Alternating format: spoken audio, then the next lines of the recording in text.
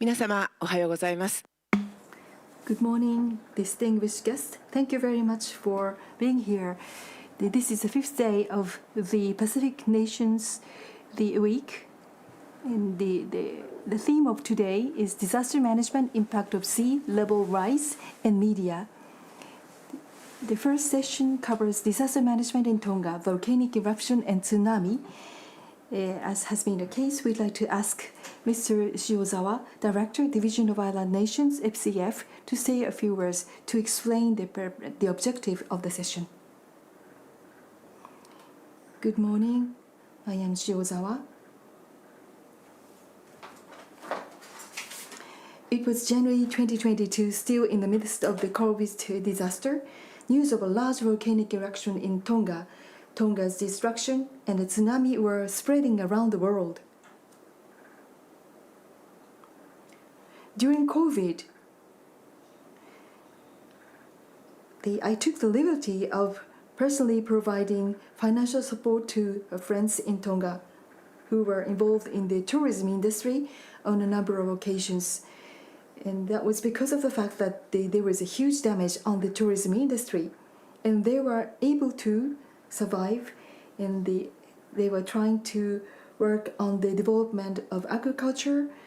But then just as they were finally harvesting, this volcano, Hunga Haʻapai, erupted. After communication was restored for the first time in a friendship, they came to me for help, saying the farmland had been ruined. Also, when Tonga had closed its borders to prevent COVID from coming into the country, it was obliged to open its borders to receive disaster relief and supplies, and the spread of COVID began within Tonga, although they closed the border for 2 years. So this means that they were faced with a combined disaster of the Hunga eruption and the COVID, the pandemic or maybe epidemic. So that means that it was a combined disaster of two things. However, I heard that the damage caused by the COVID was kept quite low because the vaccination rate increased during the 2 years of persistence, and the virus mutated into a strain that causes only minor symptoms.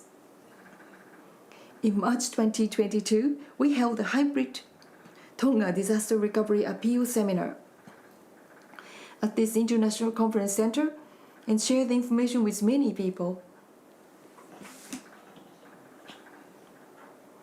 About myself, I subsequently visited Tonga last year in October, and February, April, and June of this year, and each time I visited, I felt that there was a growing brightness in the town of Tongatabu Island, where the capital city is located.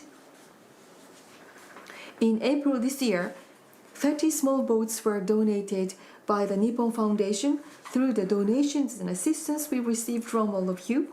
And in June, a community center was built in the western part of Tongatabu Island, where people who were evacuated from the tsunami-devastated islands were relocated.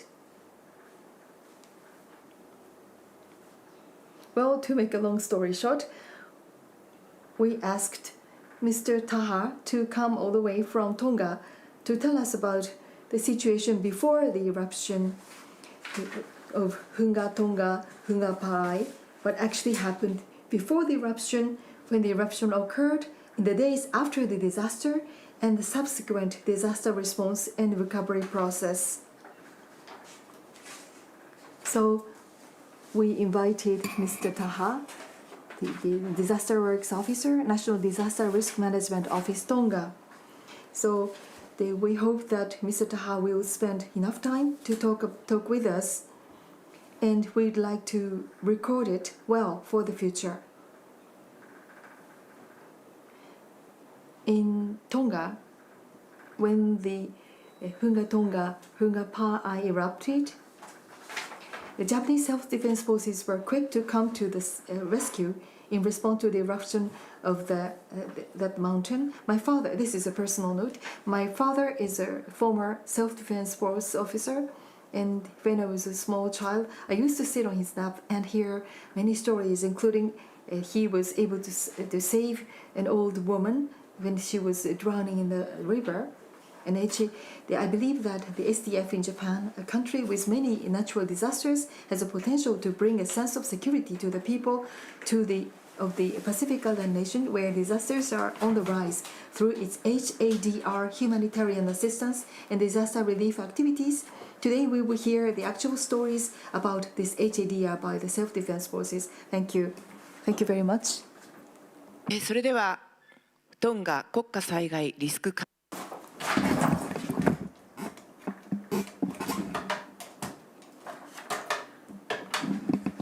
理さんよろしくお願いいたします。Thank you very much indeed. Now we'd like to invite the first speaker today from the Tonga. We have Mr. Taha Masilamea, Manu, Disaster Works Officer of National Disaster Risk Management Office of Tonga. Good morning and ohayo gozaimasu. And a big malolele to you all. My name is Taha Masilamea. I work for the National Disaster Risk Management Office, Tonga. On behalf of the office, I would like to extend my heartfelt thanks to the Sasakawa Peace Foundation for the gracious invitation to participate in the seminar. It was truly an honor to engage with such esteemed colleagues and experts in the field. Additionally, I'm deeply appreciative for the opportunity to meet and collaborate with the participants from other Pacific Island countries. Our discussion were incredibly enriching, and I'm certain that the connection made will foster ongoing dialogue and cooperation. Once again, thank you to Sasakawa Peace Foundation for organizing this insightful seminar and for facilitating such meaningful exchange of ideas.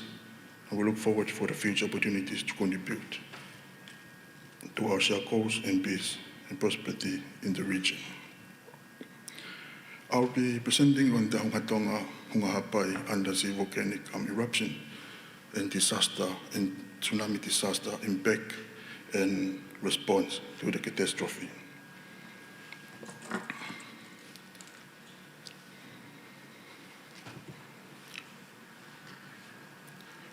You can find Tonga at the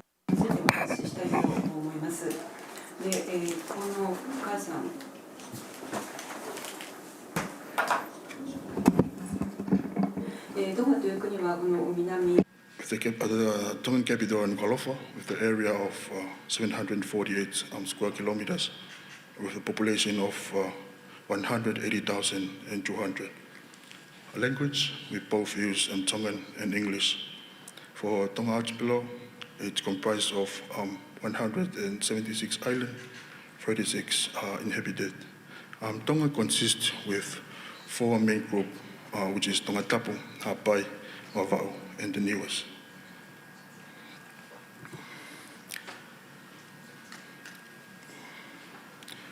This map shows the location of the Hunga Haʻapai, which is located at the northwest of the island of Tonga Tapu, with 65 kilometers, where the capital of the Kingdom of Tonga, Nukuʻalofa. As you can see, this is the main group, the Tonga Tapu group, Haʻapai, and Mafalu, and both of the newest.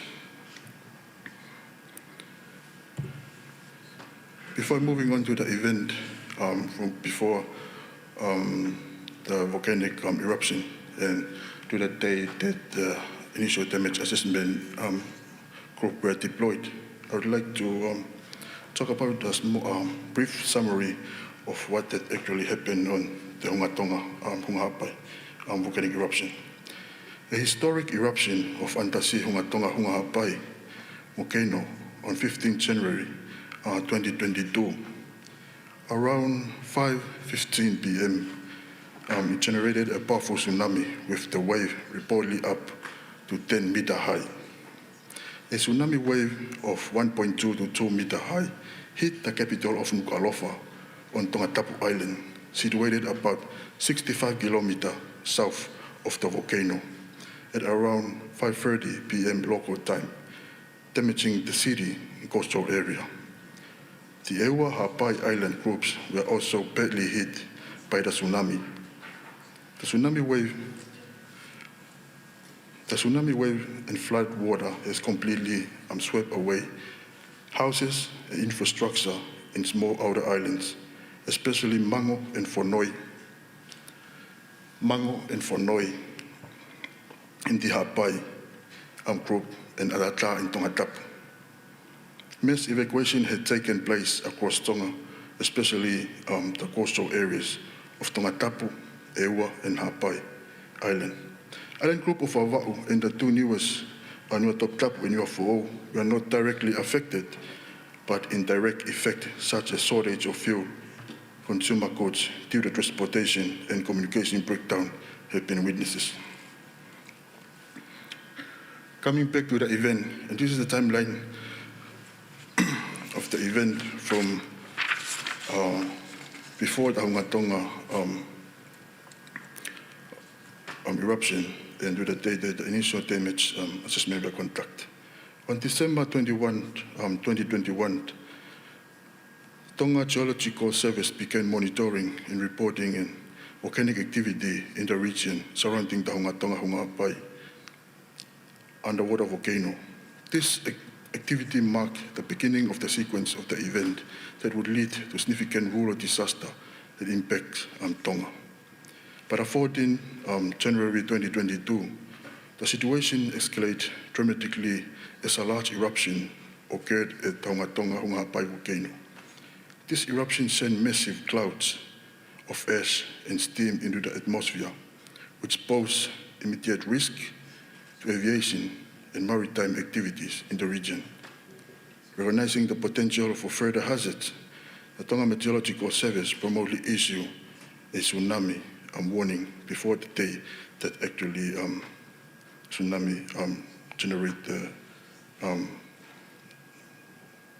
the volcano generated tsunami. On the 15th, when the volcano eruption triggered a mega tsunami, this tsunami generated a wave that swept across the coastal area of Tonga and neighboring Pacific islands, causing widespread devastation to infrastructure, communities, and ecosystem. In response to escalating of catastrophe on January 16, 2022, the Prime Minister of Tonga declared a state of emergency. This declaration enabled the mobilization of emergency response teams, resources, and international aid to assist the affected communities and mitigate further risk. From 16 to January 2020. 2022年1月16日から20日にかけて初期被害評価活動が行われました。国家災害リスク管理局とその他の関係省庁が主導して実施されました。これらの評価は火山の噴火と津波による被害の範囲を評価し、緊急の人道的ニーズを特定して対応活動の優先順位をつけることを目的としていました。これが津波後のレスポンスです。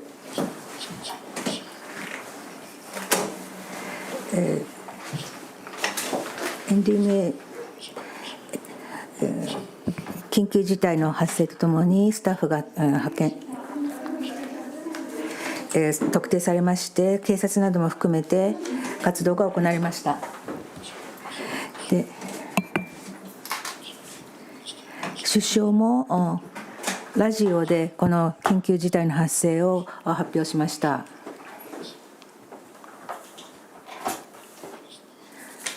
首相、副首相と CEO ですね、NDMO のディレクターが戦略的な活動を開始いたしました。副首相の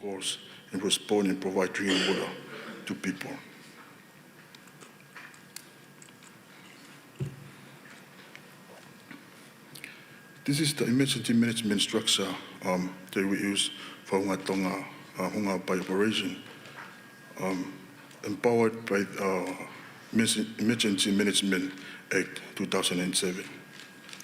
When the Prime Minister activated the state of emergency, declared the state of emergency, there are committee that activate as well, which is the National Emergency Committee and the National Emergency Operation Committee, NEOC and EMC. This committee primary function is to coordinate for an EMC.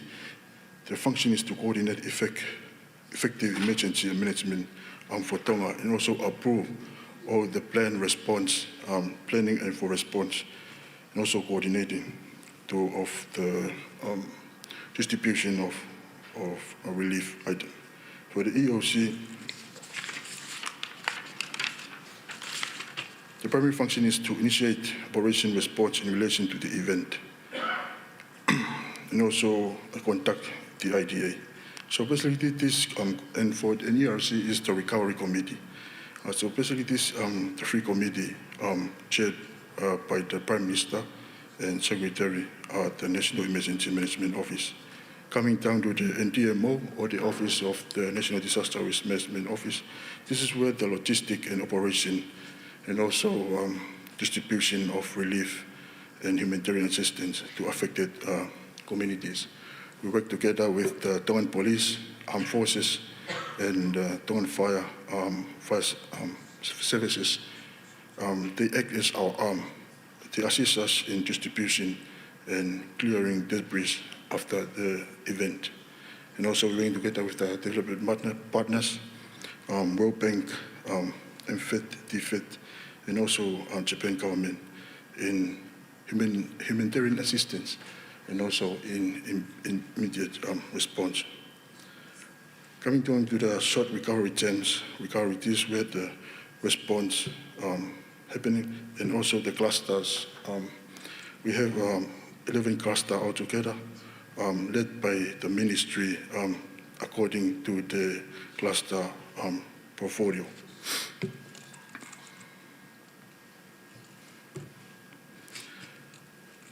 This is the Emergency Operation Center structure inside the office. This is where the operation, logistic, intelligence and planning, communication, information, and administration functions, financial sit. With the controller, of course, is the director for NDMO, responsible for deciding what to be done in response to an event and who will do it by when, with policy and priorities, decision, and guidance. As I mentioned, we've worked together with the police and also the development partners in humanitarian assistance and immediate response.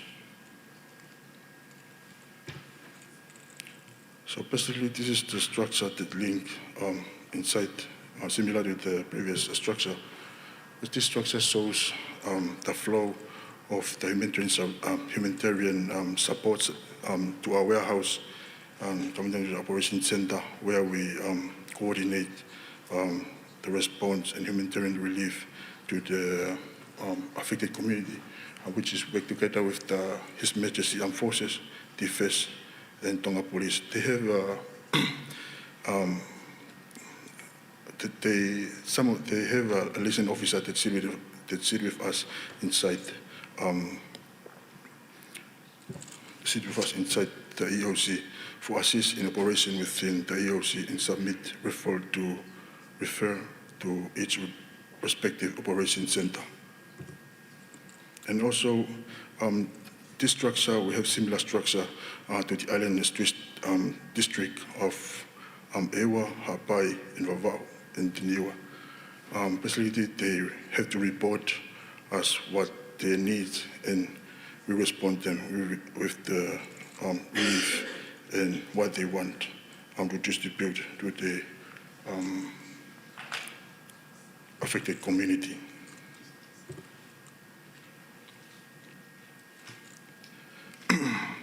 Initial damage assessment was conducted at 16 to 20 after the Hunga Haʻapai erupts to assess the damage of population of population needs.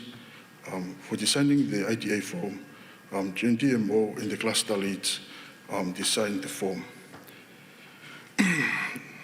And the report analyzed and provided a snapshot based on the feedback from the affected people. The IDA is a household-focused rapid assessment. This is designed to capture the initial damage to residential household as direct result of the disaster. It assessed different levels of household damages, disaggregated data of directly affected population, damage to non-food items, as well as damage to food source and supplies. Information on damage to water sanitation facilities and these residents are also captured. The IDA will assist the government and the humanitarian partners in taking part in emergency response with the identification of urgent needs and affected population. Damage to properties and infrastructure were also noted for recovery and reconstruction planning. As you can see in the table, it shows the islands that were affected by the tsunami, also listing the level of damages from minor to completely destroyed, with a total of 468 households, but we only 286 homes will be reconstructed, just the completely destroyed, and also the severely damaged houses.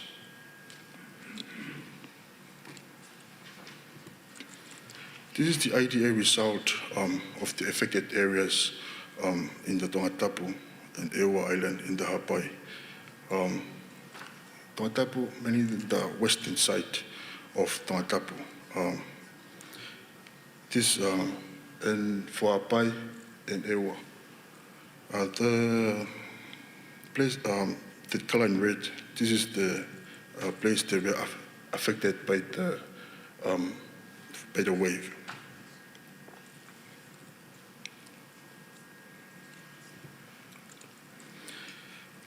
Devastating impacts in Haʻapai. The Otbomua district and Lulunga district are the closest group of the island to the Hunga Haʻapai volcano, where the most affected due to the close proximity to the Hunga Haʻapai volcano. Otbomua and Lulunga communities are more exposed to more vulnerable to risk from Hunga Haʻapai activity and any secondary effects. The capital of Haʻapai group, Pangai, is located in Lefuka Island, was less impacted by the tsunami wave. Other districts in Haʻapai were also affected in lesser degree. The Hunga Haʻapai disaster left the island of the Otmomua district decimated, with close to 100% of the household completely destroyed. 3 of the 4 deaths from the Hunga Haʻapai were from the Otmomua district. Residents of Mango Island in the Otmomua were evacuated to Tongatapu following their initial location to Nomuka Island for health and safety reasons. These residents are now displaced from Mango Island.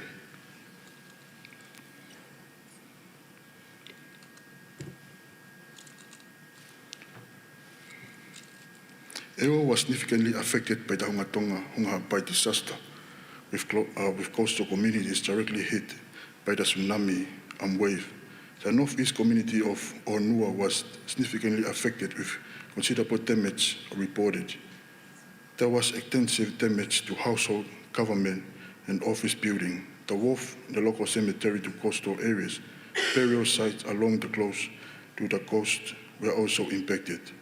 The runway of the Kaufana airport was covered in up to 5 centimeters of ash, leading to immediate opportunity for air travel and from the island.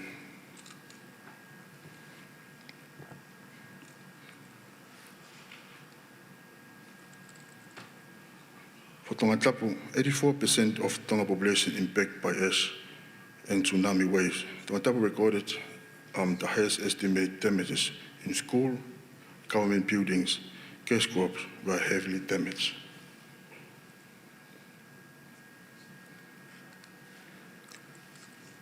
For For first responders and humanitarian actors to participate in response to clearing of debris, initial damage assessment, evacuation of affected population, distribution of food, civil, military, humanitarian assistance was led by the National Disaster Risk Management Office, His Majesty Armed Force, Police, Fire, Māori Tonga Trust, Caritas, and the rest of the ministry.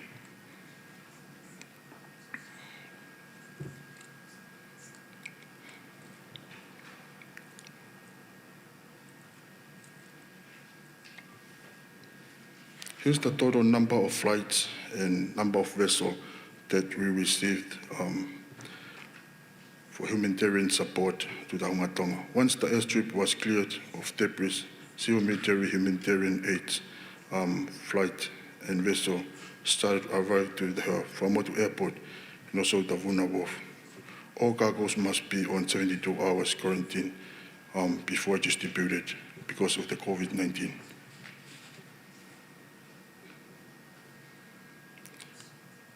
And we also received 400 containers of relief items from the Tongan diaspora, particularly from New Zealand, Australia, United States, and Japan as well. I'm consigning to the office to distribute while the other worker of the NGO faith-based organization and communities to be distributed.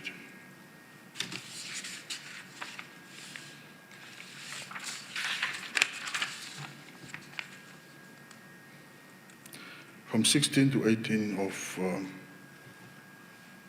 January, we start to distribute food to the Haʻapai groups with water, kitchen kits, hygiene kits, tubs for Nomuka, for Noi, and Mango were also transported via His Majesty Armed Forces vessel called Lati. And also the non-food items were in the NDMO prepositioned stocks for time for disaster. Here's some of the pictures were taken when we arrived to each island.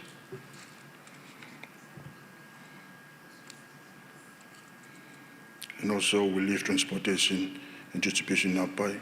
His armed forces, a petrol boat docked in the deep and offloaded humanitarian cargo onto the barge and small fishing boats to be transported to the island. Also, we're working together with the town offices and village emergency management committees to distribute the item to the affected household in the community.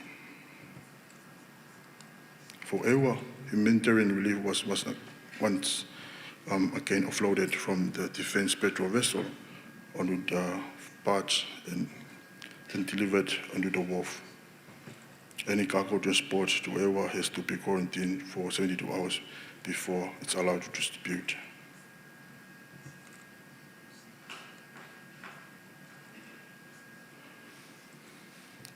This is the village in Tonga Tapu were affected by the Hunga Tonga, Hunga Haʻapai. Majority of this village are located near the coastal area.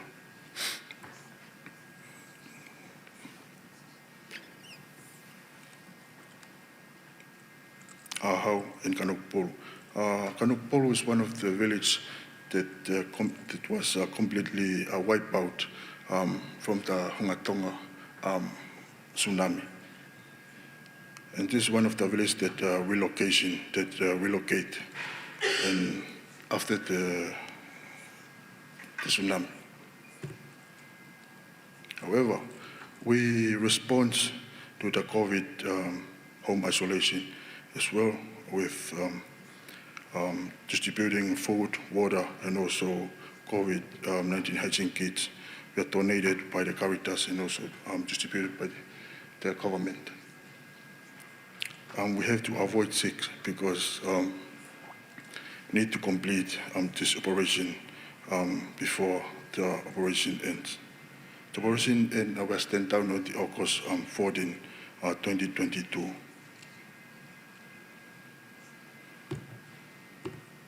As I mentioned, there's some of the village and small islands were completely wiped out from the tsunami. And here are their new location for the displaced community. From the western side of Tonga, there's a village called Kanopolu. They move inland near to the King Residential. And for Taha is the island close to Tonga. They move into to the mainland and with their name, and it's a new village for Tonga, new additional village for Tonga called Taha as well. And for the Manu island in the Haʻapai group, we're relocated to Eua. Eua is one of the highland island in Tonga.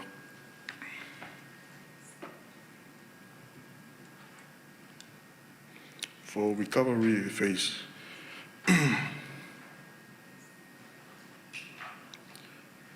there are 207 affected homes are currently underway at affected area, and also 22 have been constructed at the Taha relocation area.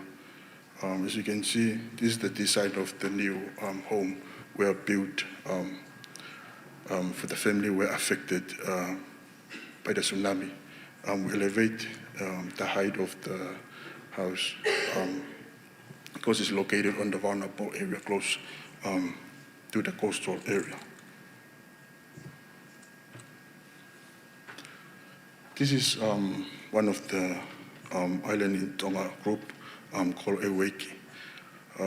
As you can see, the town officer swim with a bucket because the boat can't dock near to the island because of the wave. Sometimes this wave can destroy the boat if it dock near to the island. So we have to offload it to the sea, as you can see. And also some of the boys helping the town officer to distribute of humanitarian supplies and relief items. And malo opito. There's a video to sum up my presentation. Thank you for your attention.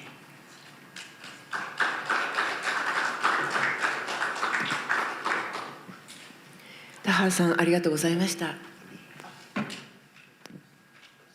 ビデオ。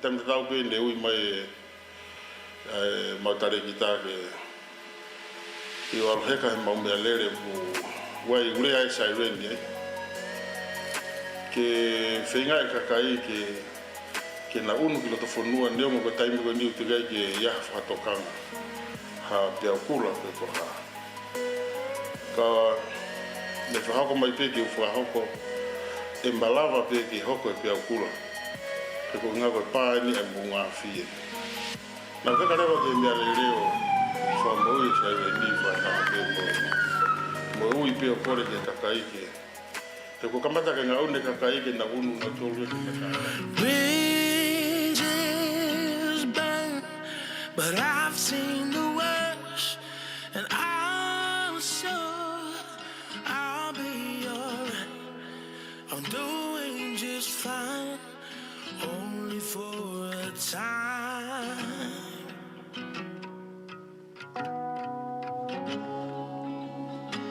Where do I go from here? No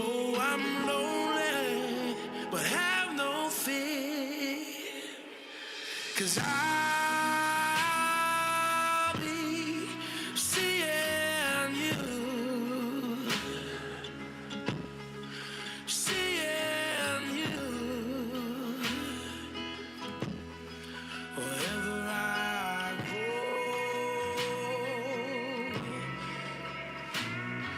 and I'll be with you, be with you wherever I go.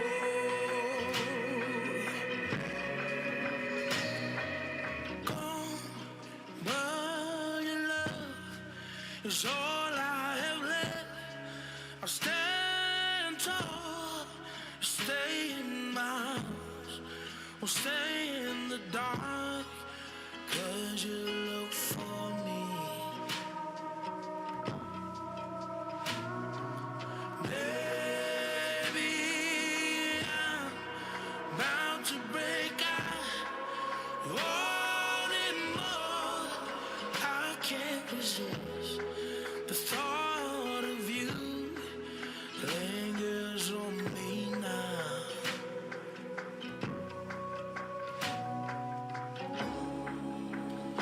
Heaven knows no tears,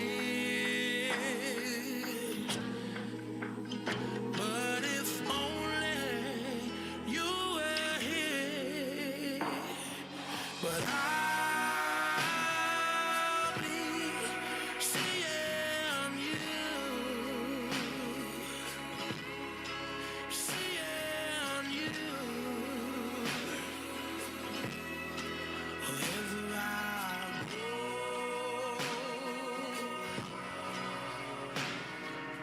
I'll be with you, be with you wherever I go.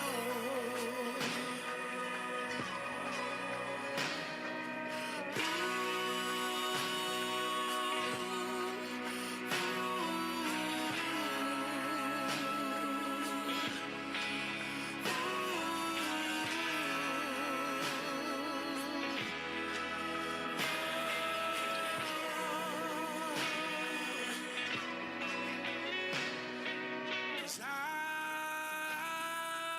be with you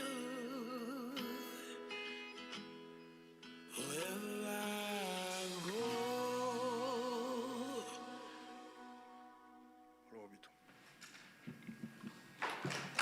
Taha さんありがとうございました。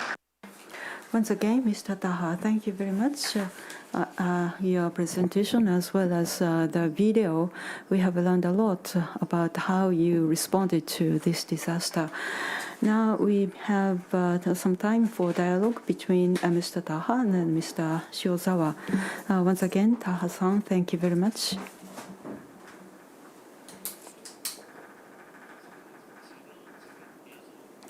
You showed us a video of the tsunami that was really gigantic, the waves. That must have been really hard. I think the coastline where I only saw the video of the coastline with the major hotels that hit, but I didn't see this the vivid video. I have several points I'd like to cover. You covered EOC, the response structures. Before the volcanic eruption of the Hunga, Tonga, Hunga, Haʻapai, I think to some degree, I would say, you had been prepared to some degree in order to respond to such a disaster. When did you start building such this first response structures? In 2015, there was the UN the disaster risk mitigation conference in Sendai. When did you start building the response structures? Around 2015 or sometime later or before? Thank you for the question. I think this structure was built when the office was established with the Act 2007. I think this is where the structure built. But at the moment, we revise and amend some of the work on the previous. At the moment, we used our new act. It was 2021 TRM, but it was just effective on 2023. And at the moment, while we operation on the Hunga Haʻapai, the office are named called NEMO, National Emergency Management Office. But when the act, the new act, established, we changed the name of the organization as well, called the National Disaster Risk Management Office. Thank you. ありがとうございます。 Thank you very much. When disaster occurs, I think the population, Tonga Tap Island, where the people are, there are many people living there, to these other people, how did you communicate? How did you inform the disaster to the residents? Did you use smartphones, mobile phones, radio or TV? Thank you. For the organization, we're just for the response. We have other department, which call it the Tonga Meteorological. They are the early warning. They are the one that warn people on radio. At that time, we haven't installed our early warning siren, but for now we implement the siren, which is helpful for us. For the thing we have recently, tsunami warning, and we're happy because the siren work, which is funded by the Japan government. Thank you.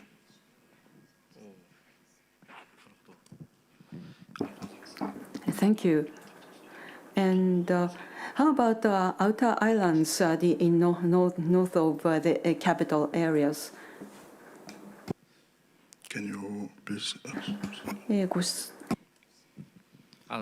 離島 So not the Tonga Tap Island, but again the provision of information or the warning to people on outer islands.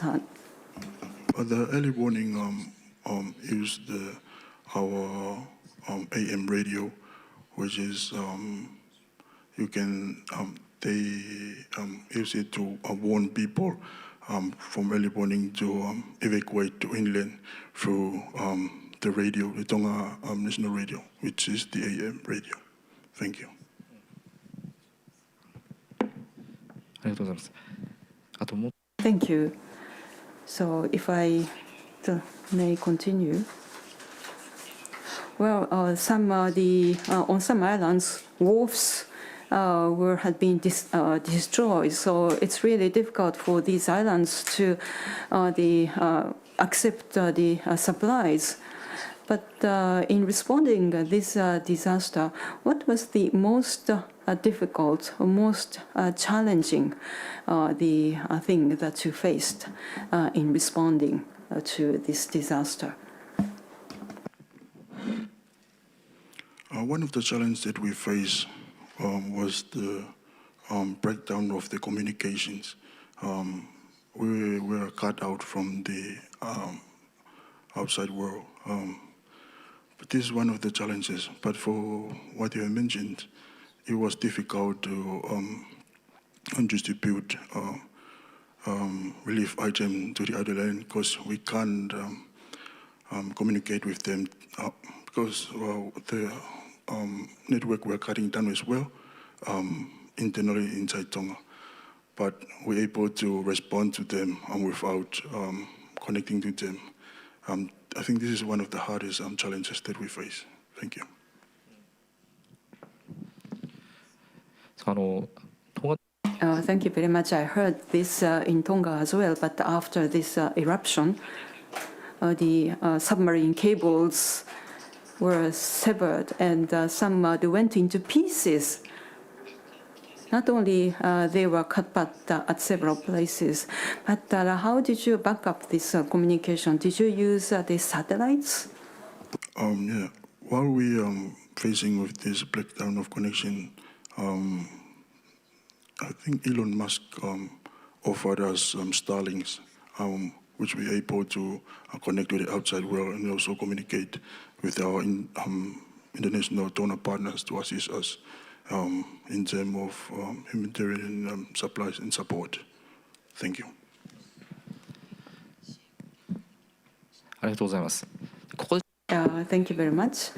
Now we'd like to open the floor for questions. Are there any questions? Would you please raise your hand if you have any questions? For this excellent presentation. I'm Jenna Lindicke Heavenrich, a visiting fellow here at SPF. Listening to your presentation, it seemed like the structure you planned really worked the way that they had been shown to. You've got your clusters, you have your emergency management offices, people evacuated to higher land when they got the notice. Did it feel smooth like that at the time? But also, what preparations were done so that people knew how to react in that time? Thank you. Oh, thank you for the question. It wasn't smooth because people were panicked and they didn't know where to evacuate.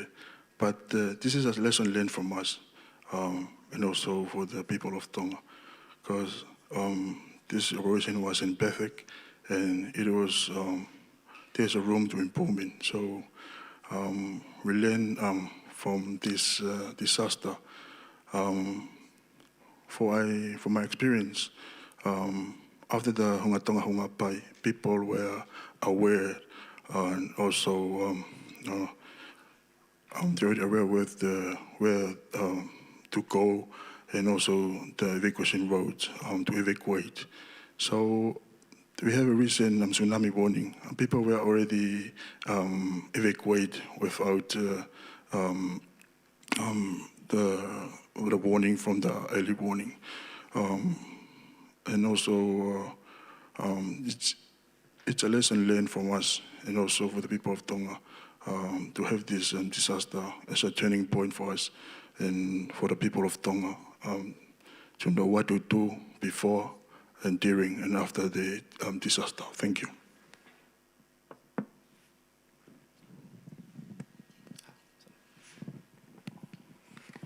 Thank you for that presentation, Dr. Eileen Natuzi from Georgetown University in Solomon Islands.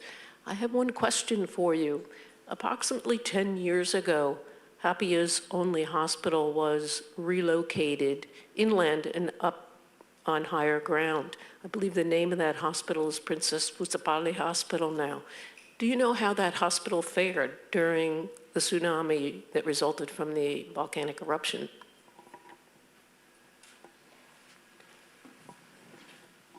Can you explain your question again, please?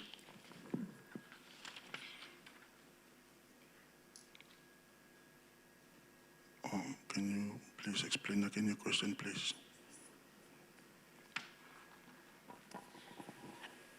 Do you know how Princess Fusapali's hospital did during the tsunami? Was it functioning or was it damaged because of its new location? Or the new location hospital? Yes. Oh, The new location hospital is located at the highest point of Haʻapai, and it wasn't affected from the tsunami. The previous location for the hospital, the previous location, it was located at the coastal. It was barely hit from the tsunami, but clearly they already relocated to the highest point, which is not affected from the Hunga tsunami. Thank you.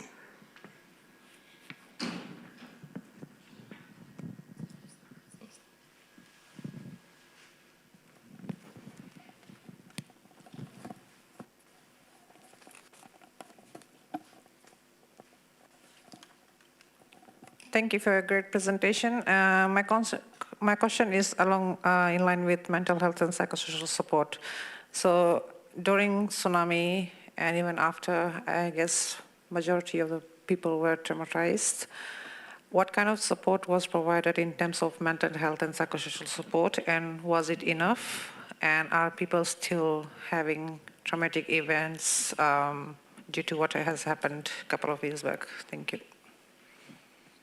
Thank you for for your questions. I think for dealing with the mental health support, we have clusters, and I think the Ministry of Internal Affairs, they had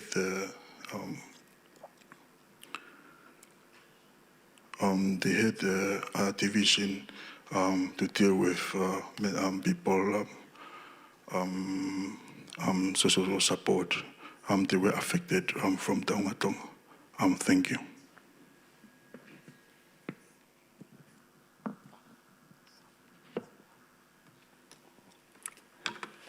Thank you very much for the presentation. I just had looking at the video, it's a very good lessons learned for the Pacific, especially with disaster. I'm just wanted to ask regarding the waste.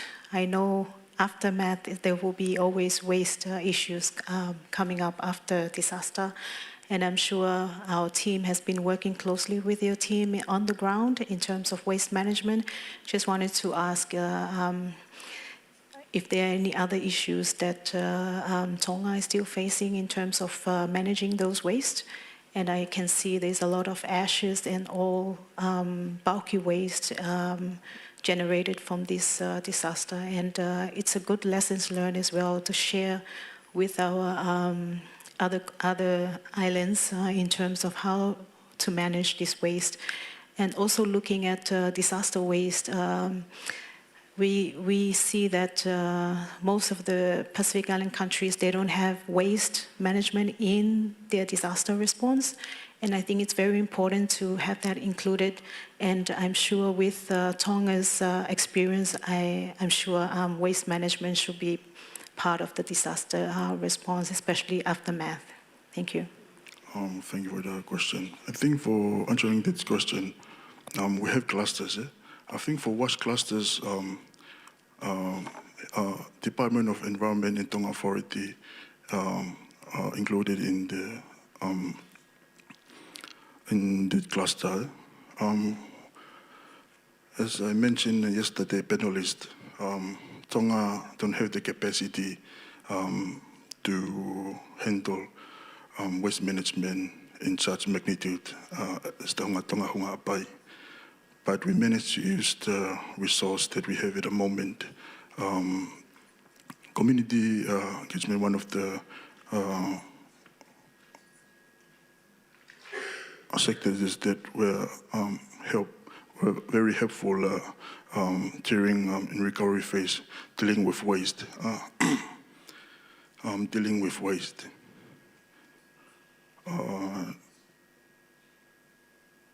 Dealing with waste. They clean up their own house and also promptly respond to cleanup activities and extending the support to clean the entire village. For cleaning part, one of the challenges, we don't have the appropriate tool and equipment to remove the ash. It was very new for us, and hopefully in the future we'll improve the capacity for the waste management so we can control all the type of waste in Tonga. But for disposal of waste, we're still dumping waste to the landfill, which is not environmentally friendly. But hopefully after this, the Sasakawa will help Tonga to improve our waste management. Manu.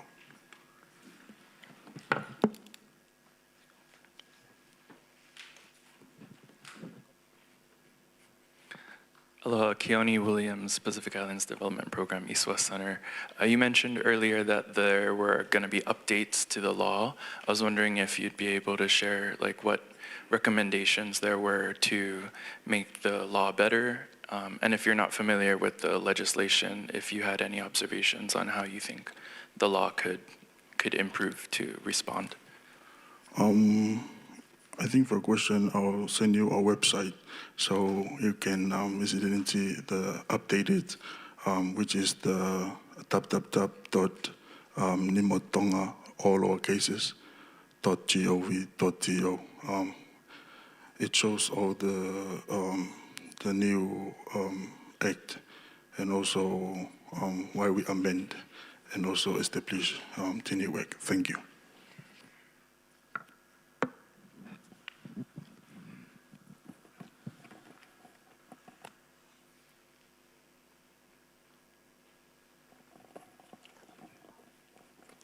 Thank you very much, Sila. Just to add on to share with us the reality of what has really happened in Tonga at that time.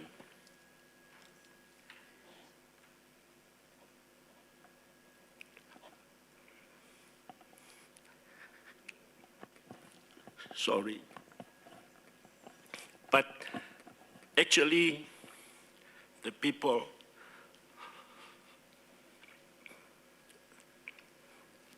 and all of us in Tonga at that time were really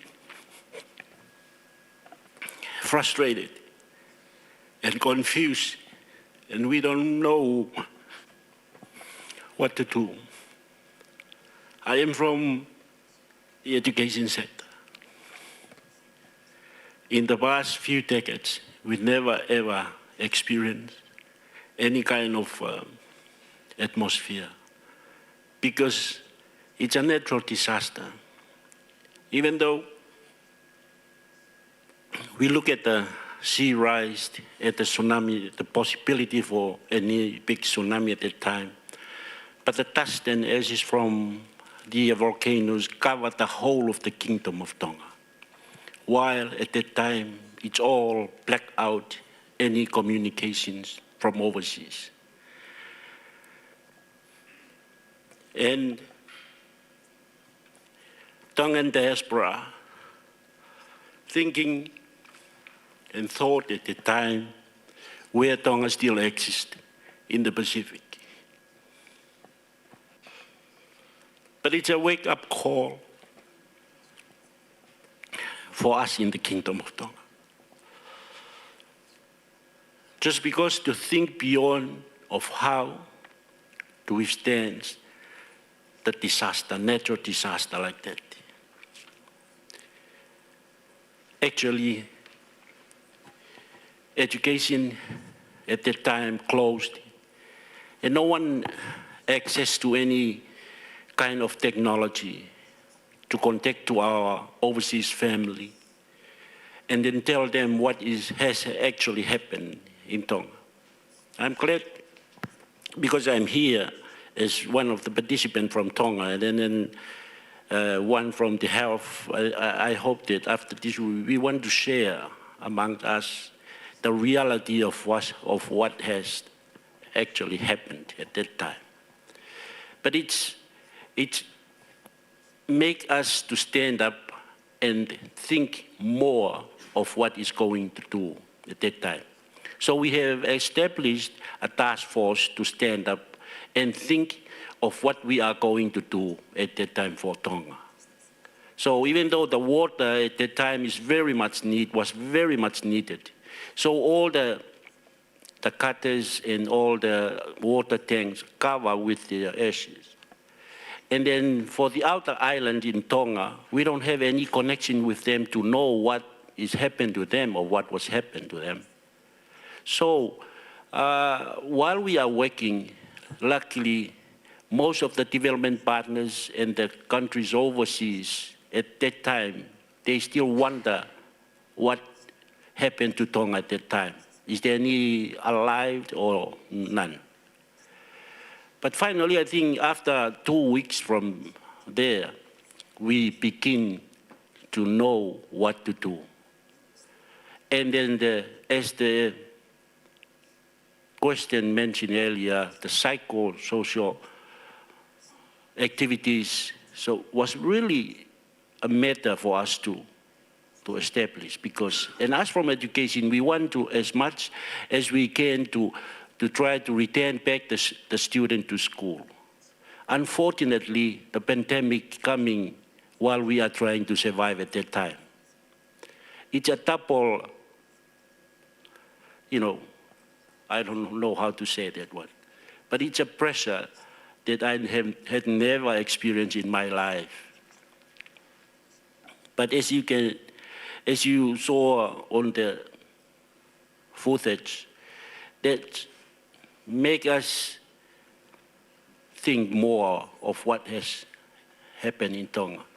I wish to explain much, but because I am so emotional to think back of that one, and I don't want to think back again. But that's how we dealt with the things that was happening in Tonga. But I think I'll pass it to the Tongan colleagues here to share what they're feeling at the time. Thank you. Thank you. I just want to add on from the tourism aspect. A lot of the tourism resorts were destroyed. So the accommodation now in Tonga is very limited. Probably one big hotel at the moment. Most of the resorts were on the coastal side, on the western side, so that was actually destroyed, and rebuilding hasn't happened because challenges on financial funding support that's needed, and particularly investment. But I think it was a miracle tsunami and also eruption, because it was 500, the volcanic eruption was 500 times stronger than the Hiroshima bomb that was exploded here in Japan. So they were very lucky. I mean, there were only 4 deaths. Comparing it to the tsunami impact in Samoa in 2007, before 2011, I think, the impact of the tsunami in Samoa was much worse compared to Tonga in this case. But yeah, we were very lucky in Tonga to be protected and saved. It could have been worse. I think the planning and thing could be better. So there are a lot of lessons learned. I think a lot of people were caught off the cuff when that happened, and there would have been more sort of a huge disaster if it happened at night. But because it happened at 5:30 in the afternoon, people were still awake, etc., and there were things that they could do in this case. But I think Ministry of Health, we've got Doctor here, might share the impact from their perspective. Thank you for the opportunity. Yeah, truly it was, I was present in Tonga at the time, and look, it's life, it happens, and it truly tested, we're people of faith, and we're very resilient, not only Tonga, but I guess the whole of the Pacific people are very resilient people with a good supporting system. And we're so much grateful to be alive. And there's a reason for us to be alive and standing today, to share our experiences and hopefully learn from the lessons and, of course, our neighboring countries. In terms of health, aspect of things, I think it comes down to just being a decent, a human being, and do what you can at that point in time, given the circumstances. and just do your part to the best of your abilities. So everything was shut down and turned into emergency mode. Sharing my experience, I was just the early morning of the quake, I was calling to do a surgery, to do a surgery for mom, to save a baby. And the lights were off and everything else was off, so we did our surgery with using our phones.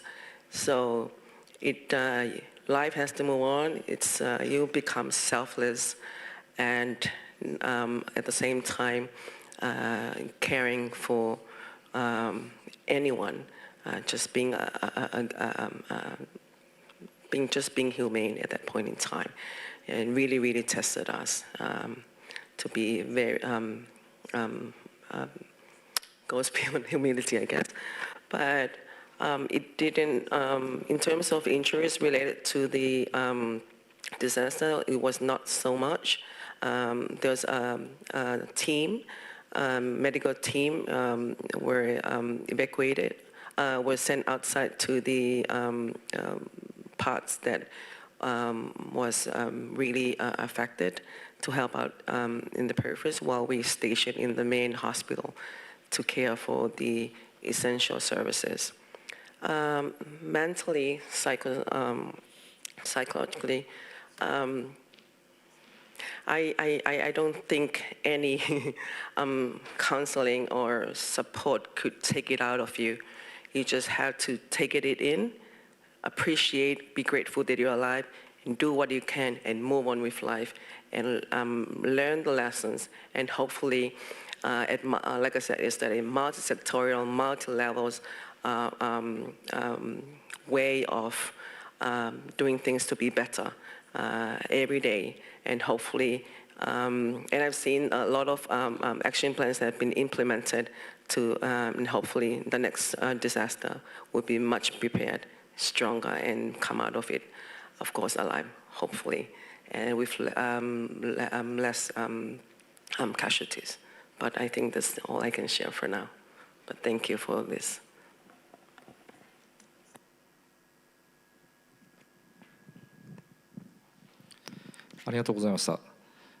Thank you so much.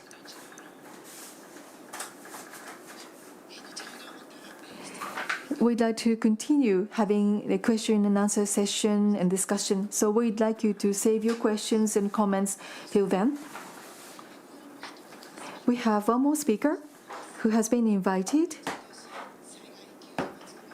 for humanitarian development. We have the representative from Mr. Kono Nemoto, Director of the 2nd Operation Division, Joint Staff, Ground Self-Defense Force. Please take the floor.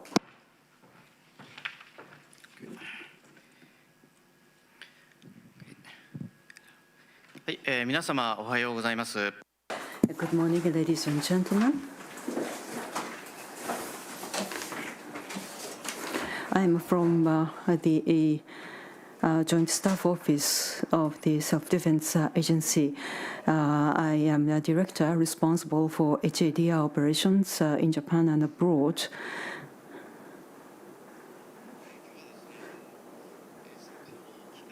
It's a precious opportunity for me to address to you today. Today, we'd like to introduce you the HADR effort at the Ministry of Defense of Japan. And before the disaster to Tonga, well, let me talk about how we responded to the major earthquake in Noto Peninsula in Japan. We are in the Pacific Island Nations Weeks, so I think I greatly appreciate the opportunity to discuss with you the disaster and disaster responses in the Pacific. At this time of the year, we are in the rainy season.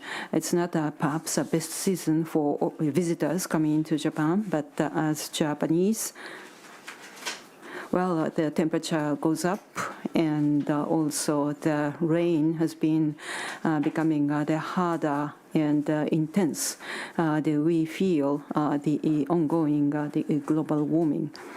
in these weather events. So we are now at this time of the year. Perhaps it's a good time for us to feel directly the impact of the global warming and the importance of the discussing how to address. Now, first, maybe it is perhaps they are well known to you already. But let me just talk about natural disasters that are frequently occurring in Japan. We are on the Pacific Ring of Fire. We are prone to earthquakes, tsunami, and the volcanic eruptions. We are easily influenced by the impact of climate change. And these days, the impact of typhoons and floods have been intensifying these days. And today, in fact, in Matsuyama area in Japan, the landslide occurred, and disaster response activities have been going on right now.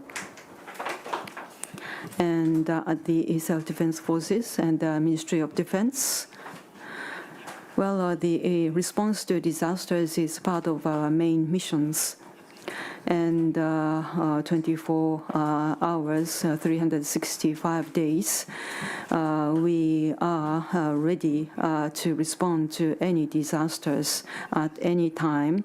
And when disaster occurs, we immediately begin activities, including the search and rescue, immediately short-term immediate response, recovery, and the support to everyday life of affected people. And on the 1st of January this year, the Noto Peninsula was hit by the earthquake of magnitude 7.6 and accompanying tsunami. And again, without delay, we initiated our HADR activities. And in fact, our response activities for this area continues today. And concerning the Noto Peninsula disaster, let me continue a little bit. On the 1st of January this year, on the evening of the January 1st, magnitude 7.6 major earthquake occurred, hit this area, as you can see here on this map. Noto Peninsula was hit by a major horizontal quake, which lasted as long as 2 minutes, and immediately after that, a major tsunami hit this area as well. And the roads network were cut off, and the land access to this area was extremely difficult, and the area was totally isolated in terms of the access on land.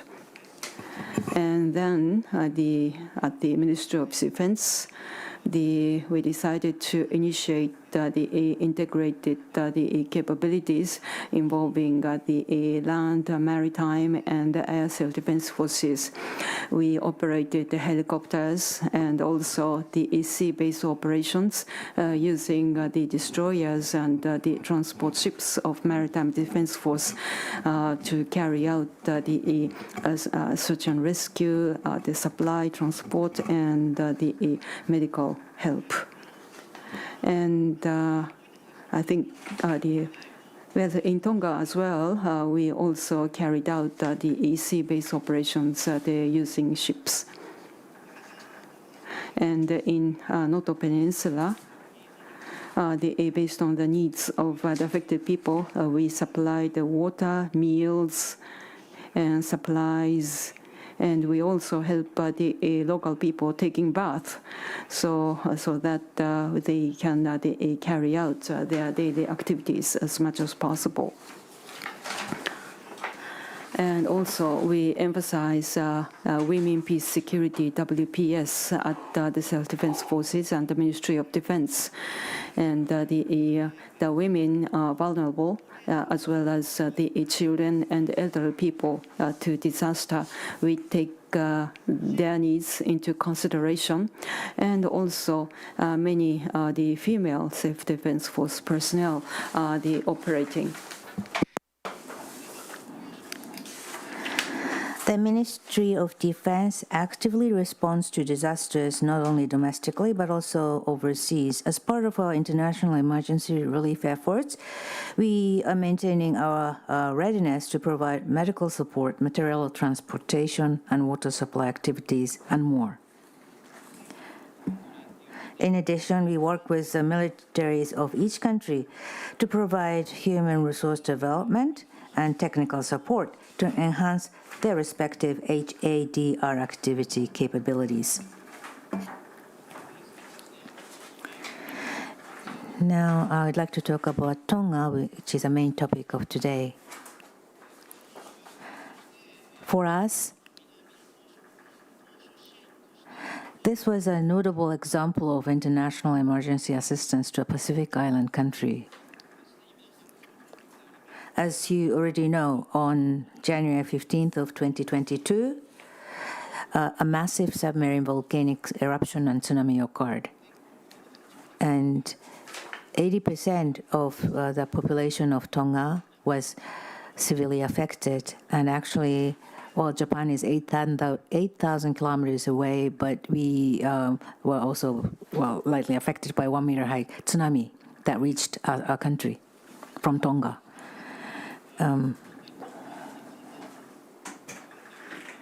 We didn't know what sort of eruption was happening in the from the volcano, and how and to what extent Tonga was affected by that tsunami. We were really worried of Tonga and its people. And when we came to know the scale of the disaster, we feared that many people perished in the disaster, and we immediately got ready to go to Tonga to help them.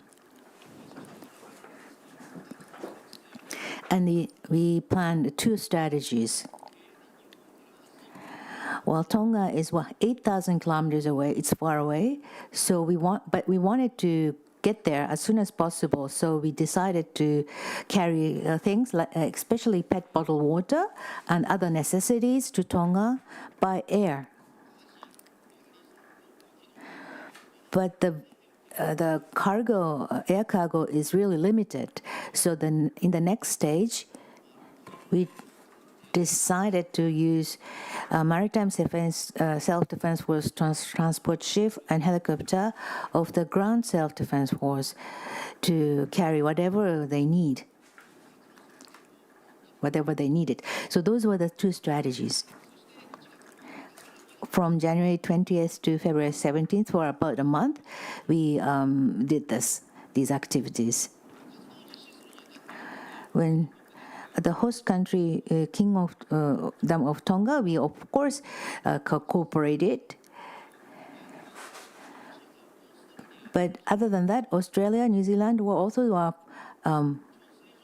partners, if you like, to coordinate disaster relief, for us to deliver food, water, drinking water, and high-pressure washers to clean up the ashes from the eruption or the volcano. Those was carried out, transported by the self-defense force of Japan.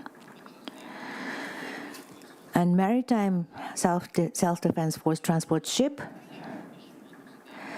boarded with the helicopter of ground self-defense force on board, headed to Tonga to deliver food, drinking water, and equipment to clean up ashes and to Tonga, and carry out disaster relief and rescue operations.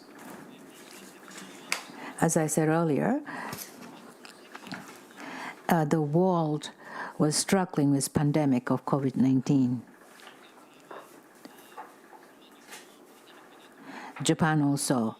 So we made sure that we never spread or bring any COVID-19 to Tonga. We were requested never to bring any COVID. So everyone wore Tyvek suit, and we tried not to contact the community people, island people, as much as possible.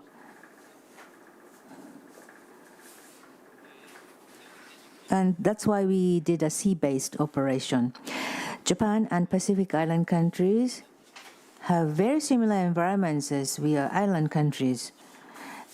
I talked about Noto disaster, and Noto had a very serious problem of water and waste issues. Those were growing issues even now.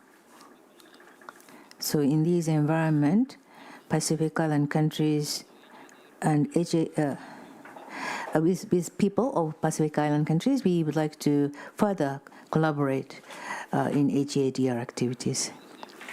Thank you very much for hosting this seminar to have public-private cooperation and contact. Thanks to Sasakawa Peace Foundation. Thanks again. 根本様ありがとうございました。Mr. Nemoto, thank you very much, Colonel Nemoto. From here, we would like to start Q&A session. 進行は塩沢部長。Mr. Shiozawa, please act as a moderator. 今の根本さん、発表に関 Regarding Mr. Nemoto, Colonel Nemoto's presentation, do you have any questions from the floor?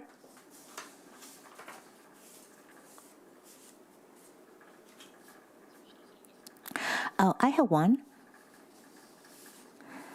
The Tonga disaster was a kind of unique in a sense because it was under the pandemic situation and Tyvek was worn by everyone.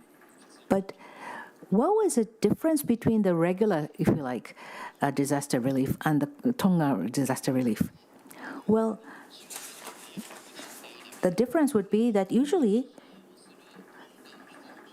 we contact Tonga people or the people who we are going to offer relief. So there's a coordination scene happening usually.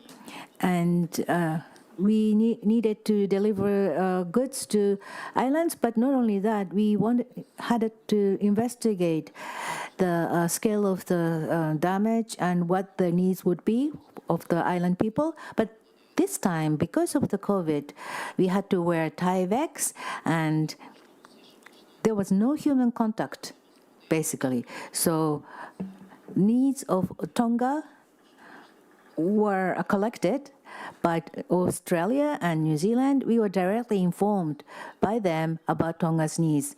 So that situation was difficult to, swallow at the first moment. Another question to you. In Tonga, there was the National Army. Did you contact with the Tongan Army? This time, we didn't collaborate or coordinate directly with the Tongan Army. When we arrived there, well, many people welcomed us at the port. So even though we didn't have the direct communications with the local people, we knew that our presence was highly welcome and expected. In the future, there are three, the military in 3 countries, and for Tonga military, what could we offer as a technical assistance? Is there any possibility of technical assistance to Tonga military? Yes, the possibility is there. The capacity building for HADR is given to Pacific Island countries, and I think it's a big thing. We are doing it now in Papua New Guinea, and we want Pacific Island countries to learn or know about what we are doing for HIDL. So I think we will have a big opportunity to work with Tonga in the future. So above us, there's a Ministry of Defense, and there must be Tonga has also the counterpart. I mean, the Ministry of Defense. So they are the ones to negotiate or talk with that. Are there any questions to Colonel Nemoto from the floor? Yes. Sir, I have seen examples of the self-defense force doing disaster preparation exercises with, say, the U.S. military and other partners in the Pacific. Do you think there is a value of the self-defense force also doing similar exercises with militaries like the Tongan military and other island militaries? Thank you.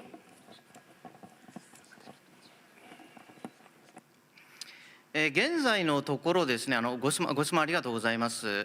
現在のところ、その大陸の国と個別の関係では今やってはいないところではありますけれども、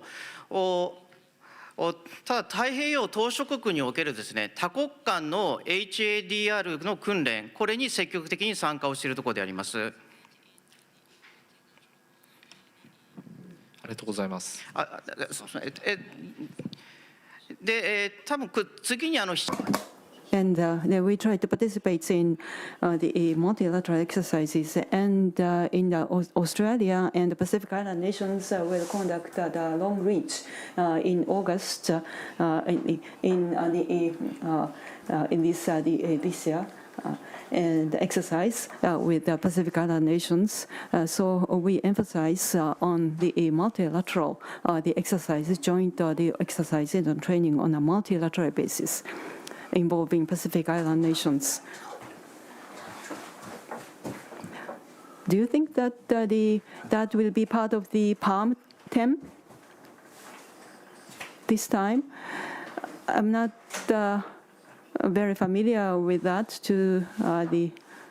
in detail, but I think half a year ago, JBIT or the Pacific Islands defense ministers were invited to Japan for a meeting, and the HADR was they recognized that the HADR was a very important tool. I don't know, the PALM 10 will discuss this and update their recognition on this issue, but I think we are ready. We believe that Japan's major role is to continue cooperation in the area of HADR. Well, there are only 3 countries where there's military in PICs. But is there any approach, possibility to those countries where there's no military?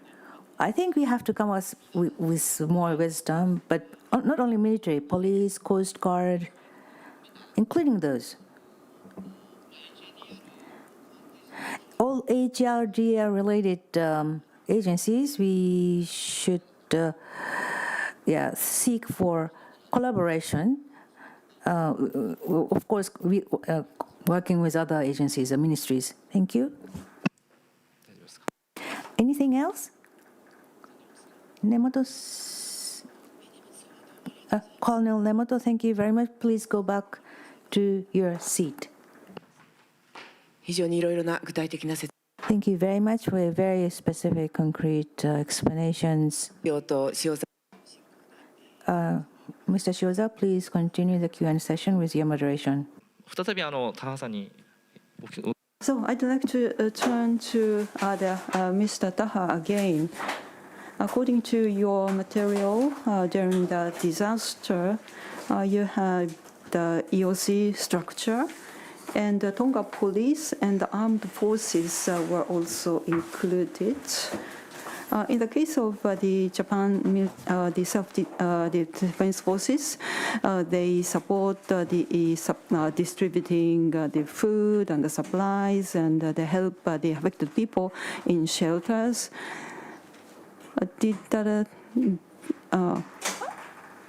do you have such a system or the pre-positioned supplies in Tonga in order to carry such operations in Tonga in case of disaster? Can you ask a question again?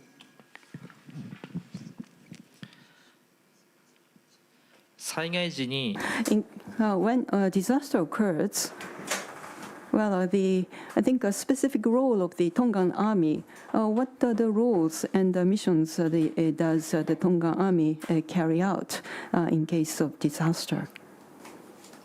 Good question.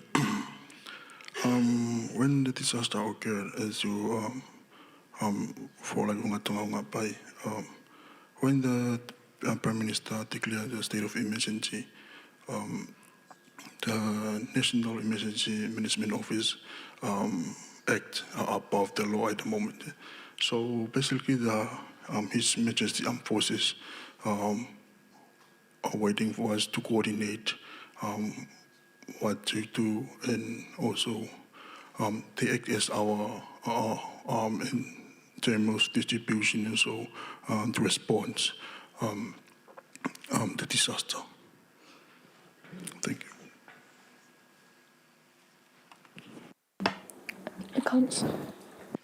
Thank you very much.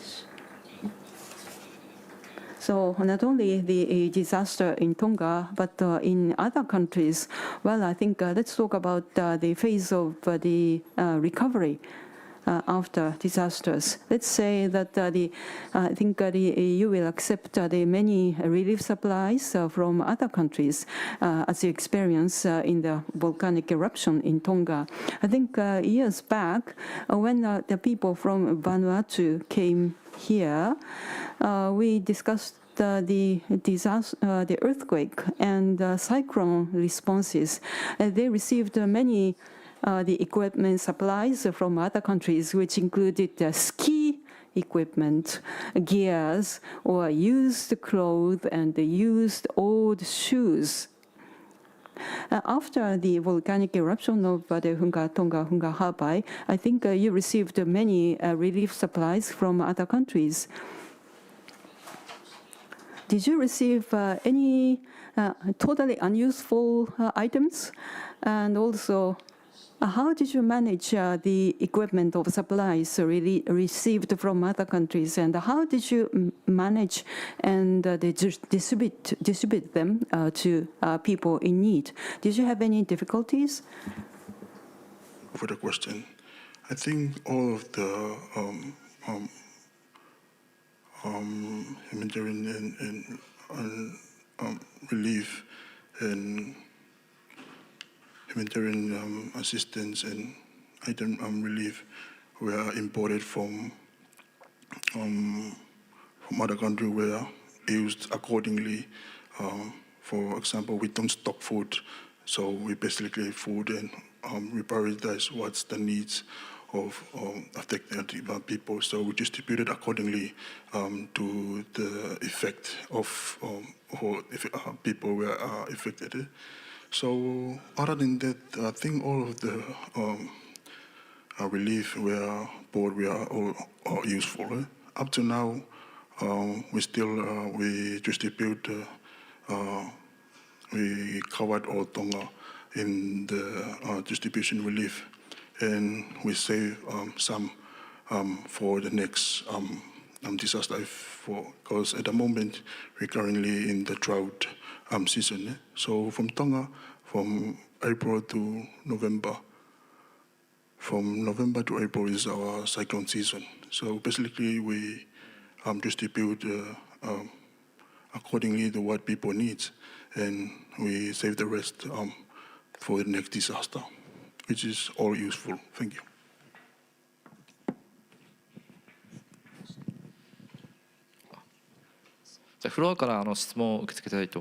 Yeah, thank you very much. Now we'd like to open the floor for questions. To contribute to my colleague, my name is Sam. I'm with the Ministry of Internal Affairs in Tonga, and been working there for more than 12 years now. but now I'm currently doing my research study here in Japan. I'd just like to contribute to the discussion on disaster and emergency preparedness, equipments and packages. I think after 2018, Cyclone Gita in Tonga, the Pacific Humanitarian team designed a new program called the Country Preparedness Packages, CPP. So each country in the Pacific had stock up their preparedness packages in every country that is close by. Like, for example, for Tonga, we have our country preparedness packages stationed in Fiji, Tahiti, and New Zealand. So if ever there is a disaster happening in Tonga, we can mobilize resources and emergency relief items from Fiji and from Tahiti and from New Zealand, like shelter, education shelters, for example. So we have that program in place already, the country preparedness packages. So I think that is an area that needs to be explored if we want to advance further in preparedness and relief equipments and supplies. In addition, I would also acknowledge the role of research institutions in supporting our disaster efforts in the Pacific. After the Hunga Tonga and Hunga Haʻapai volcanic eruption, I was in the first team to make the initial damage assessment, the first flight out the next day after the eruption. And I think that is part of where we are facing a lot of challenges is data and information. So in order to provide accurate decision-making on time and during emergencies, we need quick decision-making. So it's important to have initial damage assessment ready in place and the equipment that we need to do the surveys right after major disaster like a volcanic eruption. But the role of research institutions and universities is very... Japan played a very important part in that, because I think the nearest earth science research institution is here in the University of Tokyo. So most of the samples that we collected from the volcanic eruption was brought here to the University of Tokyo. They did the research here and collect all the data and the information and then send it back to Tonga for our decision makers. So I think it's important to develop that capacity as well that is available and ready, especially on research institutions on earth sciences, because we do face a lot of disasters in seismology activities like earthquakes and also volcanic eruptions. So I do acknowledge the role of research institutions and universities in supporting our disaster efforts in the Pacific. Thank you. ありがとうございます。 Thank you very much. Any other questions or comments from the floor?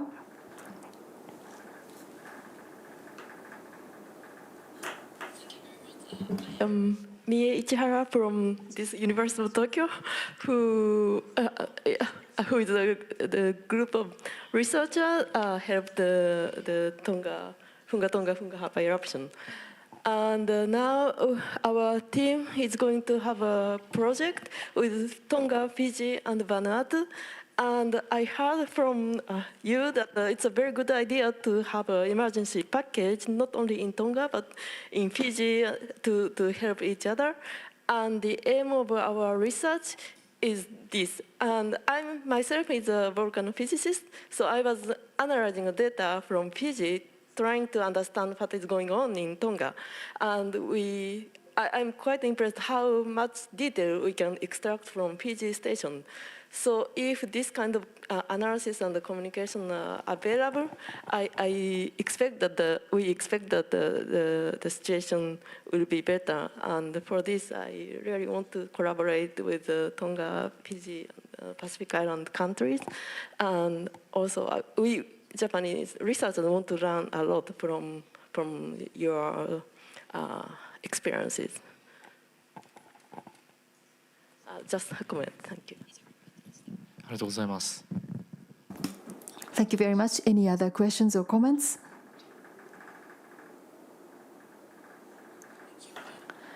You mentioned in your presentation that Mango Island had to be completely evacuated and people are still displaced.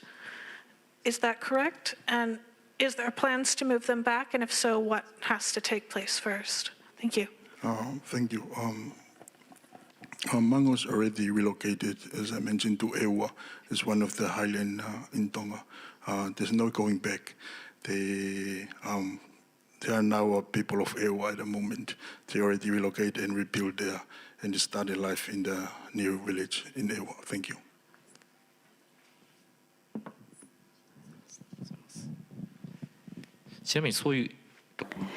Then about the relocation, they relocated, and then how does the government support their livelihood? For example, they might have been fishermen, and then in a situation, how would they be able to revive in their livelihood in the Ega Island, the new island of the relocation? Could you tell us a bit about it? Thank you. I think after the relocation, the government of Tonga still support them in paying their bills and support them in terms of food and water and their needs and their daily needs. But I think at the moment they already they're already getting used to it, and now they already plant their plantation and stuff, so they can use it for their daily life. And I think they already getting used to it for the new location and revolve what the island do. Thank you. Thank you very much for your answer. Any other questions or comments from the floor? No?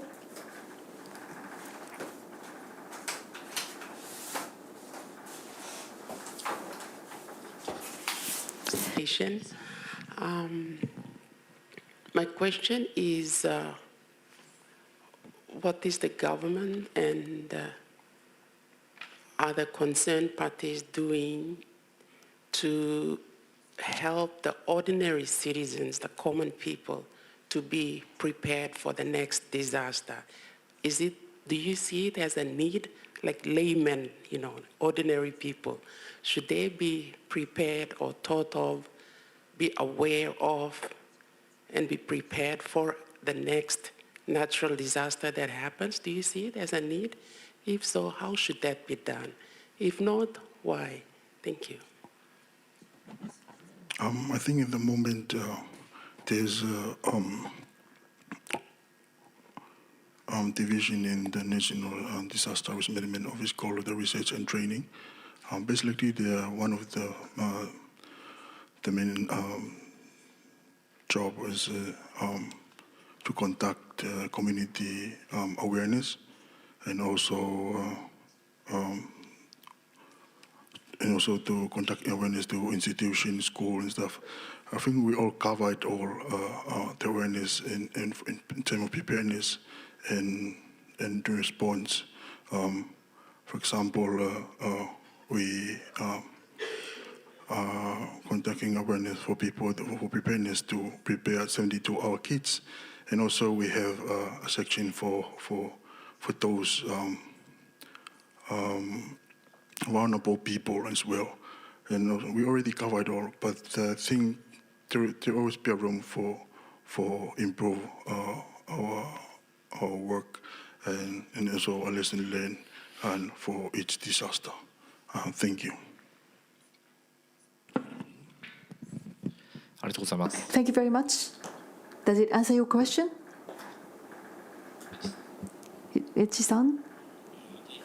Just to add on to the question, so the government of Tonga has planned a package in order for the preparedness for disaster. Like, for example, from education, we have in place in our curriculum to educate the youngsters. And then in our curriculum, we had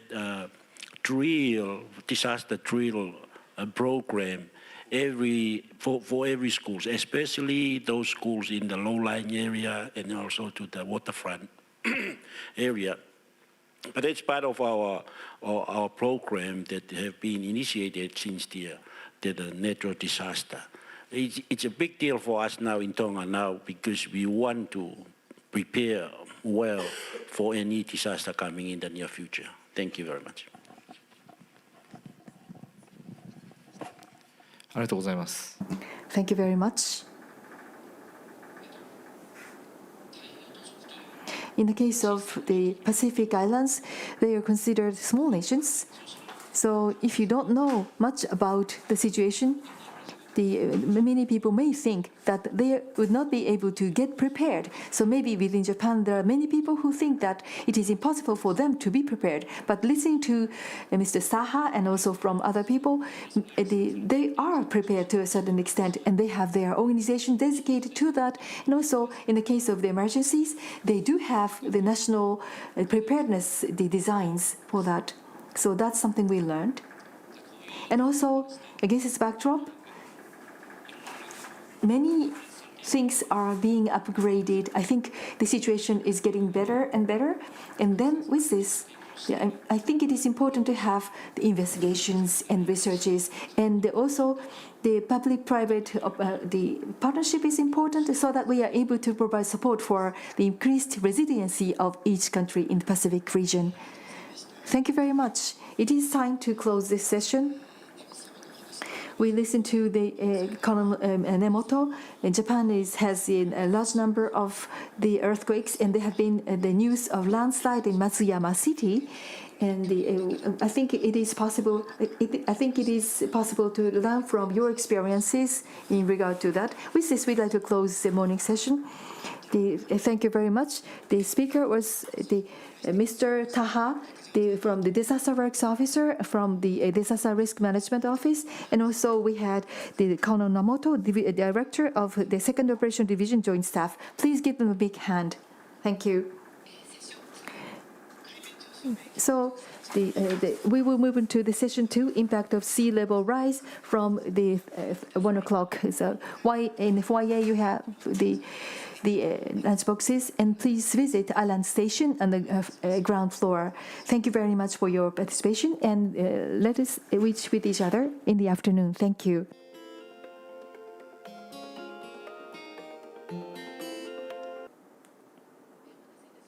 Thank you very much for waiting. It is time to start the session 2. The first session in the afternoon, session 2, impact of sea level rises. First, we'd like to ask Mr. Shiozawa to explain the objective of the session.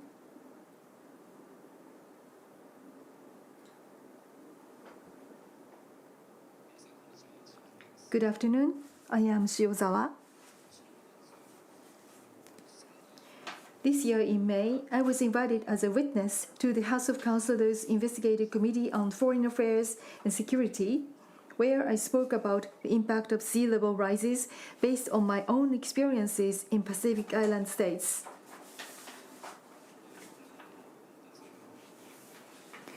In Japan,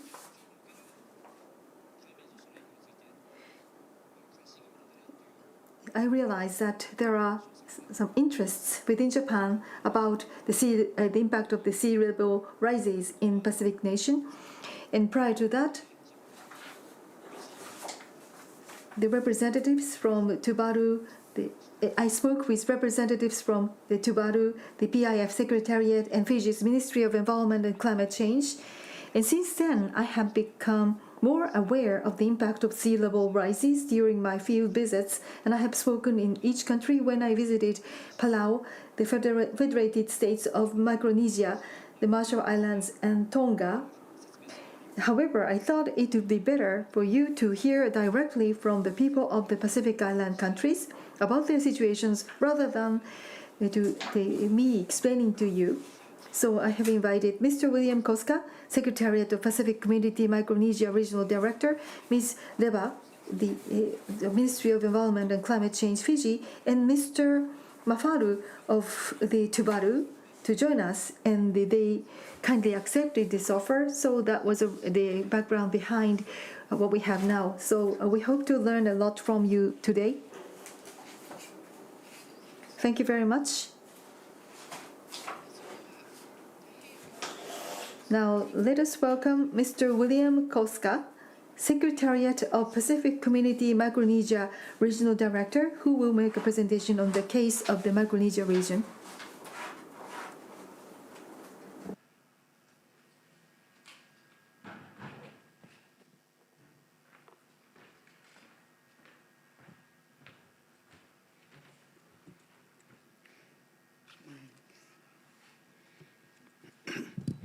Thank you very much. Before I begin my presentation, I would like to first thank the Sasakawa Peace Foundation for inviting me to be part of this important event this week.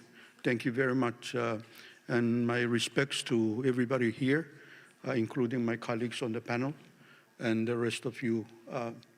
So I'm going to talk a little bit about the existential threat of climate change and sea level rise in the Pacific. While I am from the Federated States of Micronesia, my role covers the entire Micronesia region, so the examples I will be providing are from all the jurisdictions within the Micronesia region.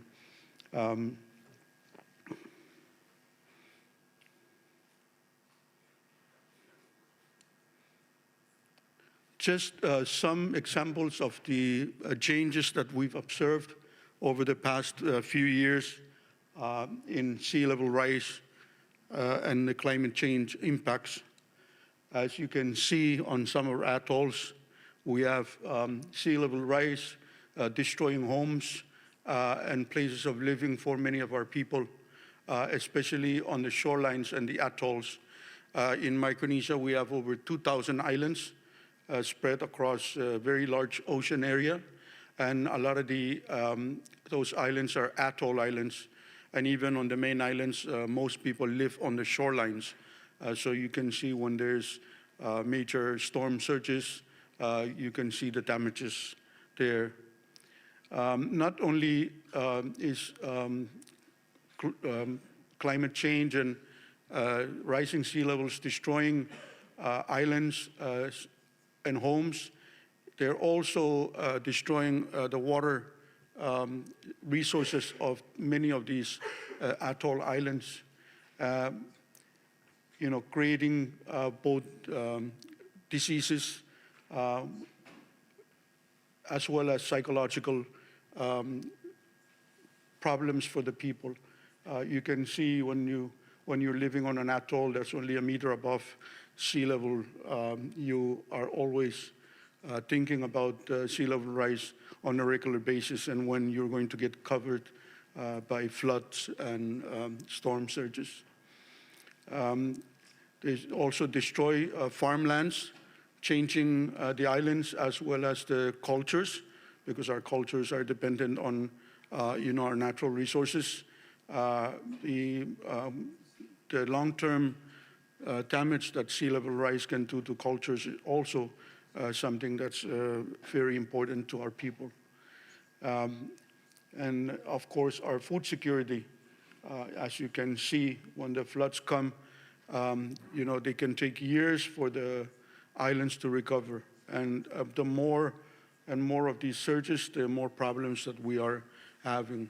Even on the main island where I live, which is called Pohnpei, once a year we have a hard time getting out to the airport because the main causeway gets covered by salt water. While sea level rise is a dramatic and existential threat, the combination of climate change impacts can be equally dangerous. Changes in rainfall patterns, for example, cause drought followed by an intense events that create difficult challenges in water management and agriculture for our people. Micronesia just came out of a 6-month drought where we suffered large food security losses and major fires and other disasters. And it just ended in June. We just started getting some water, some rain in some of the islands. Increased intensity in the extreme events that we experience is made worse by sea level rise. And the challenge of not having human and financial resources for adaptation makes it even more difficult for us and make the loss and damage bill much higher for our islands. The Pacific is also constrained in terms of capacity and face high costs for climate change actions. How do you get support out to 2,000 islands spread across millions of miles of ocean?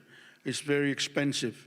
And so it's not there's no easy solution. And we don't have qualified technicians as well. Very sporadic transportation make all of this very difficult. Multilateral funds have processes and procedures that challenge small administrations. You have very few people in Pacific Island countries who are capable of designing the proposals that can be financed by the large financing mechanisms or institutions. We, for example, in the Federated States of Micronesia, we have about $1.4 billion worth of project ideas that we have put together as our priorities, but so far we've only been able to develop proposals in the amount of $100 million or less. And so we are way behind in securing those resources for us. One of the more difficult things that we face is also developing our climate rationale and requirements to meet those requirements of the donor agencies. There aren't many climate scientists. We are not doing as much research as we can in the small islands, so we can't really build the climate rationale to meet the requirements of these donor agencies, and so that becomes a very difficult thing for us.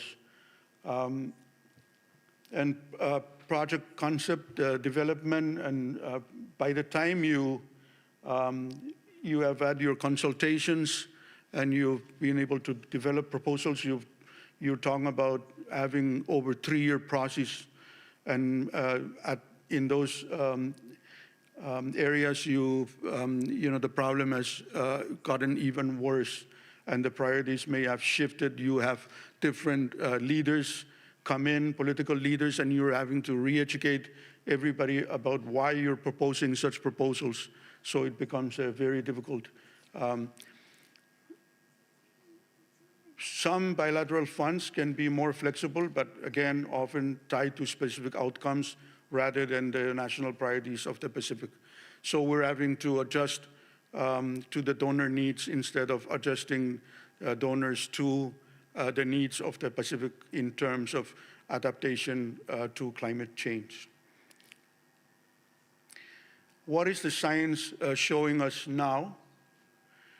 Well, the current observations of climate change in Micronesia is that it seems that more observations on sea level rise, air temperature rise, drought and erratic rainfall, ocean temperature rise, and typhoon events. We can see that most people are experiencing sea level rise, and that's what people are observing and reporting. I want to give you an example of Majuro Atoll in the Republic of the Marshall Islands.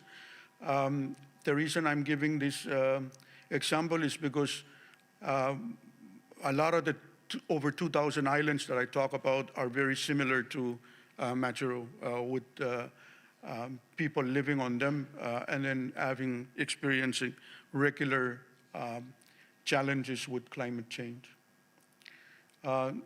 On the west of the island, the village of Laura It's the largest part of the Mataro Atoll, and then you've got the most populated areas on the other side of the island. But I wanted to give an example of the Laura Mataro Atoll, where over 2,500 people live in the area. As you can see, in a 1 in 10 year wave flood event, under normal conditions, without sea level rise, the water inundation will only affect certain areas on the coastline. Now, if you have in 100 year wave flood event under normal conditions without sea level rise, you will get major damage, but it will still save some parts of the island where people can hide from such events.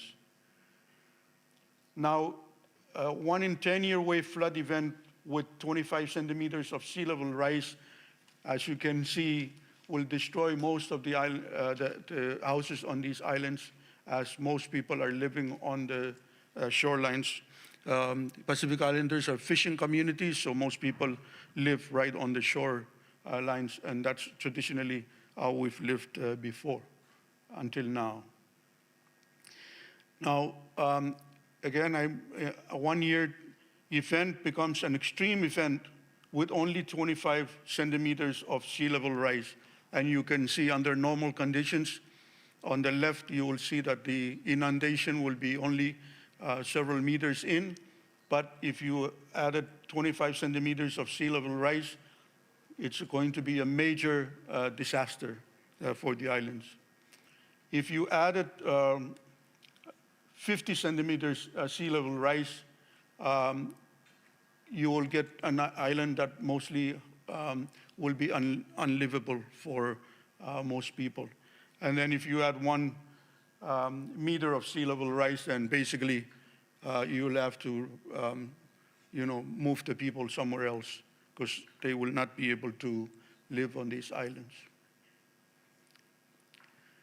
Low-lying atolls are the most at risk, but higher islands also face challenges. As I said, most critical infrastructure is located along coastlines, and including human settlements, and even some farmlands. Many of the people who farm taro, the taro swamps, are right on the shorelines, and those taro patches that provide food security for us are inundated with salt water.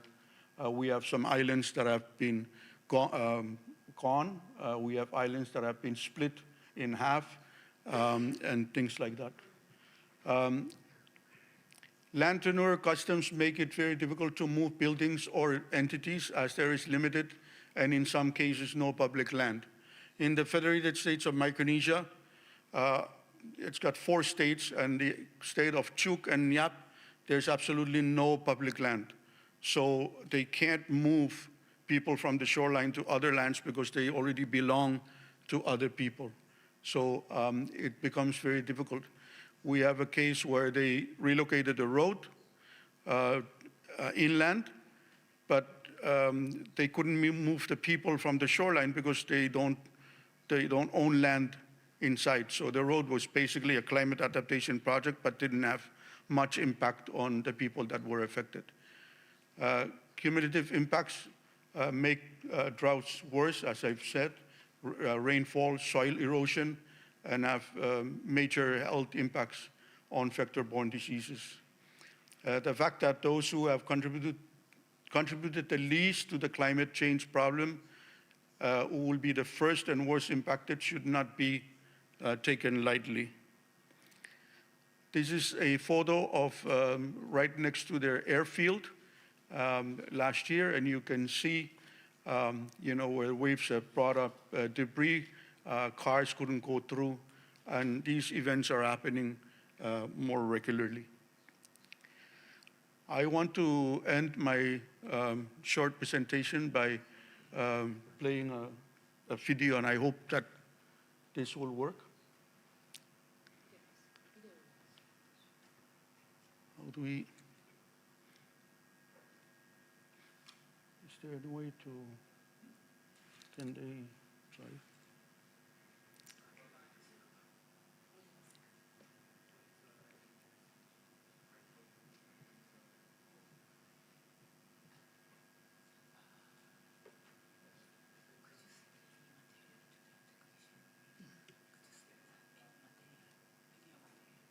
Yes, I send them the link. It's on the last.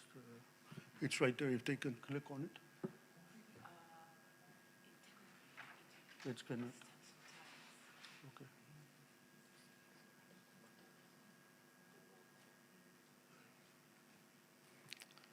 Okay. If it cannot be played, that's okay.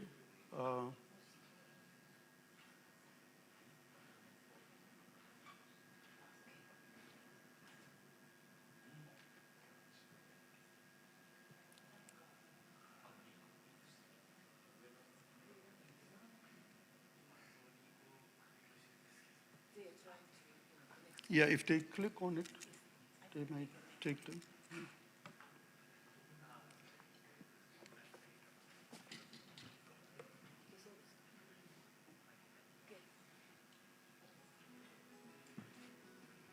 Micronesia is many things to many people. 2,000 islands spread over 2,500 miles of the vast Pacific Ocean. Micronesia is home to 500,000 people, 1,400 species of plants, including 200 found nowhere else in the world, 1,300 species of fish, 483 species of corals, 85 species of birds, and 66 species of plants and animals listed as endangered or threatened. Lately, there is a sense of unease. Throughout Micronesia, many things have been changing, and not for the better. A good fisherman, you can say it takes a day to get a good catch. 10, 15 years ago, you can go out and it takes maybe half day, and you come with 200-300 pounds of fish. Before, it's all natural, so the water before it hits the ocean, it's white water, it's clean. Not like now when it's like a red, brown, because of the lot of mud are washing out. Something's not right. Now, it's different from other years. Water tide is going stronger, so we don't know what we're gonna do. Better we go up on the mountain and stay, because maybe 2 years later, tide is bigger than this. I myself and my own family, we own a deed to a little islet that's gone. So we actually have a certificate of title to a little islet that's no longer there. So it's gone and underwater. So sometimes very hot. We can see the coral bleaching, and it shows that maybe the temperature becomes very hot. And so we don't know what to do. What is driving the decline in fish stocks? What is causing once beautiful coral reefs to lose their color and die? Why are water levels now rising, flooding homes and farmlands in the process? Why do strange weather patterns persist, with storms battering the islands more frequently than in the past? And why at other times are much-needed rain clouds disappearing, leading to sustained periods of drought?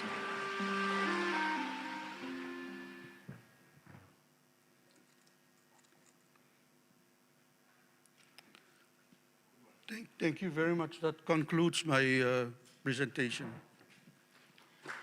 ありがとうございます。ウィリアム。Yeah, thank you very much, Mr. Kostka. A very impactful video as well. それでは続きまして、レバイアテタイテガウナビナク。Moving on, we'd like to invite the next speaker from Fiji, Ms. Lebaiatelaite Gaunavinaka, the in-country technical specialist, the adaptation team of the climate change Fiji. Could you tell us about the situation in Fiji, please?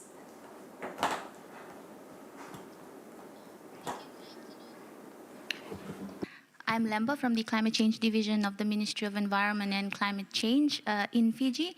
Foremost, I extend our appreciation to the Sasakawa Peace Foundation for the invitation to be part of this event and to share on experiences and lessons, as well as on impacts of sea level rise on Fiji's most vulnerable communities and the ways in which we are trying to address this challenge.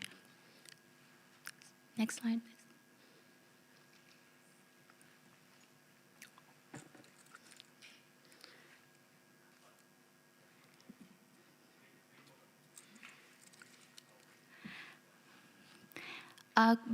Quick background, Fiji, about 332 islands, 110 of which are permanently inhabited, total landmass of about 18,300 square kilometers, spread over vast ocean, Onoilau being the furthest island, which is closer to Tonga than Fiji's main island. Two main islands, Vitilevu and Vanuatu.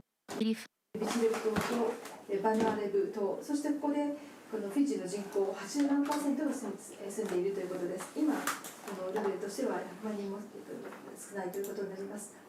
大体多くの 75% の人が海岸沿いに住んでいます。そして、この中で海岸沿いに住んでいる人が多いということは、気候変動によって海面上昇をするということが人々に大きな影響を与えることになります。That will enable us to address this climate issue with urgency, especially within this critical decade. And in Fiji, Fiji has been experiencing sea level rise at a rate of approximately 6 millimeters per year since 1993, which is greater than the global average. Also acknowledging that the IPCC's sixth assessment report warns sea level rise is expected to continue to have significant impacts on seeds, and combined with extreme flooding events, threatens future livelihoods of Pacific coastal communities. So in Fiji, most of our communities and critical infrastructure and our municipal areas fall within these coastal belts and are severely exposed to sea level rise. So in response to these impacts, Fiji has put in place critical legislations, policies, and plans to help ramp up our climate actions and response to these challenges. In 2021, we launched our Climate Change Act, which provided a legislation that sets a framework for developing and implementing clear and long-term climate change measures and policies that will safeguard our people, ecosystems, biodiversity in the face of this climate emergency. We also have our National Climate Change Policy 2018 to 2030 plans, and our National Adaptation Plan, which is currently being revised, and we are expected to finalize a new NAP by the end of this year to be published by early next year. And our updated mitigation plans in terms of the updated NDC, NDC investment plans, our low emission development strategy, TNA, technology needs assessment for both mitigation and adaptation. And we have a national oceans policy and a climate finance strategy that outlines 11 key implementation-ready projects for mitigation and 8 climate adaptation implementation-ready projects, which includes relocation as well as the nature-based seawalls, which I will talk on in a bit in the next slides, relating to the adaptation approaches on how we are trying to address these challenges of sea level rise. We also have ongoing initiatives in terms of climate and disaster risk resilience budget tagging. So this is overseen by the Ministry of Finance and Strategic Planning to really have a climate-conscious development on the national level, capturing public expenditure on climate risks and resilience building projects. Currently, Fiji is finalizing our national nature-based solutions inventory, and we have an ecosystem-based adaptation policy. There's also ongoing work to finalize Fiji's 5-year seawall strategy and the review of Fiji's national building code. The Climate Change Act also establishes that we develop a climate adaptation registry that will provide a centralized database for climate adaptation projects and programs. And within that, we have completed the design phase for that, and the next step would be the actual full development of the registry. Now, the registry will also include the ongoing work that Fiji is doing with nature-based solution interventions. So the Climate Change Act includes turning to nature, turning to some of these ecosystem-based and nature-based solutions, and have outlined long-term solutions for some of these pressing adaptation-related needs. A lot of these NBS programs are led by the Ministry of Waterways and Agriculture. In terms of the seawalls and other NBS in programs, as you see on the image on the slide on the right, That is an example of the Namoli village foreshore, which is one of the government-funded projects. The design follows a JICA design that the government of Fiji has taken and adapted for some of our coastal communities, and they have patented this revised version of the design, and they have rolled out, they have executed or implemented this on the ground in over a dozen communities to date. So under this, these are some examples on the left, the before and after in 3 of those villages, Vera village, Viro, and Rekaniwai. And under this arrangement, the Ministry of Waterways works with the community where the village provides consent to use the natural boulders sourced from their landowning unit clan area, including support from women, children, and indigenous populations. So the communities are trained by the government staff on the project design beforehand, and extensive consultations are carried out and minuted.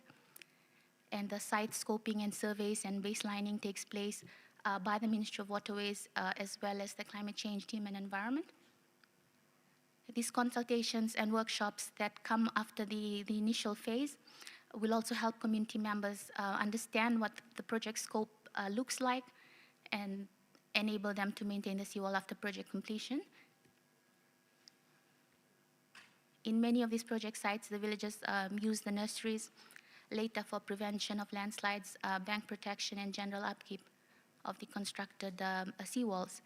Now, on scaling up finance, this NBS Seawall Initiative also has a lot of potential to tune up dealing with these impacts of sea level rise into an opportunity for bilateral partners and actors that want to come on board and support the Ministry of Waterways expand on rolling out these NBS seawalls. We have at the moment ADB that's funding 10 of these. UNDP is also funding 10. ADB initially agreed to fund 10, but they also engaged an engineering firm to review the engineering design of the seawalls, and they have reduced it to 6 sites because of the suitability of the design for only 6 of the communities and not 4. So this is also an area in which we are working with partners to try and address the challenges that we face in terms of revising the design as well for areas where the existing design may be challenging.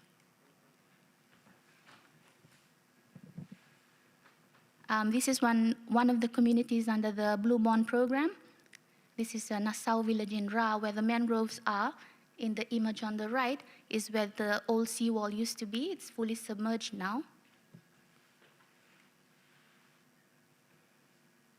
This is looking at the same village. So the initial seawall that's submerged was built in 1982.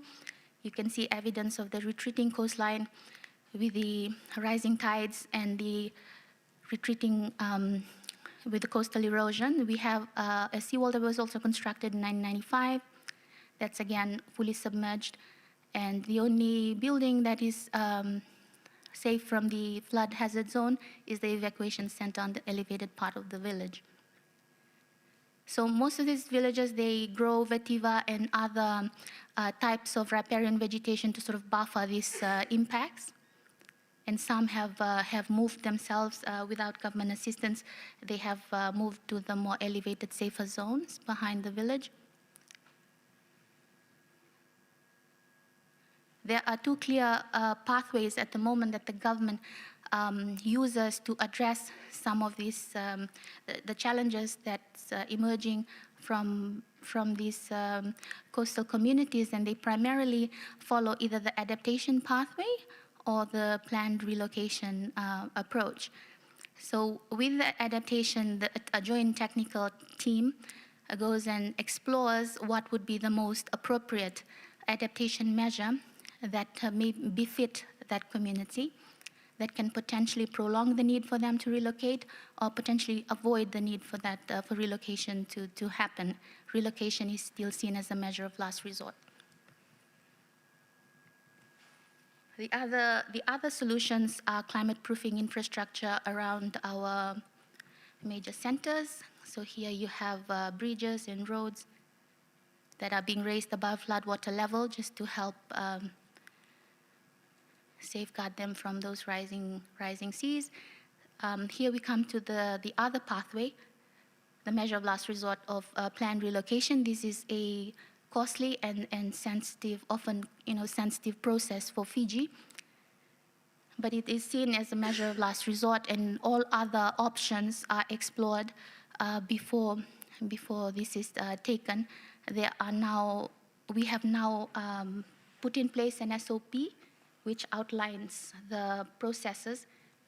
There are 17 steps within our standard operating procedures that outlines all the key steps that the community needs to work with government on in properly implementing a planned relocation project.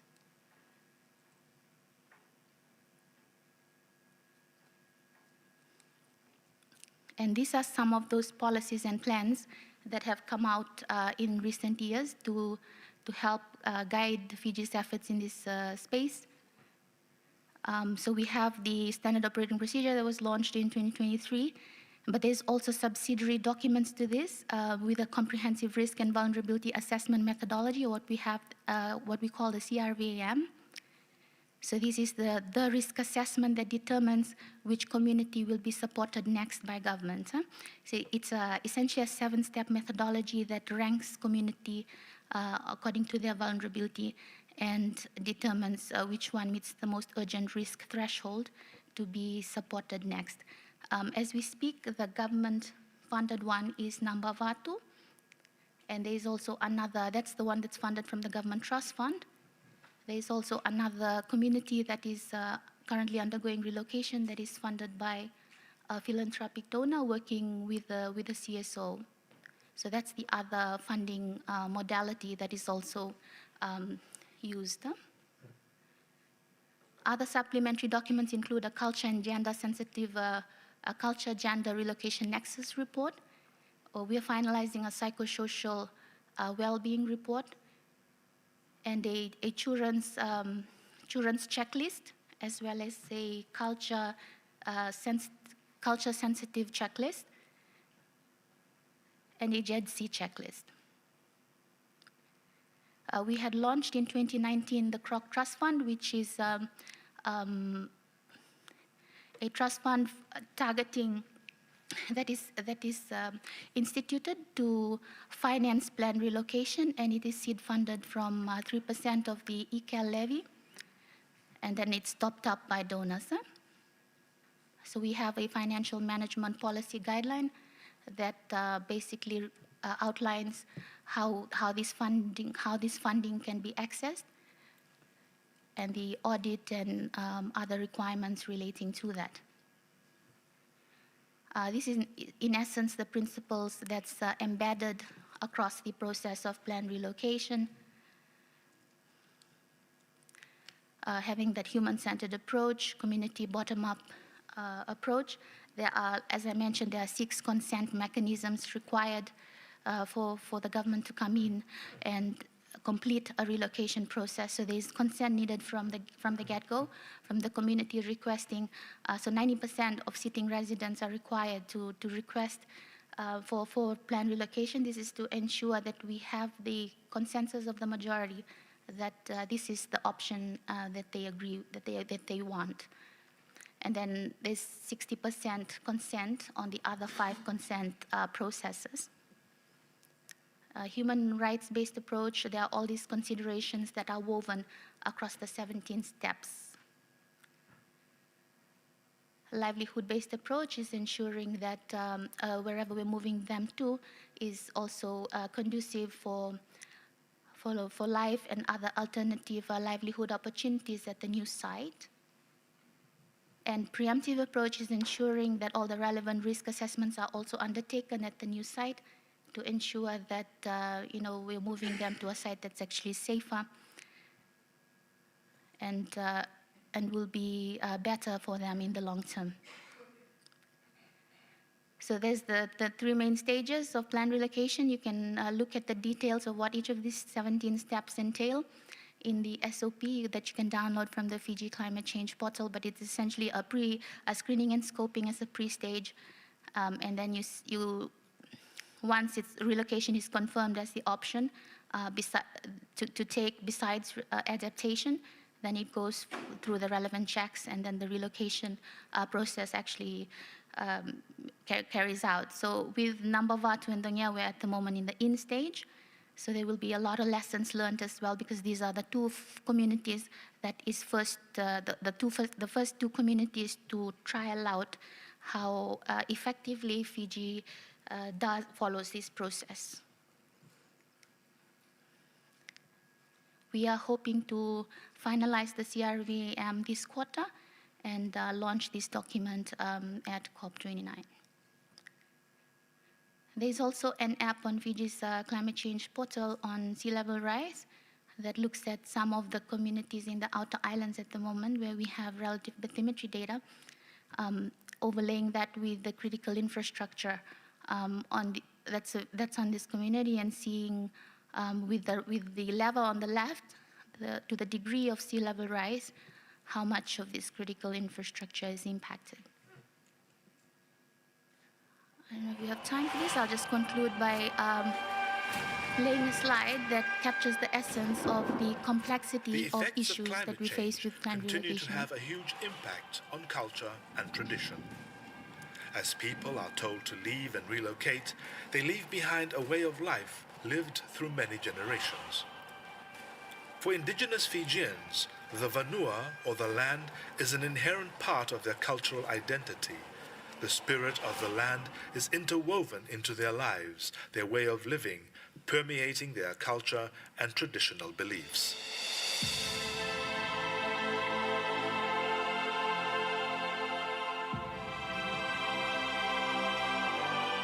In 2012, a major landslide occurred in Tukuraki village in the Ba province on the main island of Vitilevu, claiming the lives of a young family with 2 children. Within 48 hours and no time to grieve or process the trauma of what happened, the villagers were told to evacuate without knowing where to go. Narai matan tu yang balatan ng bulan ni Leoni Vanua ni sa tukunia ni na Vanua go sa red zone me sa kila dolang una na sisitale mai. Nangonang go me sa tu kita sarangan ako. Gawang dinidiri ta kanakaya ni uchigan dolang maro sisitale mai mengkasangi bulu talabi mama ni kor. The move was sudden. The villagers were not given a choice. They did as they were told.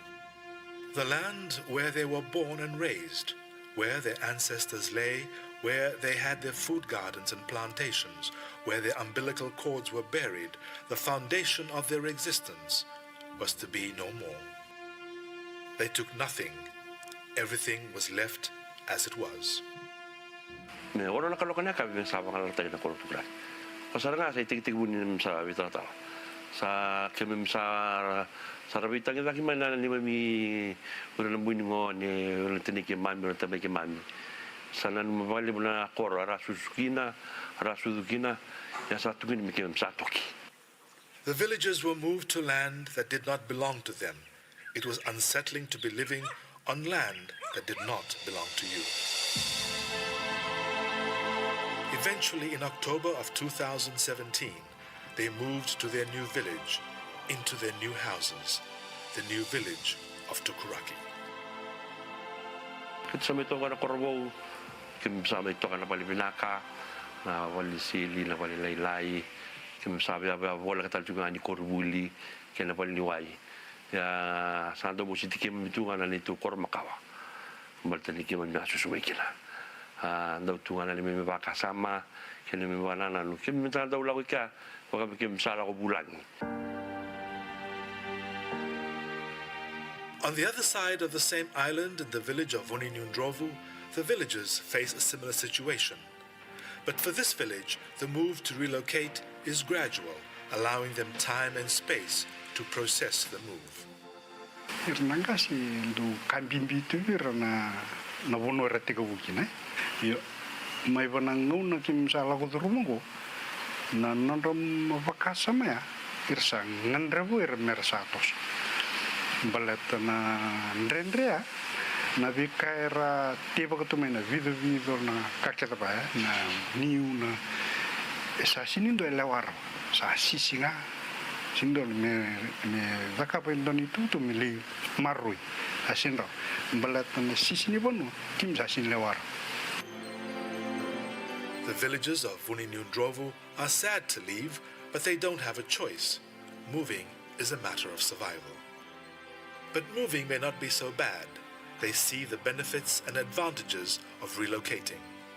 Ninguna kim chiki na wana koramakawa e liutanga na kamakawa tuki re pakamakawa takatuna vakasa kwani tuki tenga na tamata vandono vunovu le pakavui na vakasa na me vila vatan na vakasa na bula ni pakavui. For indigenous and traditional cultures like Vuninundrovu and Tukuraki, climate change has impacted and changed their whole way of living and thinking. In Vuninundrovu, they are given time to leave and look forward to a new beginning. In Tukuraki, the situation is different. There, villagers were suddenly told to move without knowing where to move to. They left without any closure, without a proper farewell to the land of their birth.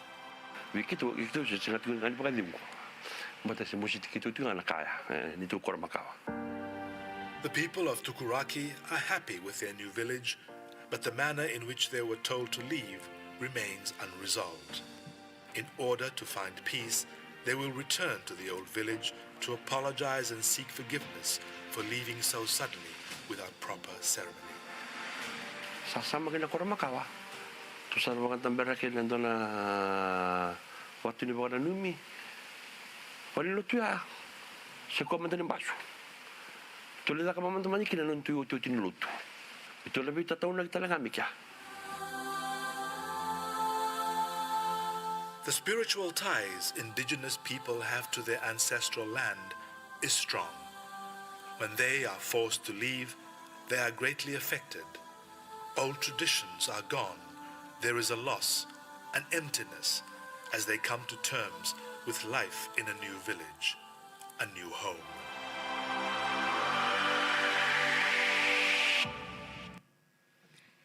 So in conclusion, addressing these specific challenges relating to sea level rise requires multiple stakeholders supporting both the adaptation and relocation pathways that Fiji has outlined in our respective plans and documents, and collaborations through an inclusive whole-of-society approach in addressing the needs of the most vulnerable is essential as a way forward. Thank you. ありがとうございました。レバイアテタ。Thank you very much. She just talked about the example of Fiji. Thank you very much, Ms. Gaunavinaka. 4月10日午後の GX。 The next speaker is Mr. Mafalu Lotolua, General Manager of Tuvalu Electricity Corporation. Mr. Lotolua took the floor on the 17th also when we discussed green transformation and energy transformation. I will tell you my story today. I'm working for the Electricity Corporation PACNEWS.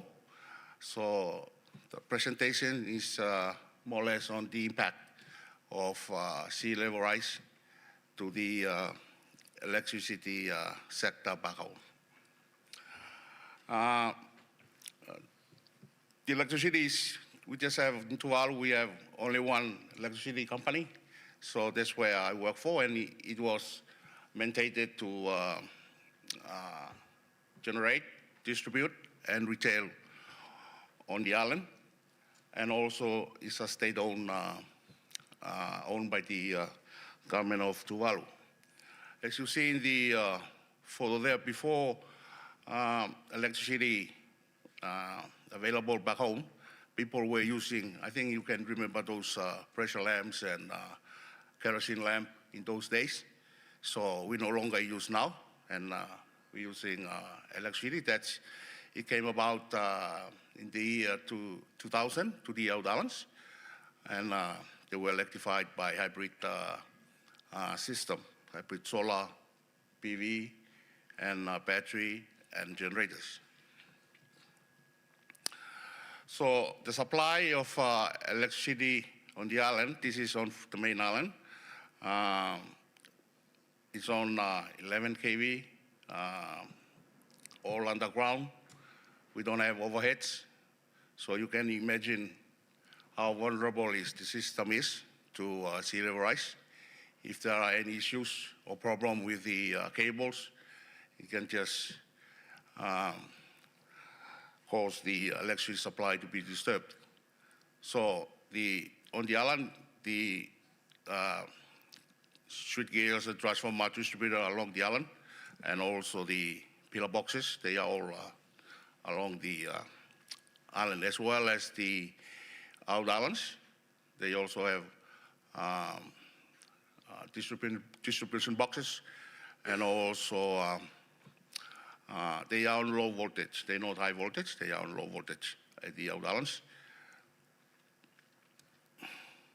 So our experience with sea level rise, this was an incident last year where our 11 kV cable, high voltage, were damaged, and half of the island was on no power supply because of the damage. We have, as you see in the diagram, we have 3 feeders, and 1 feeder was damaged, that was in red, and the other 2 feeders are still available, but unfortunately we weren't able to connect the affected customers because of some issues with other of our substations. And it took us 1 week, more than a week, to get the supply back on to the affected customers. And the reason being for that more than a week, because of, you can see some of the seawater in the trench, cable trench. That took us more than a week. Or else the fault could be resolved within a day or so. But unfortunately, because of flooding around the place, and it took us more than a week. In the Out Islands, this was in 2018, during Cyclone Pam. You can see in the top photo, there were debris inside the power station. And this was caused by waves, and unfortunately, those islands, the Out Islands, were outage for about a week as well. That's during 2018. And also the photo down below, that is one in one of the islands. It's almost to the knee. The water went up to, when it saw. And also, as the one that I circled is the pillar box. And those islands were out there, and we shut down the power supply just for 1 week as well, because of water got into the pillar boxes. So the challenges, as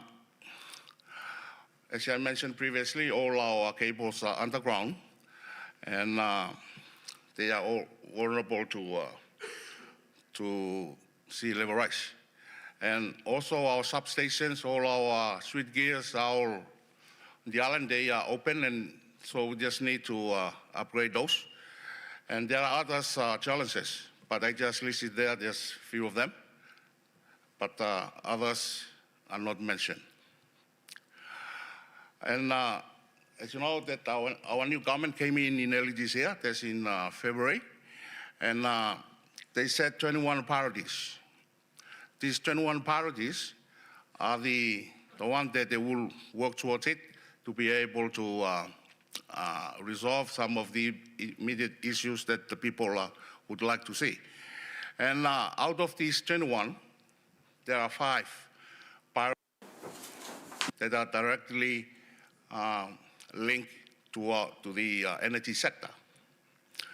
So number 1 is climate change. As you know, we have donors at the moment whom we are working with our renewable and energy efficiency projects, and that will assist us to reduce our emissions.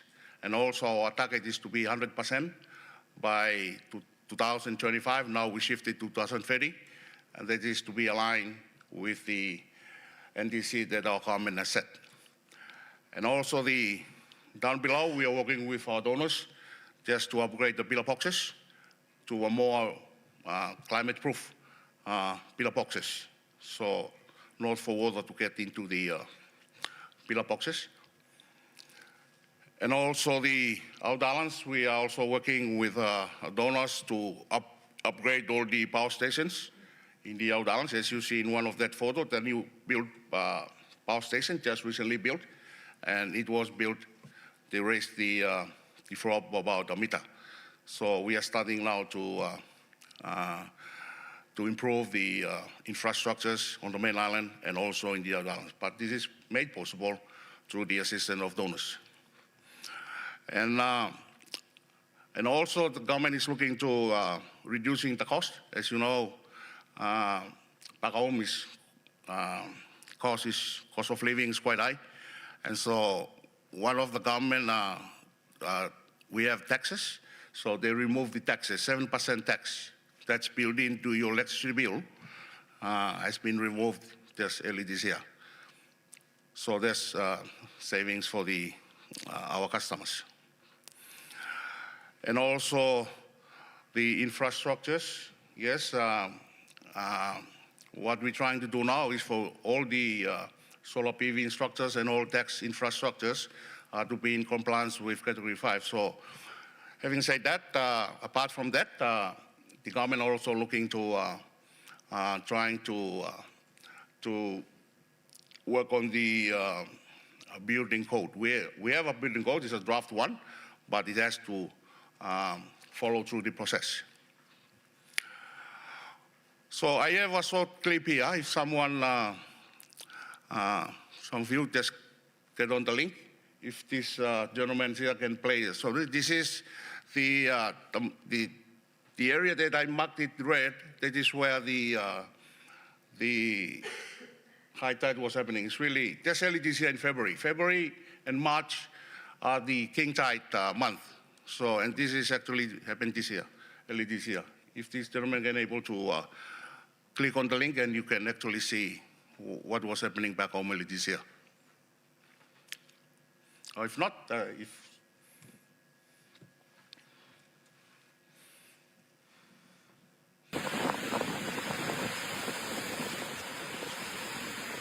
Tuvalu Dissemination, Luai Funabukine, Taha, Semolo Telepasi. E tai ko silia o the phone with this man.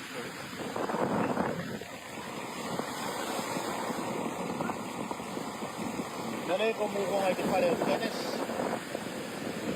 Ana to ko wala mo te ko pelai. Pare mechanical fuck. The waves just ya veo a mí me nego tulo i kafata. Me dice como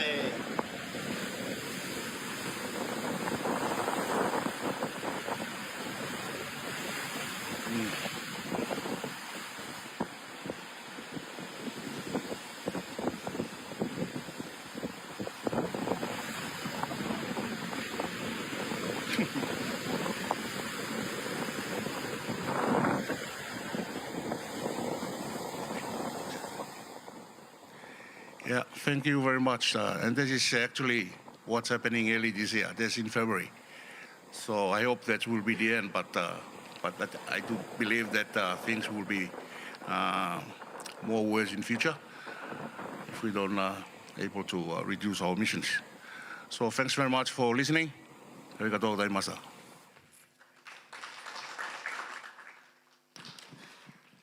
gozaimashita. Thank you very much. Mr. Mafalu Lotolua, General Manager of Tuvalu Electricity Corporation. Thank you for your very impactful presentation and also a video. From now, we'd like to ask Mr. Shiozawa to serve as the moderator and please start the panel discussion.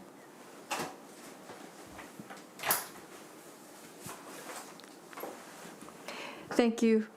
I'm Shiozawa. So we'd like to have the two-legged approach. So we listen to Levidi-san, Leva-san, and Mafalu-san. Thank you very much for your reports. So going back to, well, before that, I'm sorry, about the climate change and also sea level rises, they are very much interconnected with each other. So I know that I'd like to share with you just two things, or maybe more. The countermeasures for the climate change, there are two things. One is adaptation. The other is mitigation. About mitigation, it is about the reducing or suppressing the causes of the climate change, and the adaptation is about how people will be able to adapt to the changes associated with the climate change. And today we are talking about the sea level rises. So all in all, we can safely say that we will talk about adaptation. So this is based on the preparedness of the people living in the region, and also about the causes of the sea level rises. According to the experts, some people say that this is because of the glacier of the Antarctica, but the major the hypothesis here is the thermal expansion of water. So going back to Willie-san's presentation, one thing I noted was that the access to the resources is very difficult. So this is a major concern for islanders. When they have, even if there are resources or maybe the funds, it is sometimes very difficult, if not impossible, to have an access. I'm always encountering this. So people are faced with many changes and they are feeling it. But when they try to convince other people, it is important to present data, and which is very difficult, as a matter of fact. So they would say that you are seeing more and more cases in which you see the vicinity of water and king tide would occur, and there could be some the seawater rises and others. So, however, if you are not able to have the measurement of data day by day or maybe periodically, you lack evidence. So it is difficult to convince other people. And then about the relocation or displacement, this is related to Fiji's case. So when we think about it, the people in the coastal area could go into the highland. So this sounds easier than actual the situation. So sometimes they have difficulty having the transportation, and also this is related to the ownership of or title of the land. So that's something we had not been thinking about. So we were able to learn a great deal from your presentation. And also one more thing, traditional knowledge or expertise is associated with this situation. This might not be related only to the sea level rises, but the people in the fishing industry, well, or maybe the ones who are the fishers themselves. So for the self-sustenance, people are fishing, and then in that situation, they do have indigenous knowledge. For example, you see a flower, and then in that situation, you see that the abundant catch for a certain fish. So if you are living in a certain area, you are able to have good knowledge based on the many years of this. So this is called the catch mile effort. So you will have more difficulty getting or catching the fish. So, and that would have an impact for your day-to-day life. Willie-san is from SPC. He is a regional manager of SPC. You talked about access to the resources and the collection of data and utilization of data, and with the proper way of access collecting data and the streamlining data, then you are people would have easier time getting the funds. So are there any the help provided by SPC for this effort for people who want to have an access to the resources? Are you providing support for people for the access? So the Pacific Community is one of the accredited entities to the Green Climate Fund. In addition to providing the scientific data that people need, we can also assist the countries in applying for funding. Unfortunately for the Pacific, there are just a handful of accredited entities to the large funding agencies like the Green Climate Fund. There are only 3 or 4 national accredited entities, and then there's a few regional ones that include the Pacific Community, SPREP, and the UN agencies. And if you think about the fact that the islands or countries across the Pacific each have their own priorities that are in the billions of dollars, you don't have enough accredited entities to help them put the proposals together. Like I mentioned in my presentation, the Federated States of Micronesia alone has over $1.4 billion worth of project ideas that we have put together as a priority, but we've only been able to secure less than 100 million of that funding, basically because we just don't have the accredited entities that can take on all of this. And we're one of the smaller countries. You can, if you think about Fiji, Papua New Guinea, Solomon Islands with much bigger islands with many more larger populations, we're just really scratching the surface of the financing that is needed. ありがとうございました。 Thank you very much. Moving on, I'd like to make a comment on Reba's presentation, Reba-san. I have to choose from some about the nature-based solution that you mentioned. For example, the seawall or the protection of the sea line. You could have use concrete for the seawall, or you could have nature-based solutions so that you are able to prevent the coastal areas from flooding. So could you tell us a bit about the nature-based solution? What are some of the good points of the nature-based solution as opposed to the artificial man-made solutions? So you make a comparison with the nature-based solution with the concrete.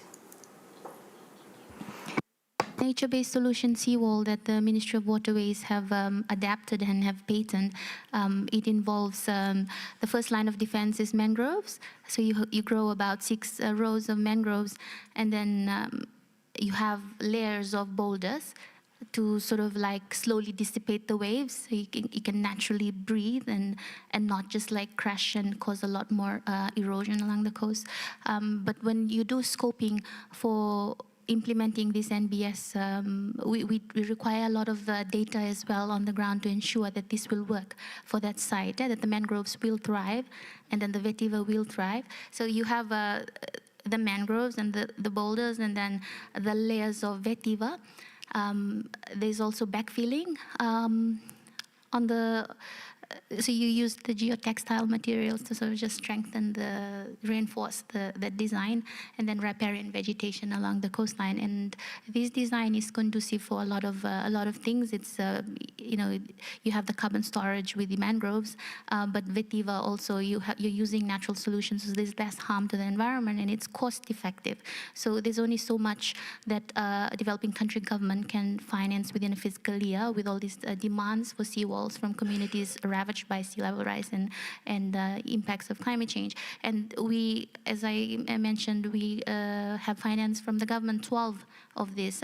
So we have been looking to work with partners that can come on board. So one of the most recent approved adaptation fund projects that was just approved in April, we worked with SBC as the accredited entity to secure financing $5.7 million USD to fund 14 seawalls. Following this design. So also so it was within, we had the concept note approved in 2022, and then from 2022 to 2023 it was a back and forth with the Adaptation Fund, answering questions around the environmental concerns and all the other factors that they want to really strengthen before they approve the project. So there's a lot of that mapping and scoping and justifying how it benefits as well the people, and the environmental implications are considered. We have an environmental management plan that is also part of that submission to ensure rehabilitation work and the staging of that, the rollout. ありがとうございます。Yeah, thank you very much. I have another additional question. Well, when you apply nature-based solutions, let's say villagers, are they involved in a consultation processes before beginning the actual project? And do you ensure ownership of villagers, ownership, for example, of seawalls, for example? Yeah, so the government constructs the seawall with the community. It's seen as a government and community partnership. So because the boulders and the raw materials are contributed by the community to reduce the cost. So what the government or the funding entities is coming on board is just to finance the actual construction work and ensuring that the plan is followed.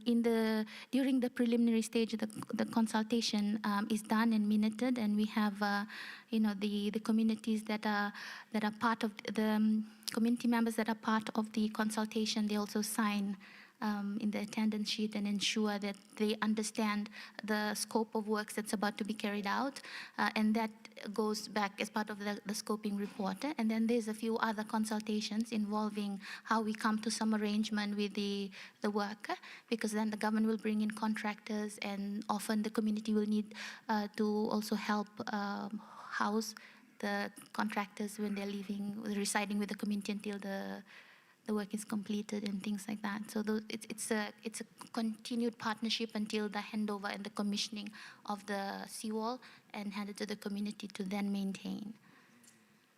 What we also have emerging is sometimes when communities are not maintaining some of the seawalls, so then government comes in and does workshops and consultations again on how you repair or reinforce some of the existing structures that's there. Thank you. ありがとうございます。で、もう一つフィジーの方だとあるんですけども、資金 I have a question about another question about the Fiji. The Fijian government perhaps takes leadership in accessing or installing trust fund, for example, as far as I have heard. But from outside the point of view, that looks really wonderful, because even though people ask for funding and outsiders don't know how the project would be maintained, so that's a risk for donors. But by installing funding, some mechanism by the government, I think that. Do you think that did you experience so far the increasing contact or the rising the interest on the part of the donors after the government installed a certain other funding or mechanism? Hi, arigato. So the CROC Trust Fund, the Climate Relocation of Communities Trust Fund, there's an act, the CROC Act of 2019, ensured that a fund was established where government would be seed funding from the ECAL, from the Environment and Climate Levy. So this is what, so 3% of ECAL. ECAL is a general pool of funds that's charged on high carbon emitting industries and services. So super yachts that dock in Fiji's water, departure tax, plastic levy. Previously also big companies like McDonald's before COVID, but we have reduced some of those incoming tax, prescribed tax.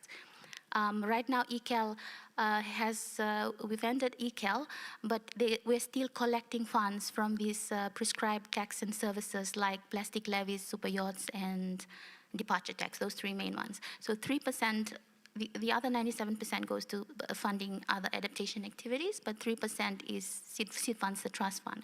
So we collect about 1 million FJD a year. That was before COVID. On a good year, it's projected to be about 5 million, but we haven't reached that yet.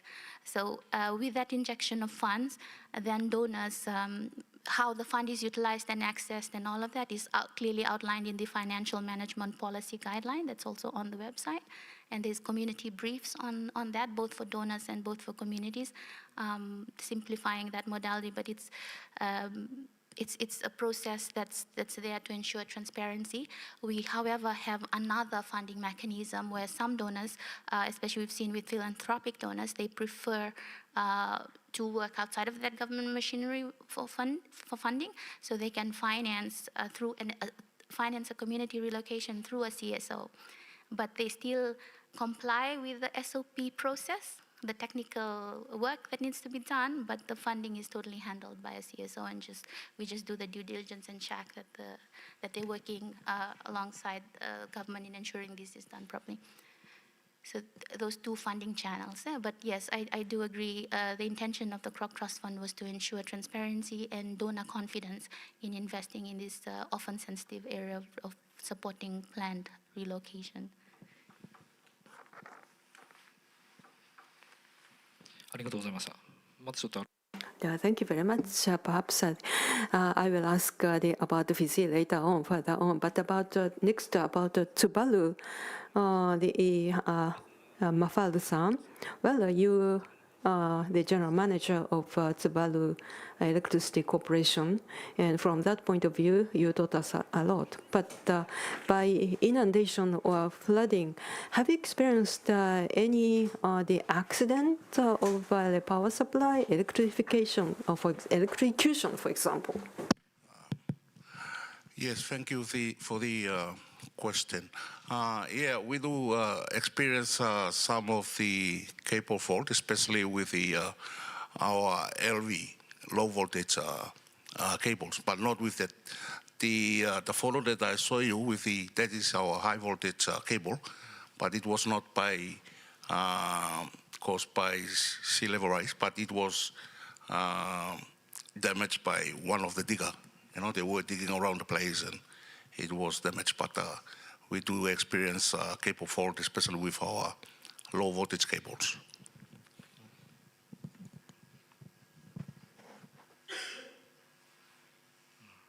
ありがとうございます。で、あと電気の部分から離れて。Thank you very much. Well, going away from electricity, I think your video or your picture showed what happened to you in February this year. Well, I don't know how old you are, Mr. Mafalu, but if you compare today and what you experienced as a child, well, flooding, do you think that the flooding has increased? Yes, I was on the main island that since in the 80s when I started off working for the electricity sector. And during those years, it's very hard to see, you know, flooding around the place. But I think the 90s coming, you know, to present, and then we start seeing places overflooded, you know, flooding, So we can tell that evidently is, you know, it's increasing, you know. Well, we're not too sure too because it's a lot of dredging is going on the island, you know. So maybe those dredging may cause, you know, to disperse, you know, these waters around the place. But I'm not too sure. But from my experience, since in the 80s up to now, well, we can see there are places been flooding.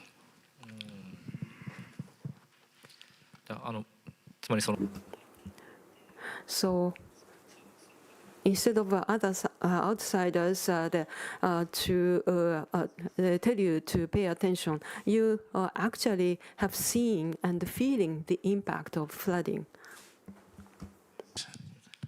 As I mentioned that we can see, I mean, I can actually feel the impact because I've been working for the electricity. It's about 30 years now. I've been there with the electricity sector. And those years, there were very limited flooding around the place. But now, especially during February and March, you can experience flooding around the place. 2月3月はいわゆるキングタイドの時期ということですね。King tide season in February and March. Is that right? That's right. じゃあここから他のパネルに。Oh, thank you very much. Let me move on to other two panelists. First, my neighbor, Suzanne, you took the floor yesterday. Suzanne is from SPREP. I will not go into the very minute, small things, but what observations did you have about from other speakers' presentations? And would you also add some of your comments from your own perspectives? Thank you for the question and thank you for the opportunity, and thank you to the presentation presenters. Very informative presentation. As I was also discussing with my neighbor regarding, I never knew that Fiji is also relocating because of, I mean, we thought it's only the atoll islands, but it's very good to also see that is really another impact in big countries in the Pacific.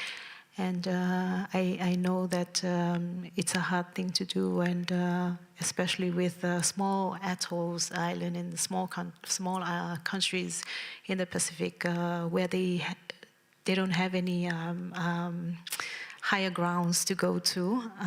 I think it's a big challenge. As I also see presentation from SPC. They have other grounds that they go to, and also if it has a limit where it's like all covered, and it's very hard to live in that area. And noting that Tuvalu is presented, it's very hard as well because there's no higher grounds. There's nowhere to run. I think it's just a matter of trying to adapt, and how can we do that? I think with my experience living in Tuvalu, it's an issue because communities, they always say it's too much of awareness coming in terms of climate change, but they need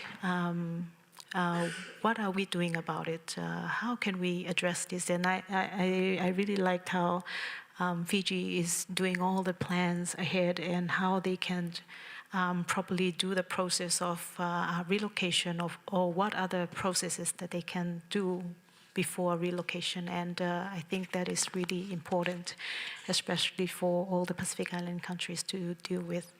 And also coming back to some of the priorities under the climate change. For example, as mentioned by one of the presenters on the energy, I think now I'm coming back to waste management, is the issue of the solar panels and also the solar batteries, is how are these going to be properly disposed of, because that is another issue that we are facing, especially with the disposal of these sorts of waste, and also looking at electric cars as well is another issue that our team is also looking at. It's something that I think we need to really look at what are the priorities, and if we have identified the priorities within how to adapt, we also have to think of what are the other issues that we are bringing in to the Pacific countries. If we are dealing with energy efficiency, so what are the other impacts are we bringing into our countries? So flagging this on is how do we deal with waste of what are we bringing into the countries is another issue. I think I would like to also echo in this platform. But yes, it's very hard. It's not my field, climate change, but I'm talking from my experience. It's impacting us everywhere, especially in the Pacific Island countries, and it's something that we really need to discuss. It's also a cross-cutting issue. It's not only on climate change, and also, for example, waste and also health, and it's something that we really need to coordinate in the Pacific countries. How are we going to deal with this? And thank you. Susanna-san, thank you. Well, in terms of waste management, Tuvalu is a low atoll, right? And there's no high ground. So when waste are collected, could be washed away by high tide or spread it out by high tide. But do you have any countermeasures for that to prevent that? Yes, I think there's another issue. We are still trying to look at a design that is that suits Tuvalu. As I mentioned, that with atoll islands, it's very hard, given we have the very high table, water table, and it's very hard to design or to use the current design that we have in small atoll islands. And yes, we have experienced during disasters or sea level rise that waste has been taken from the lagoon side or to the ocean or whichever way. But it's something that we really need to address. And I think in Tuvalu they already have fences around the dam site. Hopefully that will be able to contain the waste within. But I think it's something that it will not contain all the, especially with cyclones. We cannot control the movements of waste, especially at the dam site. But yes, it's another thing. It's another issue that we'll have to really look at in terms of waste management, and especially with cyclones and so forth. Thank you very much. Next, from Cookliner, we have Devi-san. Can you comment on other people's presentation and also the sea level rise impact in Cook Island, if there's any, please? I've really enjoyed the sessions. Thank you very much, and really identified with a lot of what has been shared in terms of recognising similarities with what I experience in the Cook Islands. I've lived in Rarotonga for more than 20 years, and I've been to all of the islands that are inhabited, and worked there on a number of occasions. And what we do see, like, we don't have the flooding like happens in Tuvalu, but if we have, because of course we've got a mix of islands. We have atolls as well as volcanic islands with lots of high ground. So it depends on which island you're talking about, because when I talk to my colleagues whose expertise is in this area, they said really we have 15 small countries within our country if you really think about the differences and the diversity across each island. We have 0 public land. So the government can't move people if there is the need to move somebody off our northern atolls, for example, where already we've got salinisation experienced in the taro crops and the food planting areas. But what we do have, if we have a king tide and a weather event at the same time, like we did earlier this year, then we experience flooding. So when those two things combine, we have some really big issues, even on our quite high islands. After that event earlier this year, the Ministry of Environment were inundated with requests from families to put sea protection on their houses because the sand had been completely taken away from their beaches.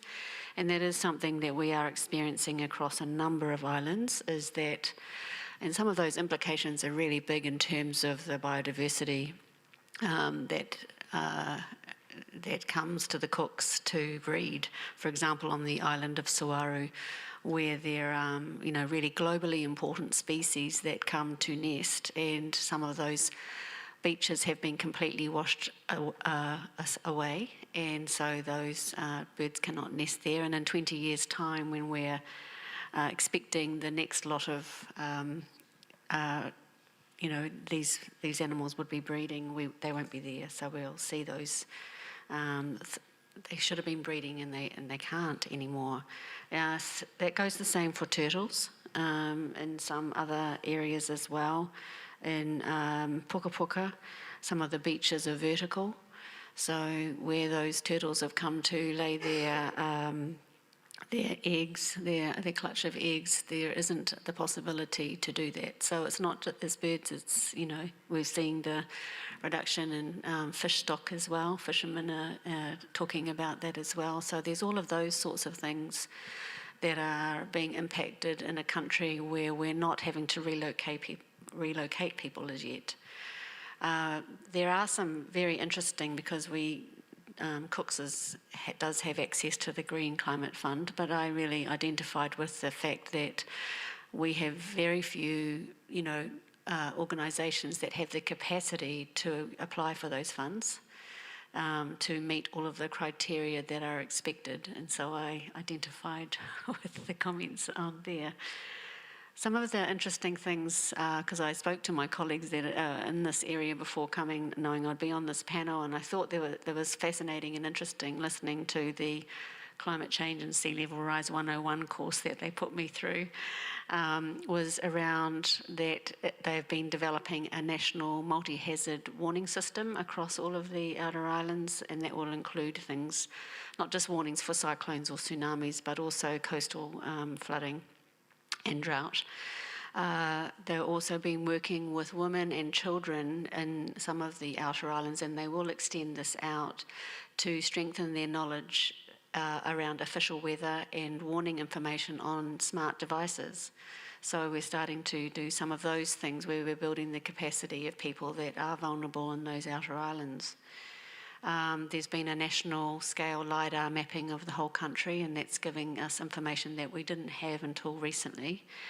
And particularly in our outer islands where they're really only starting to get some metrics about what is happening, but the LiDAR is definitely helping with that. On the national scale, there's been a mapping for areas of the risk of coastal inundation due to sea level rise, so we're starting to get some information, but this is all still very new. There's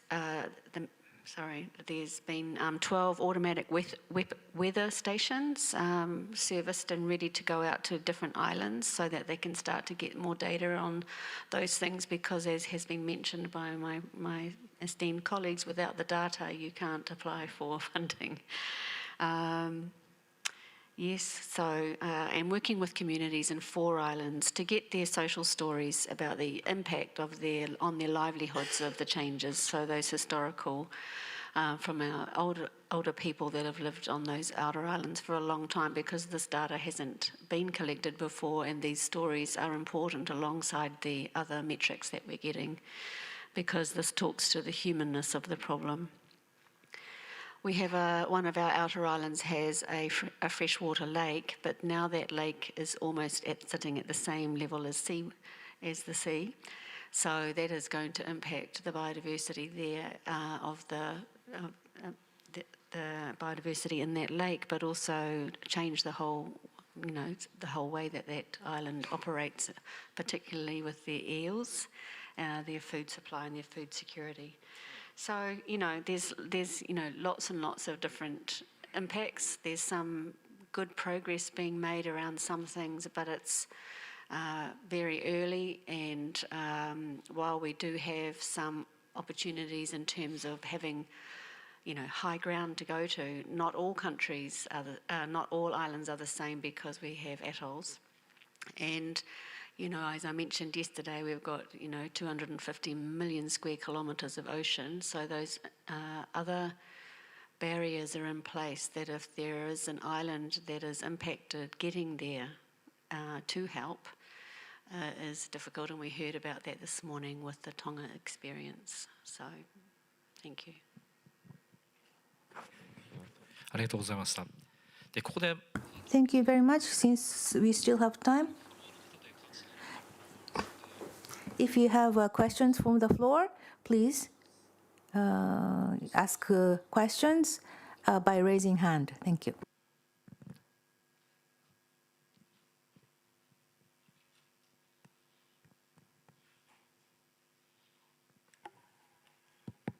Thank you. I'm Hola from Tonga.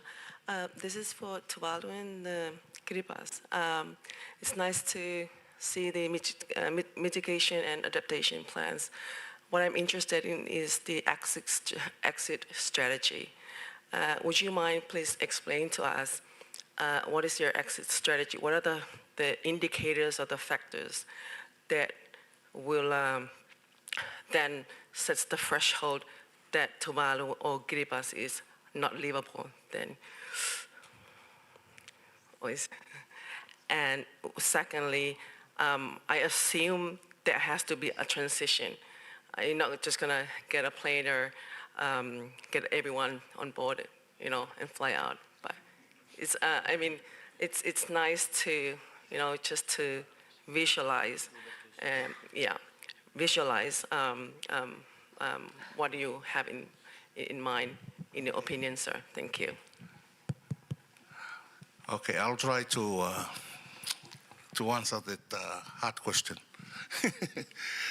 Anyway, I think you have it. Government now is working with Australia. We call it Falepili. Falepili, you know, so whereby for Tuvaluans to migrate to Australia. This is all about because of climate change. So our Prime Minister is in Australia now at the moment. So they're talking about on this Falepili. So, and it's only, I guess, it's not full what I'm mentioning, but what we heard from Prime Minister that in a year, it's about 280. 280 people can migrate to Australia under the Falepili arrangement. And the migration, like, if you go through, there's immediately you'll be stamped to be Australian permanent residents, whereby you can access to all the facilities, medical, education, or whatever, just like you are Australian permanent residents. You know, so this is where government is working now for all Tuvaluans to, well, it's not mandated, but mandated, but it's on a voluntary basis. So if you want to leave Tuvalu, you just apply, as normal process are there, fill all the forms or whatever, all the requirements, and then they'll send it to Australia, and then I think they do it more or less on a, like a, what we call, something, a parrot or something, you know, put in a drum and then just, you know, just like what New Zealand is doing. More or less the same arrangement what they, you know, but the key is 280. 280, I think in few years' time, no Tuvaluans will be there, all in Australia, you know, since our population is only 11,000. So we'll see what is happening, but now what government is doing is a community awareness, because the former government didn't handle the Falepili arrangement well. So this government is doing now, they're doing community awareness. They're going out to the islands and explain to the people what it's all about on this Falepili. I think that answers your question, madam. ありがとうございます。人の移住、住民の移住。Thank you very much. You are talking about displacement or the relocation. So physically, people would move to other places and start living. But in the case of Fiji, you use the term matangali to mean the land. So matangali is commonly shared. So my understanding is that you have a clan to which you are born into, and then from your very birth, you have a right onto the land. So my impression here is that everybody is deep-rooted in the land. So for these people, to force them into relocation or the migration would be difficult because of the fact that they have deep-rooted culture and everything else. So this decision is very important. So if the situation is very difficult and in the emergency, only in the emergency, this kind of decision should be made. Any other questions, please?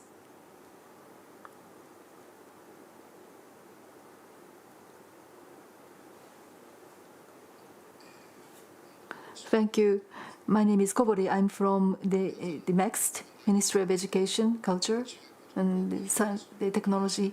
And your issues are taken up in the textbooks in the elementary school, the junior high school, high school. We look at the inundation, and according to the textbooks, we see the picture of your environmental minister inundated and standing on the sea to talk to us. So one reason is that the sea levels are rising. And also one more thing is the subsidence of the land. So I'd like to go back to the second presentation. You talked about the sea water flow, the sea walls. You showed us a picture in 1982. You established sea walls, and then it was lost. And then in 1996, you recovered the seawall, but again, it is under the water at this point. So that means that, is it because of the erosion? Is it because of the subsidence of the land? We're not sure. So could you tell us a bit about the possibility of the subsidence of the land? So I'd like to know more about it. So when you try to acquire money, you look at the quantitative changes. So are there any sentinel points or sentinel places where you are able to see the sea level rises or sea level the changes? So if not, it is very difficult to convince the provider of the asset, provider of the capital. So could you tell us a bit about these two things? The type of data that we collect to support the climate rationale in targeting climate financing support for those type of seawalls. So we use shoreline extraction products as well as drone imageries just to delineate the shoreline retreat. We don't have enough scientific data to determine if it is due to subsidence, but just a retreating coastline based on existing satellite images that are available to look at mean shoreline movements.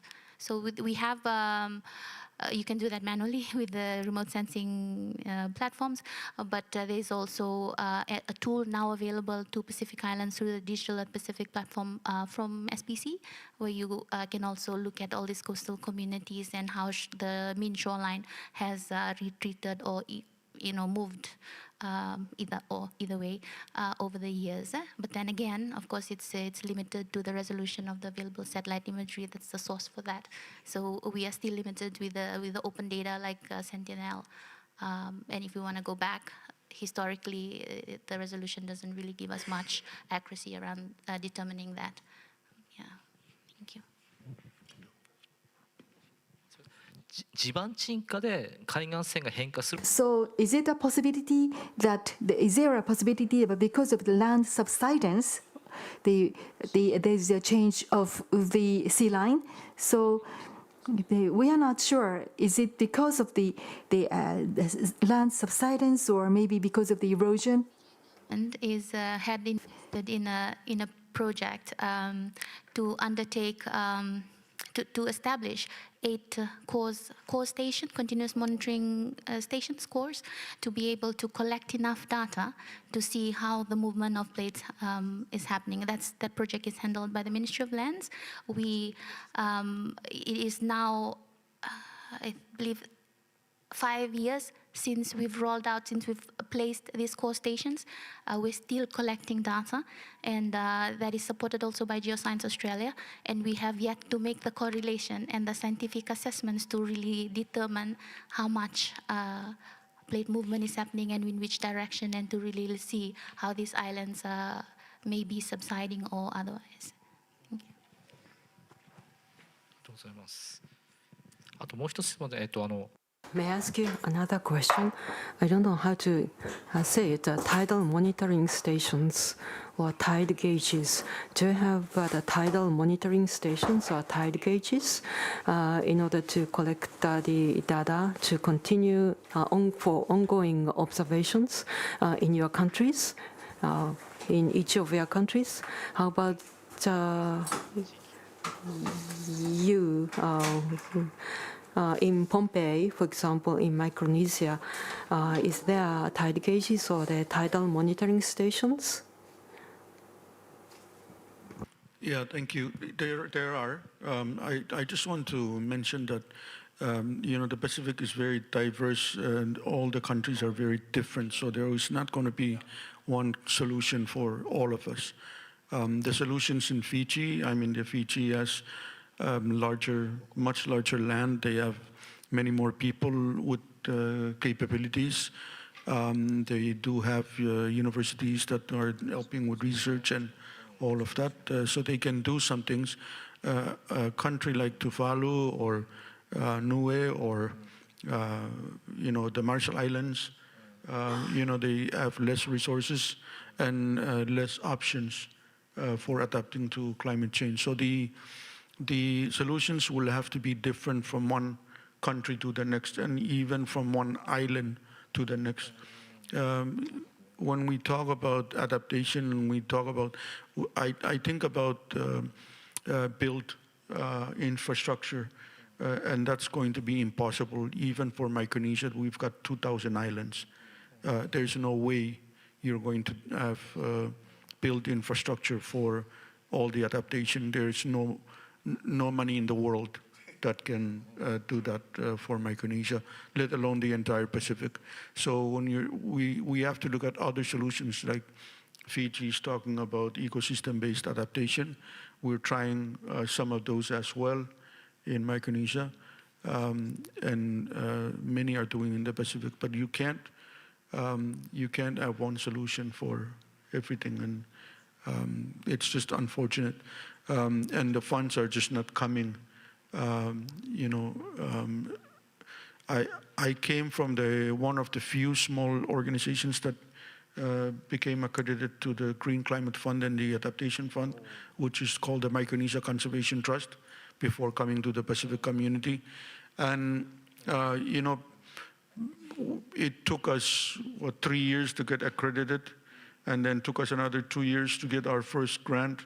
And by the time we got our first grant, we were already going through another accreditation process, re-accreditation process. So while we were working on our grant, we were also working, and we have 4 people in the organization that can work on these things, on these proposals, and the same 4 people who were working on the grants are the same 4 people who are trying to get re-accredited by the same entity. So if people are serious about the climate change emergency, they need to stop some of these processes from the way they are right now, and maybe go from a 5-year cycle for reaccreditation to a 10-year cycle, so that we can actually implement the projects and not worry about whether we're going to be accredited again in just 5 years from now. So it seems to us that the organizations, the large organizations and the large countries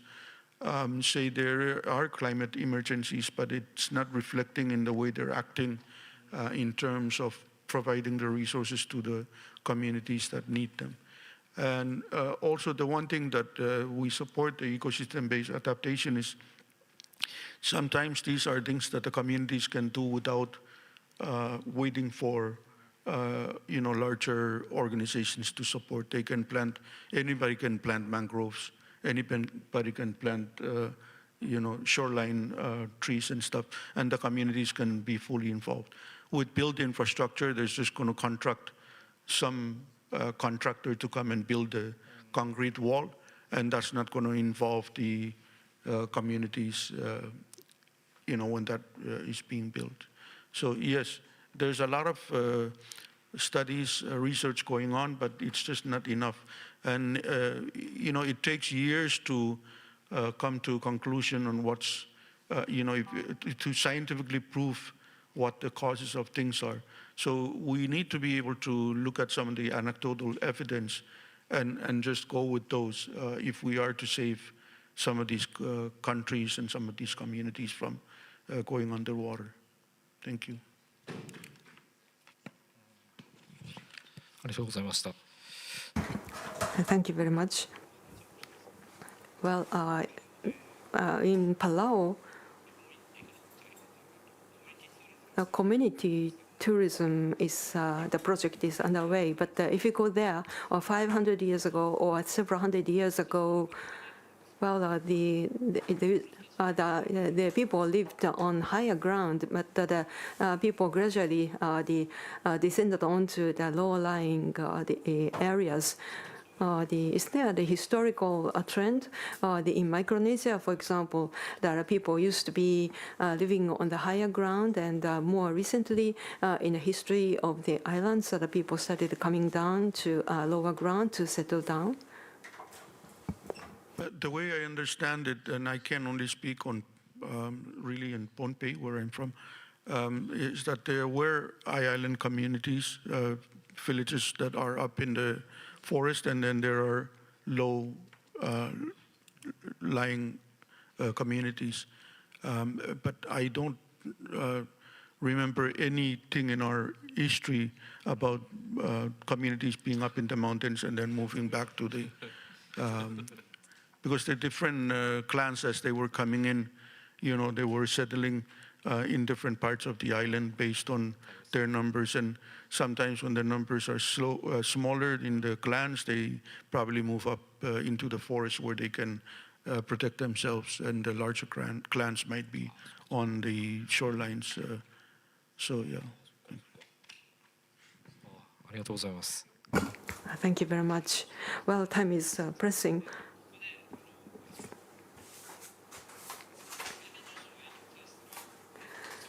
And now, about the prediction or the proper reaction, the response to the sea level rise, we need to understand visually how the coastlines are moving. And in fact, Mr. Muramatsu of Terra Lab spoke for us on the morning, but we have Mr. Muramatsu again today to make a presentation about the technology that might be applicable for the monitoring of the impact of the sea level rise. So, Mr. Muramatsu, you have the floor. 塩沢部長、ご紹介いただいてありがとう。 Thank you very much for your introduction. Hideyuki-san, and good afternoon, ladies and gentlemen. This is Tadashi Muramatsu from Terra Labo, Japan. Now, I'd like to introduce some applicable technologies for monitoring the impact for sea level rise. The purpose of this introduction is all the data come from the geospatial sensing should be visible and shares among every agencies related to the coast, sea, and fisheries, and every kinds of the organization and agencies. And the first, let me introduce our company just briefly. Terra Labo was established in 2015, inspired by the experience in collecting and sharing information during the initial stage of the Great East Japan earthquake occurred in 2011. Now our mission is one, rapidly collect the geospatial data during the disasters and shares. And provide a platform has been developed, named TerraCloud. And the second one is how we get information more frequently and more comfortably. And we have developed a UAV VTOL system in order to get a geospatial data in any time and anywhere. And as for the TerraCloud, this is the GIS-based information sharing platform, and we are pursuing to develop the POC, a common operational picture, based on the geospatial data and other information analyzed by those geospatial data.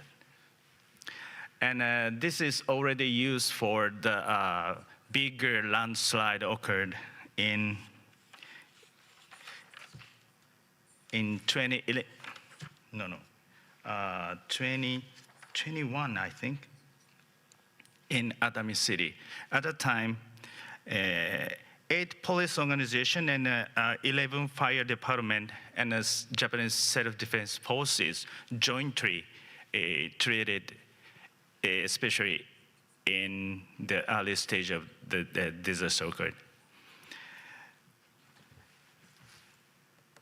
And after that, this system is used for the EMS offshore training in some prefectures and cities. And now we developed real 3D digital twin modeling. The resolution is less than 10 centimeters right now on the left side. And the right side is for developing AI analysis system in order to make a POC more quicker and extract those information and develop another layer and compare the periodical information in order to contribute the decision making earlier. And the bottom one is a visual detection that is eye touched in Monday.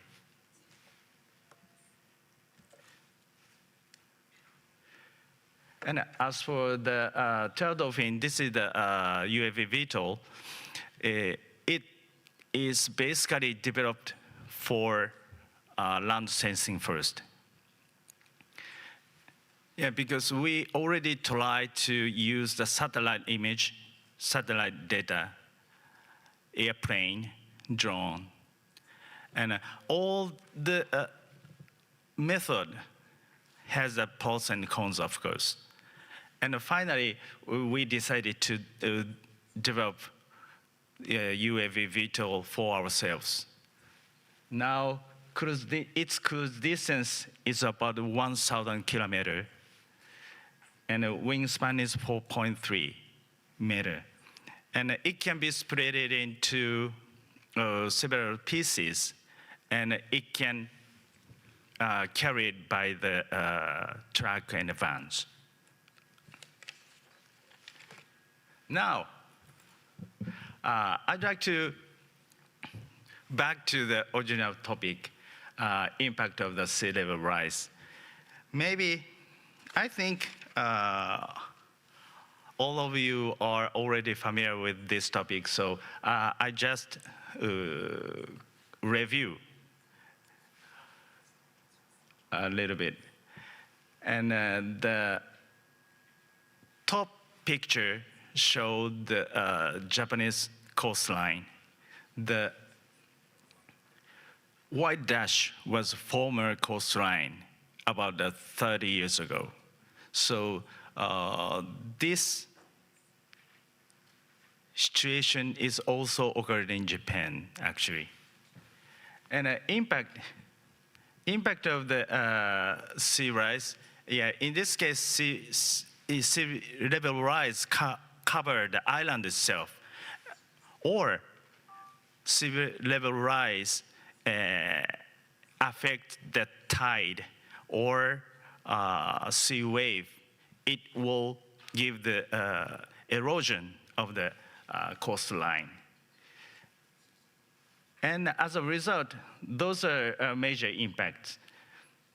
Risk of disaster, soil salinization, ecosystem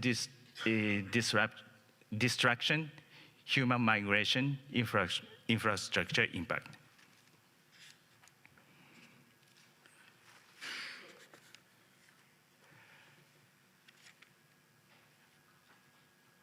Oh, same one. The upside picture shows the almost the house looks like almost collapsed. So in this case, the people living there need to move out and look for another place to live.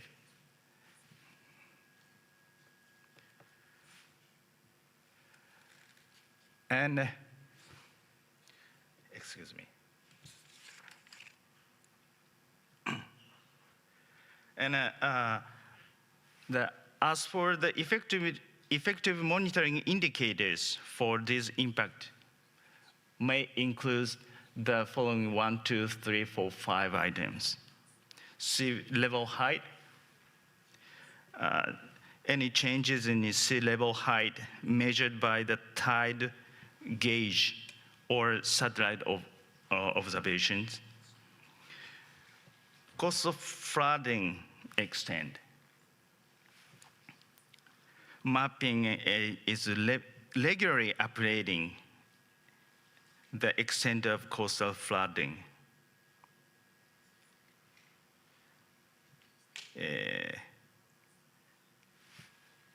Salinity, I'm not sure how can I pronounce, salinity levels. Measuring salinity levels, salt in the soil and natural water level in the coastal water and the groundwater. Ecosystem health, monitoring the health of the ecosystem such as coral reef and mangroves. The last one is infrastructure status, assessing damaged and any damage and reliance of coastal infrastructure. And now, why I came here? In order to make all the information, geospatial information and the data should be visible and shared among the every agencies, anytime, anywhere. So actually we used satellite image and the camera and other sensors put on the airplane and drones.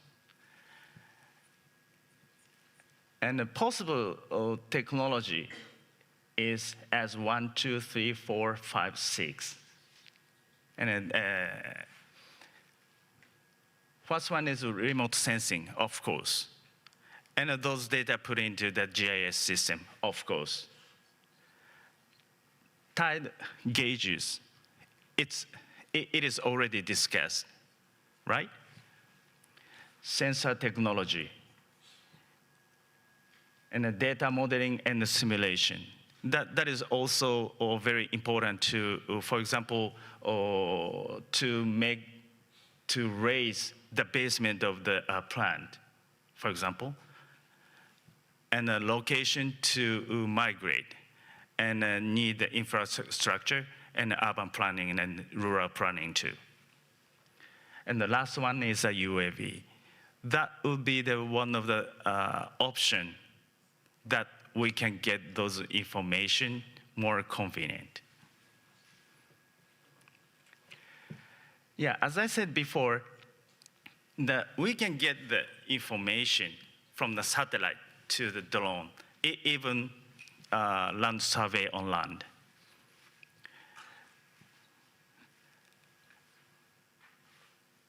right? And when the disaster occurred, for example, this is the case of the flooding. This is come from the satellite image. Then once flood occurred like that, we can obviously know the width of river is widened, right? But unfortunately, this data doesn't have the horizontal, vertical data. So it doesn't have the altitude, actually. And please look at the middle left side, the red button around there.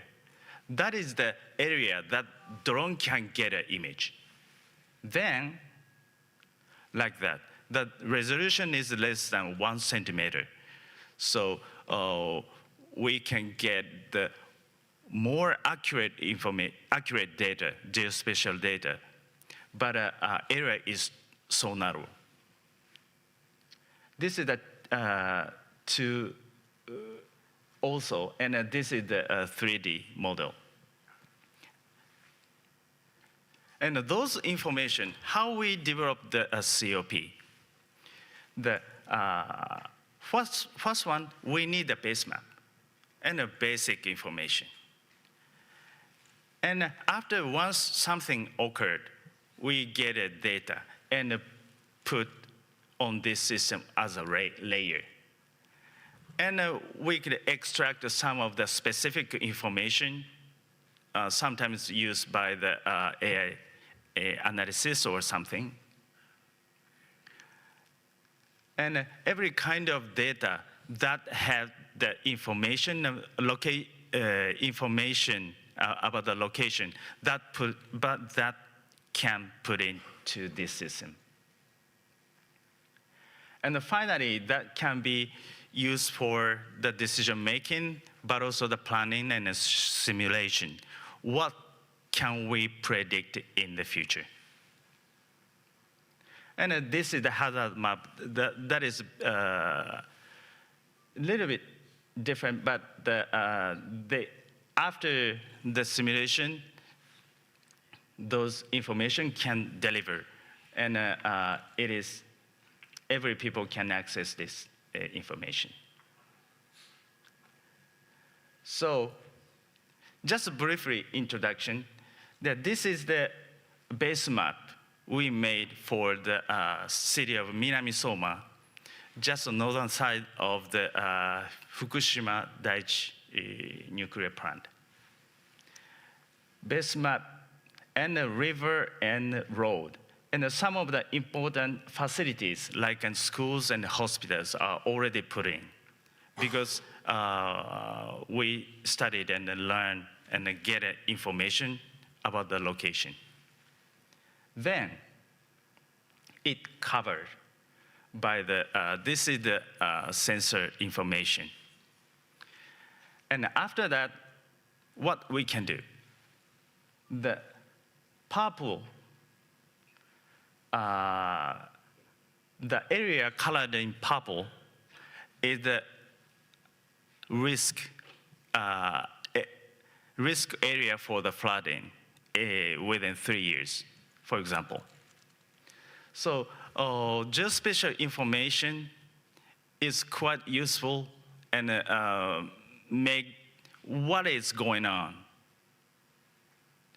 invisible. But the important thing, the method to collecting those data can be more frequent, more affordable. Why? Because this kind of information need to track periodically. For example, every 2 years, every 3 years, in order to make us know what's going on and what will happen in the future more more accurate. So thank you for listening. This is a brief introduction. What should be used in this situation. Thank you very much. 村松様、ありがとうございました。株式会社テララボ事業企画。Mr. Muramatsu, thank you very much. Mr. Muramatsu of the Terra Lab, CSO, would you please remain on the stage? I have a question to you. As you said in the closing of your presentation, let's say the technologies are available. And with technology, you can increase the frequency of monitoring in order to constantly keep us updated. But you said the importance of affordability. Of course, the GIS using the satellite images in order to provide data. I think it takes time. And also, it takes cost. Do you have any comparisons? Please allow me to continue to allow me to speak in Japanese. I practiced my English for my speech, but well, more frequent, you said. I think it applies to Japan as well. But when GIS system is to be introduced, people are very excited. So people want to introduce a high-quality system. But the introduction cost is high, so the maintenance becomes impossible. Well, in a few years' time, let's say the disaster happens, but we have only the data 7 years old. Well, we want to know the situation immediately before the disaster happened, but it's too late. We don't have such only all the information. So sea level rise or the erosion of coastlines because of the global warming. I think you said that the sea level rise is more important cause, probably. But the sea surface temperature or if the current of the sea surface current becomes more active or vibrant, well, sometimes do we realize that changes occurred without our knowledge, but by increasing the frequency of data collection, or by we will be able to avoid such a situation. We don't want to be surprised. So if things are expensive, then we want to you might be tempted to skip the one updating or the second updating. Well, let's say that there are job transfer and the personnel shuffling. Then the things are forgotten with the people coming and going. So the people. So that's why I think that affordability is important for the frequent updating. Well, I forgot to tell you that. Thank you for your question. Well, you also mentioned cost. Let's say that Pacific Island nations, let's say Fiji. I think Fiji has a large land mass, but when it comes to smaller countries, well, the satellite imagery is huge, and you can only see your islands in dots, small dots. It depends on the case-by-case basis. The drones are more advantageous, and the satellites are more advantageous, or the aircrafts are more advantageous on a case-by-case basis. And how to handle the data? Well, the resolution of that data is also important, because preciseness, accuracy of the data is also important, but it depends on what measures or tools you use in collecting such data. And if you change sensors, well, I think you can see what's going on underwater. Several the meters below the surface. We just talked about the erosion of the coastline, but you can perhaps follow where the sand drained into the water, how many are under the sea level, for example. Does that answer your question? 1回ずつマジョロっていうの大きさ。Maybe once a month. You look at the size. Or, for example, in the case of Hideyuki Island, if you're talking about the island size, that is almost comparable to Hideyuki, then there could be three or four data points, and then you have the once monthly the data collection. What would be the cost? Thank you very much for your very good question. Basically, going back to VTOL, as a matter of fact, we will start the actual service next year in spring. So we are in the final stage of testing. So we are not quite sure of the operation cost. We have not decided yet. However, compared with the existing airplanes or satellites, and as was mentioned, we have already used them.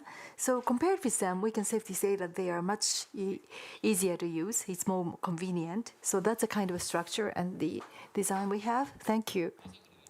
Any other questions from you, from among the panel members? No. Okay. Then maybe starting next year in spring, they will be able to show some results, and maybe we could set up the situation where you will have the actual result. So maybe we could start thinking about it because of the kind of availability of the funds. It takes time, so you might want to think about it from now. Thank you very much, Mr. Murayamatsu. Please go back to your seat. Thank you very much. Please give him a big hand. Thank you very much. So we have been talking about sea level rises, and they are very much interconnected with the climate change, and it is connected with the changes of your social standing and the life, and also the development, and so it is not the one size fits all, because there is a different situation for each country. The most important is the cross-cutting, the streamlining of ideas. And also, it is important to have the very minute mapping, detailed mapping with high granularity. And then with that, we would be able to understand what they can do. I'm sure they will come up with the plans. So we will streamline the kind of things that each country will be able to do. And then after that, we will think about the gaps. And donors would be able to provide the funds to fill the gaps. So Sasakawa would be very interested in coming up with the platforms. Thank you so very much. Thank you very much. It is time to close session 2, which is the impact of the sea level changes. Sea level changes are very much related to the security issue. So thank you very much for very widespread discussion, and thank you for the panel members, and also to Mr. Muramatsu from Teralab. Thank you. The next session is the session 3, Importance of Media in Regional Affairs and Dissemination of Information from Japan. We'd like to start the session at 3:30. Thank you very much for your participation in advance.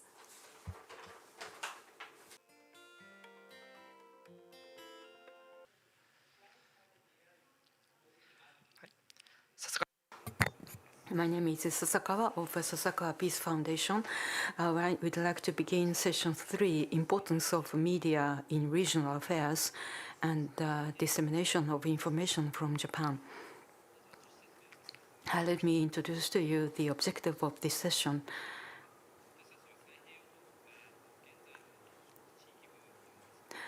We are now in the Pacific Island department, and in order to be updated with the Pacific affairs, we utilize the regional news media, PACNEWS. Particularly, because of the COVID, we were not able to go into the Pacific Island nations during that time. PACNEWS was an important source of information, and we continue to use PACNEWS, even though we are now able to go into the Pacific Island nations as well.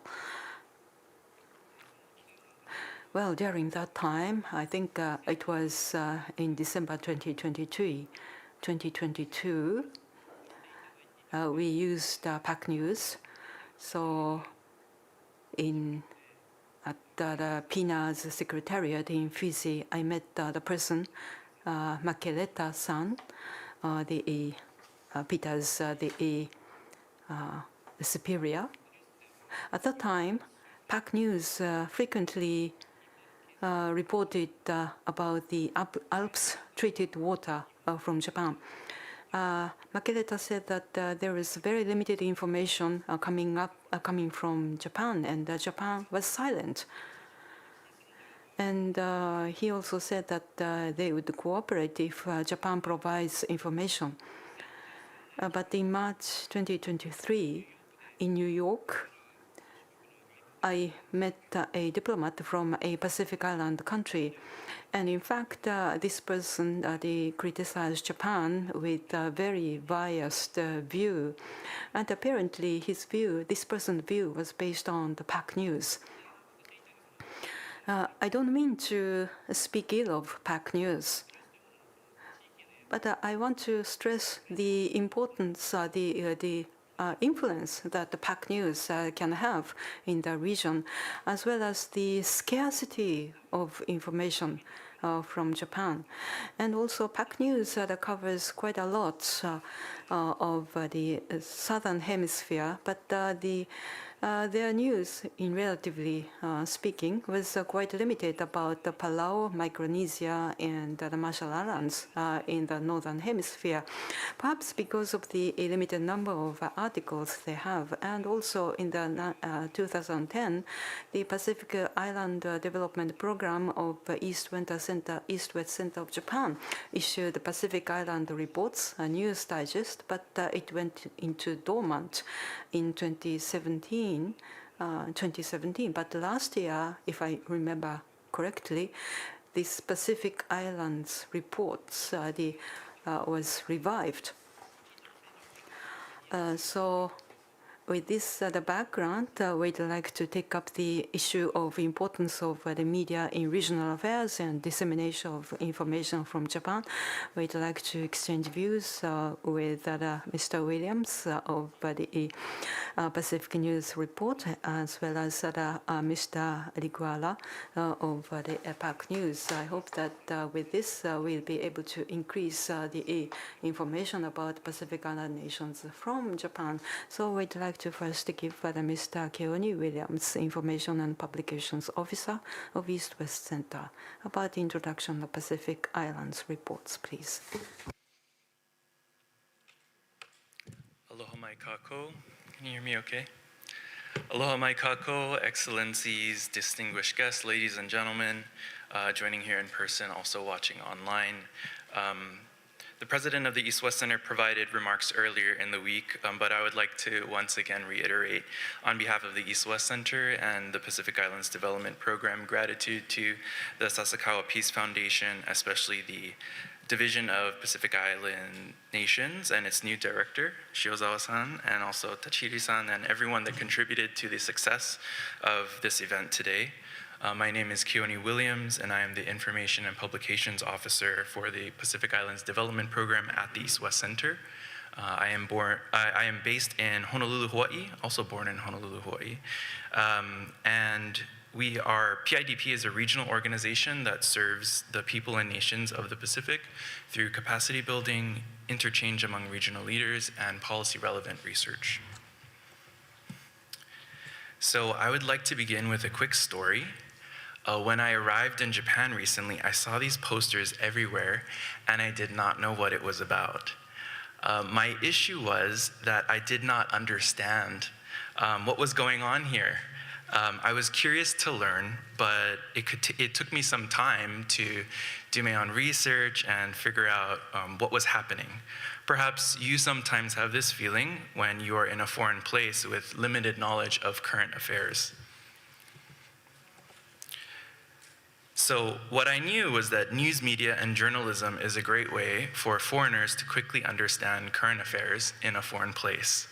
In this case, I was very happy to find this paper in my hotel room because it allowed me to have quick access to quality news media and journalism that explained the situation to me, and I was able to quickly understand the current affairs happening here in Tokyo. So similar to how Japanese news media helped me to quickly understand the current affairs in your election that just happened here in Tokyo, Pacific news media can also help people in Japan and across the world to quickly understand the current affairs that are happening in the Pacific. Therefore, I would just like to illustrate that media is very important to regional affairs, and this is why my organization produces the Pacific Islands Report. So the Pacific Islands Report amplifies and carefully curates news media from across the Pacific Islands region. It's not just for people outside of the Pacific. It's also valuable to Pacific people to understand what's happening in other Pacific countries and other sub-regions, for example, South Pacific, understanding more about the North Pacific as well. So thanks for entertaining that quick story at the beginning. Now I'll give a quick overview of my presentation about the Pacific Islands Report, or we just quickly call it PIR. So first, let me give an introduction. So I'll talk about the introduction, I'll talk about the regional news roundup, which is the key feature of the Pacific Islands Report, what it's been known for more than 20 years. I'll discuss our audience, our model and approach. I'll discuss some additional features that we launched with the revitalization of PIR this year and last. And then I'll briefly explain who our team is, and then I'll conclude. So our introduction. By way of introduction, the Pacific Islands Report is an online publication and source for news and views from across the Pacific. It was founded in 1997 under the leadership of Dr. Sitiveni Halapua, who was the director of PIDP at that time. From its inception, it was a collaborative project with the Center for Pacific Island Studies at the University of Hawaii at Manoa. And back then, around the 2000s, the fact that it was fully web-based was actually quite cutting edge for the time. In fact, most Pacific news outlets were not yet publishing on the World Wide Web. So the daily news roundup being online was utilized by diplomats, government officials, researchers, and others to quickly get updated on current affairs in the Pacific. The website was active, publishing daily for about 20 years until, as Shiozawa-san mentioned, was paused in 2017. We just relaunched the website a few months to a year ago, providing the regional news roundup service now once a week. So now I'll discuss the regional news roundup's organizational structure. This is the key function that Pacific Islands Report is commonly known for, but we had improved it a bit with the relaunch of the website this year. So instead of a single list of news headlines, we organize the news under 4 categories, which are clusters of thematic areas designated as priorities for the Pacific Islands region in the 2050 strategy for the Blue Pacific continent. The 2050 strategy for the Blue Pacific continent is a strategic document endorsed by Pacific heads of state in 2022. So as you can see in the graphic, the 4 categories are political leadership, regionalism, peace and security, people-centered development, which is a loaded term that encompasses human rights, education and health. Third, climate change and disasters, ocean and environment. And then lastly, resources and economic development, technology and connectivity. So next, I'll discuss the Regional News Roundup's organizational rationale. This is the reason why we organize it this way. So by organizing the news with the 4 thematic clusters, we help to contextualize current affairs in the Pacific and connect the dots in terms of how each news item is related to the 2050 strategy.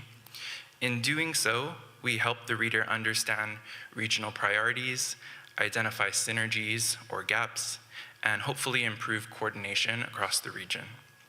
I have given an example here using a recent article in the Samoa Observer that Shiozawa-san is prominently featured in. By itself, just the article, there's not much context. But because we organize it under the people-centered development header in the Regional News Roundup, a reader can understand how this effort is related to other efforts that contribute to education. For example, in the middle of the email graphic, you can also see an article about JICA's work to support college education in the Federated States of Micronesia.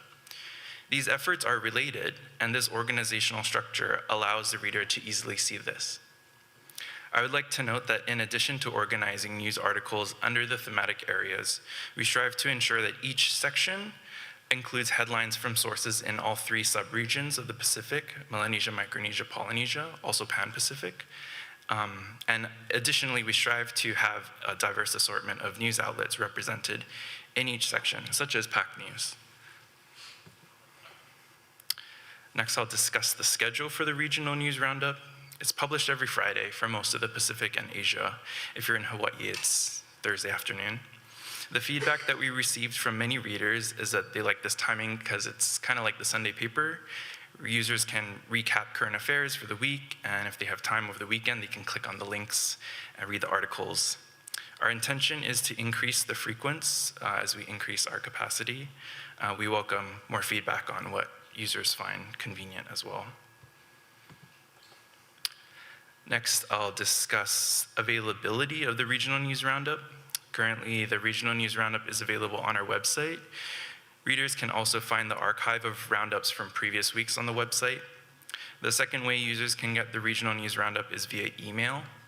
On the last slide of this presentation, I'll have a QR code shown that you can use to subscribe to the email newsletter. I'm also happy to sign you up if you give me your business card. Our subscription form, everything's free, can be found on the website, www.pireport.org. Third, the Regional News Roundup is available on LinkedIn as a LinkedIn newsletter that you can subscribe to. You can just search Pacific Islands Report on LinkedIn. We're exploring other platforms and other methods for sharing the Regional Roundup and welcome anyone's feedback. Next, I'll discuss the audience for the Pacific Islands Report. We can generally organize our audience as Pacific and non-Pacific. With regard to the Pacific audience, I must note that a key audience is Pacific leaders and heads of state. In fact, the organization that I work for, the Pacific Islands Development Program, serves as the Secretariat of an intergovernmental regional body called the Pacific Islands Conference of Leaders. This is a convening of Pacific heads of state, similar to the Pacific Islands Forum, but it also includes US territories and the state of Hawaii as full voting members. The Pacific Islands Conference of Leaders asked that PIDP revitalize the Pacific Islands Report. So that's important to note that our bringing back of the PIR is per leader's mandate. Next, our Pacific audience also includes other regional organizations that operate across the Pacific. PIDP is a member of the Council of Regional Organizations of the Pacific, or CROP. The group of 9 institutions that comprise CROP are displayed here. Not only are they part of the audience for PIR, but we also stay updated on the content that CROP agencies publish online, and we may include it in our roundup accordingly. Additionally, our audience includes businesses and business leaders in the Pacific, civil society, and other news media. What we've found is that subscribers in the South Pacific find it valuable that we include news about countries and territories in the North Pacific, which may not have as much exposure. Next, I'll discuss our non-Pacific audience. Our East West Center President, Suzanne Veras-Lum, has been very proactive with getting influential decision makers subscribed to the Pacific Islands Report Regional News Roundup. These logos are just a portion of the institutions where senior level officials and policymakers are subscribed. I didn't have time to look up every single logo, that's why there's only 7 here. So it's just an illustration. But what I'm trying to illustrate is reach. We want non-Pacific audiences, civil society, and decision makers alike to be informed of current affairs in the Pacific region. Especially with regard to the United States and other development partners like Japan, it's important for them to have a comprehensive, balanced, and concise way to stay updated on the latest developments in the Pacific. Not just that, but we also want them to understand the relationship between the 2050 strategy and the thematic priorities that we as a region have set on the one hand, and then Pacific current events on the other. So we have Pacific, non-Pacific audiences. I'll quickly cover growth. We've seen a 300% increase in total subscribers across all platforms since our launch.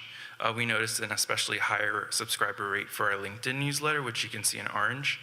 Our analytics indicate either subscriptions or traffic from all Pacific Island countries and territories. And the way I interpret this data generally is that we're addressing a pain point or a user need, likely how difficult and time-consuming it can be to review, digest, and distill a wide range of news sources from across the Pacific Islands region. With that in mind, here are where most of our audience members are from, organized by platform. You'll notice that development partners such as the US, Australia, Japan, and New Zealand are well represented at the top of these lists.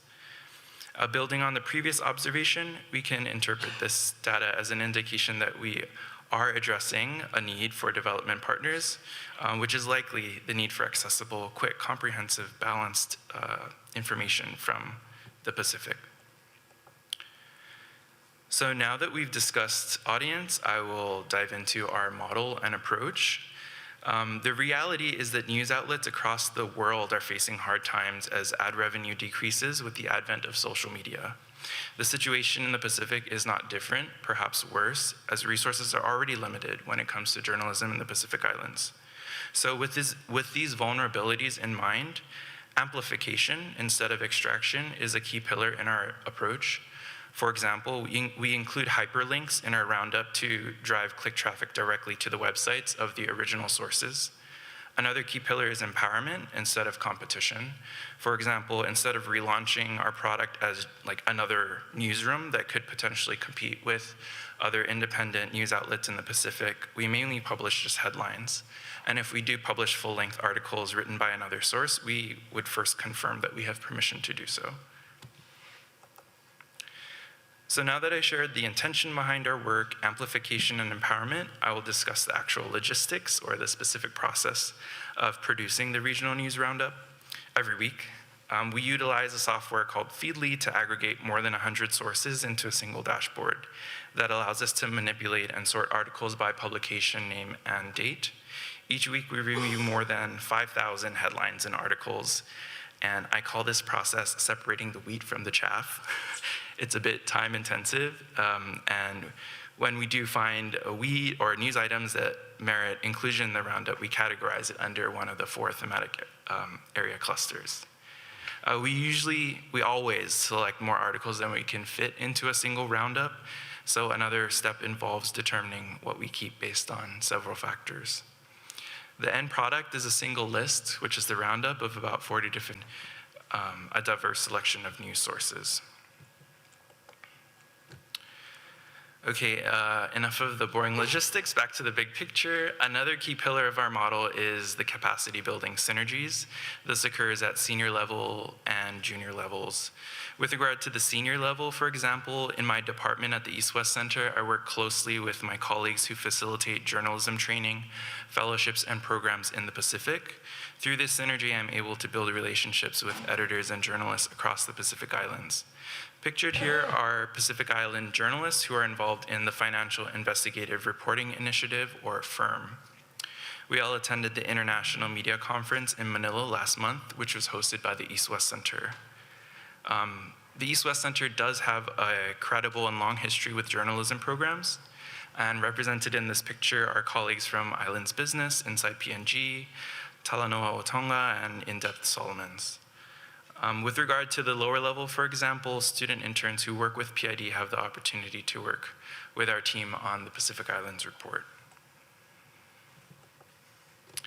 So up to this point, I've discussed the regional news roundup. This is the main legacy feature of the Pacific Islands report.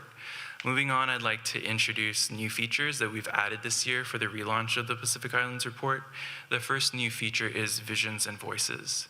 Visions and Voices is a Pacific-focused quarterly periodical that features a collection of essays, articles, and commentary by contributing authors. Pictured there on the screen is one of our contributing authors featured in our inaugural issue of Visions and Voices, Dr. Tarisi. So let me share a little bit more about our inaugural issue of Visions and Voices. That's what our website sort of looks like up on the screen. But our inaugural issue of Visions and Voices, the first quarter, included 14 pieces. The subject matter across the whole issue addressed all 2050 strategy thematic areas. We had a mix of Pacific Islanders and non-Pacific contributing authors, although our aim and our goal is empowering Pacific Island voices. Contributing authors included academics, professionals, and students. And we were grateful to have such an impressive batch of pieces and authors for our inaugural issue. Visions and Voices accepts submissions year-round, and there are a few general guidelines worth mentioning. 800 to 1,200 words, general audience focus, Pacific Islands related topics, original and balanced content, and those are our 4 quarterly deadlines, and that's the link. There's another picture here of another author we featured, Joanna Guzman, who is a regional advisor in the Human Rights and Social Development Division at SPC. She wrote on the submissions to the ICJ for climate change. It was very intriguing. Let me offer a few use cases to illustrate the types of authors that we publish. So for example, academics and researchers submit concise summaries of more dense research reports. Interns and students submit class papers, and professionals and community members submit essays or articles on topics of interest. And in addition to Visions and Voices quarterly publication, we've added podcasts to the PIR website. So what we're featuring is Oceanic Currents, which is a newly launched podcast by the Center for Pacific Island Studies at the University of Hawaii at Manoa. It's a podcast sharing voices, stories, and conversations with crisscrossing currents between the past, present, and future that flow deep and across Oceania and beyond, which is a phrase they say at the beginning of every episode. You can find it anywhere you listen to podcasts. I'd strongly encourage subscribing. And in addition to Visions and Voices and podcasts, the website now includes video. So the video includes interviews with influential Pacific leaders. We have an interview with former Hawaii Governor John Waihee. He was the first Native Hawaiian governor. Recorded webinars featuring authors. For example, Rufino Verrera was our ADB Drop Fellow. Also, just became regional director of PCAN. Super proud of Rufino. But these are the kinds of launch events that are recorded and available on the PR website as well. And then the final additional feature is the Pacific Islands Report Archive. This is coming soon. As I've mentioned, the Pacific Islands Report started in 1997, and it had news, the top headlines for every single day through 2016. Right now, we're working, there's a lot of back-end things that need to get sorted out to make it publicly available, including legal and copyright considerations. But limited access is already available on our website, and you can navigate there from pireport.org. It's a great tool for researching. This is our team. It's me and my colleague Shane. We also have our support team, Jim, Michelle, Leanne. And in conclusion, I'd just like to share 3 calls to action. Please subscribe to get PIR delivered to your email inbox. If you're interested, please submit your work to Visions and Voices. Our next deadline is on July 19th, which is a few days away. And then just support Pacific-based news outlets, whether it be directly or through the East-West Center through PIDP. Thank you so much for your time.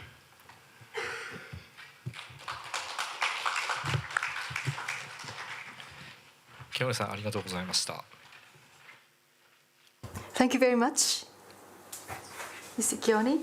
Next is Mr. Miss Peter Digayula, the senior journalist, Pacific Island News Association. I subscribe to PACNEWS, and it's daily. And every day we see the 3 times of the delivery. So that means that we will be able to see 60 pieces of news. So it can sometimes comes from the Peter-san. He himself is a journalist himself, so he will cover the story, and so he writes, and also he is a senior journalist. So out of his busy schedules, he came all the way to Japan. Thank you. Peter-san, please take the floor.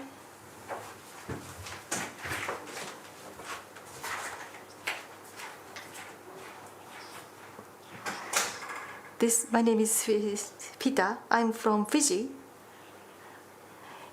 Peter Lingeula. I represent the news organization I work for, the Pacific Island News Association. The Pacific Island News Association, PINA, is the leading organization representing media professionals in over 20 Pacific countries and territories, including US and French Pacific territories. Its diverse membership includes radio, television, newspapers, magazines, online services, associations, and journalism schools. PINA focuses on capacity building and fostering information exchange among members. It operates PACNEWS, the only daily regional news service compiling news from member contributions accessible through www.pina.com.fj. Overall, PINA plays a crucial role in supporting and enhancing the Pacific media landscape. PACNEWS, as you may know, we generate 3 bulletins a day and sports. The regional media organization was formally registered in Fiji as a company limited by guarantee on 23 January 2014. In November 2004, PINA officially merged with the Pacific Island Broadcasting Association, PIBA, to become the only voice of the regional media in the Pacific. PINA's main objectives is to promote and defend freedom of expression and information. 2, to promote and develop professional standards through training and education. 3, develop professional fellowship and cooperation. What does PINA do? Develops training and resource materials and encourage exchange of information and skills with industry members in the Pacific Island countries. Operates a daily news service, PACNEWS, compiled from news articles contributed by members. Promotes good governance through dissemination of accurate information to Pacific Island countries. Relationship building with NGOs, donors, and regional organizations in strengthening coverage of their work programs in the development of PICs. How is PINA governed? PINA Limited is governed by an executive committee board elected by members during the general conference held every 2 years, and 5 Fiji-based directors. This year, the AGM for PINA will be held in Niue in late September. PINA Executive Board for 2022 to 2024, the president is Mr. Korano, the NBC CEO of Papua New Guinea. The vice president is Robert Iroga from Solomon Islands, the owner of Solomon Islands Business Magazine.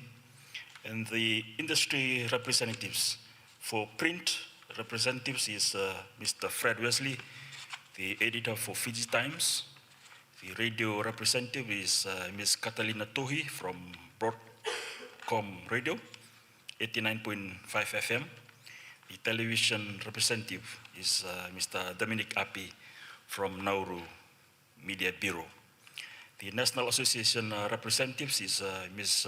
Georgina Kekia from the Media Association of Solomon Islands, MASI, and the online media representative is Mr. Ilyas Satora of Nuku'alofa Times, now working with Renzi Pacific, based in Wellington. The media plays a crucial role in regional affairs and the dissemination of information. Several key points highlight its importance. One, informing the public. Media keeps the public informed about the local and regional events, developments, and issues, provides educational content and expert opinions, helping people understand complex matters. Two, shaping public opinion. Media shapes public perception and opinion through news coverage, editorials, and analysis. Foster public debate and discussion on important regional issues. Accountability and transparency. Media acts as a watchdog by investigating and reporting on government actions, corruption, and other abuse of power. Enhances transparency by providing information that might otherwise be hidden from the public. Cultural and social impact. Promotes cultural understanding and exchange by covering regional festivals, traditions, and social issues. For example, the FESPAC in Hawaii last month. Strengthen community ties by highlighting local achievements and challenges. Economic development. Media provides critical information on regional business developments, market trends, and economic policies. Serves as a platform for local businesses to advertise their products and services. Emergency communication. The media plays a vital role during emergencies by disseminating critical information quickly, such as weather alerts, health advisories, and safety instructions. It helps in coordinating relief efforts by spreading information about aid and support. Political engagement. The media informs the public about candidates, policies, and election processes, thereby promoting informed voting. Provides a platform for discussing and debating regional policies and political decisions. Technology and innovation. The rise of digital media has enhanced the speed and reach of information dissemination, making it easier to access real-time updates. Social media platforms allows for more interactive and immediate sharing of information, fostering greater engagement. And finally, the challenges and consideration. Media must strive to avoid bias and spread of misinformation. Ensuring equitable access to media is crucial, especially in remote or undeserved regions. Freedom of press. Protecting the freedom and independence of the press is vital for maintaining its role in regional affairs. The media's role in regional affairs and information dissemination is multifaceted and essential for well-informed, engaged, and resilient society. Thank you.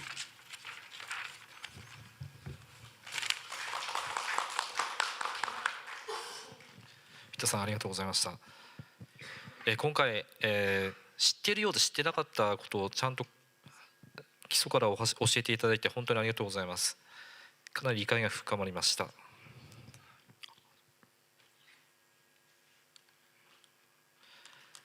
で今日はですね、3つのポイントに集中して話を進めたいと思っています。まず1点目から始めてしまいますけども、PAC ニュースもパシフィアライズリポートダイジェストが and others. New digest means a great deal.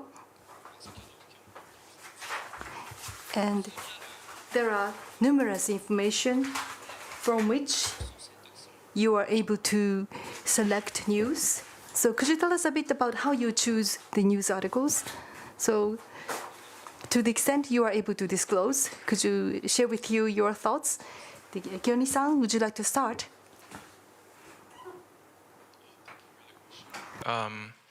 Yeah, as I kind of illustrated on one of the slides, separating the wheat from the chaff is it's actually several factors, and we're not only looking at what are the latest headlines, because concurrently we're looking to balance what's happening in different subregions. It's more of an art than a science when we're putting together the roundup, and it's non-exhaustive, so it's never going to have everything that it needs to have. We try our best to be inclusive of all the most pertinent headlines, but while we're curating the headlines, we're also thinking about including a balanced mixture of different news sources, different news outlets, different journalists too. We're also looking at Pacific Islander journalists who may not necessarily be Pacific-based, but are reporting on Pacific Island issues as well. So yeah, I would say it's more of an art than a science, and because our team has kind of brought this back, we're building a process and continue to refine it. ありがとうございました。では、Thank you. Peter-san, please. Thank you for the question. I go to the office every day. I check the information from Twitter, from Facebook, and also the website of news organizations. From there, you can gauge what is important for specific countries. If there is climate change or geopolitics or the issue of Fukushima, then you collect all the information and you just pick which one is important and goes in from there. Thanks. それ日々行っている。Do you do that every day? はい。That's great. Thank you. The second point is that regarding articles from Japan, looking at those, well, Australia, New Zealand, American media, and China, Taiwan sometimes, and Europe. News coming from those regions. And you handle those articles, news. When you pick up news, what is your impression on Japan in terms of the volume coming from Japan? How is it, a lot or less compared to other regions? First, Peter-san, please. It depends on the current information or the issues that is discussed mainly in Japan. If it touches on the Fukushima issue, that's where that's where people want to know what's more from Japan this time around, because there was more outrage from the Pacific, include governments, diplomats, and NGOs on the issue of Fukushima. And but we get a lot of stories out of Japan from Japan Times, the GG Press, and some other online services in Japan in regards to issues that affects not only Japan but the Pacific as a whole.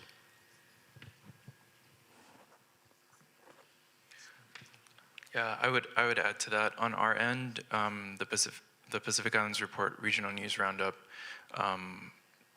is almost exclusively just Pacific-based news outlets. So generally, it is our practice to include news that is coming from newsrooms or journalists that are based in the Pacific or Pacific Islander. So when we see, like for example, like a news outlet in Fiji writing original work about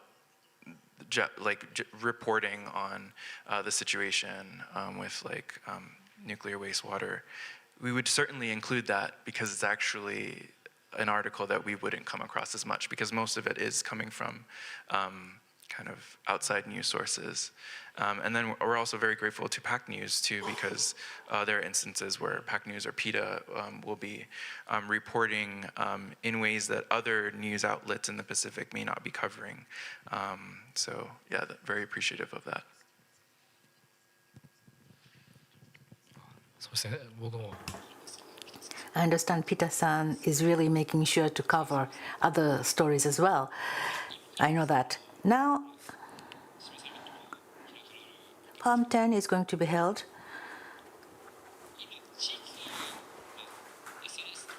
Including SNS, we can get information from many sources, but well, my question is, what is the interest of Pacific people towards Japan other than Fukushima? Or maybe you don't have any interest in Japan, or what do you think? Kioni-san, please.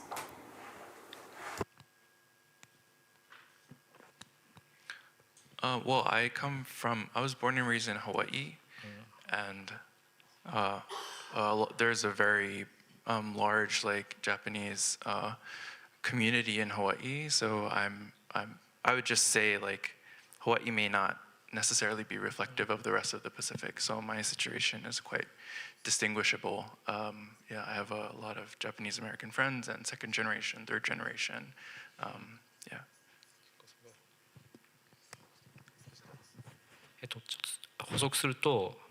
Let me add, I ask the question because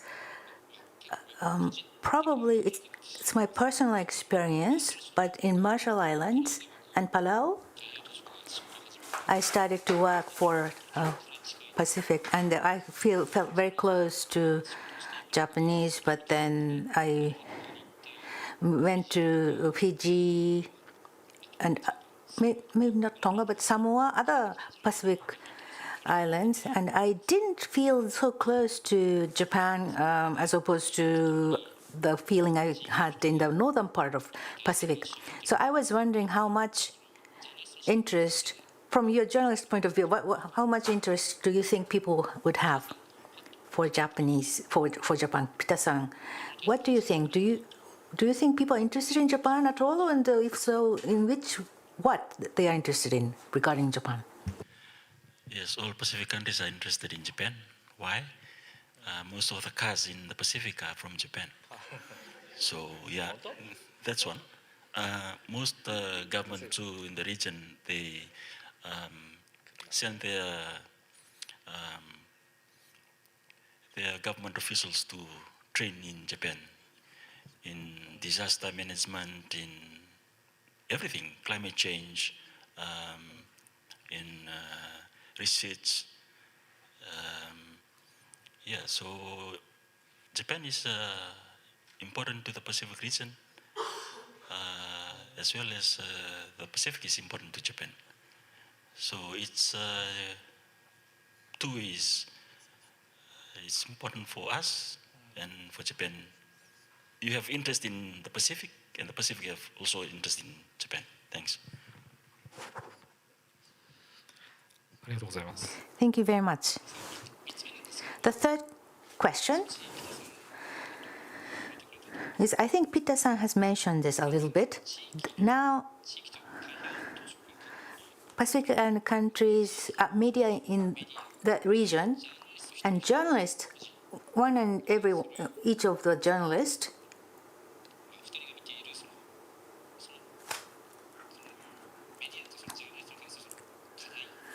may have some issues or challenges, media and journalists. And what challenges do they have, and what is your advice from you two?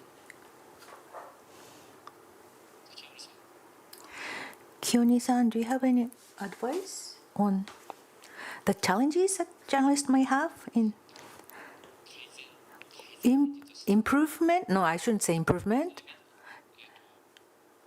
What should I say?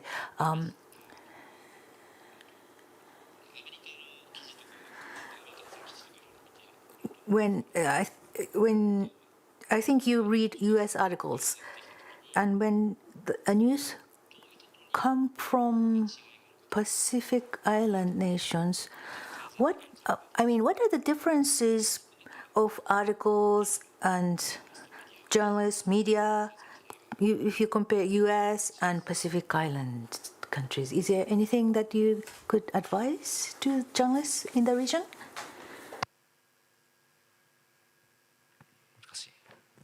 Is it difficult?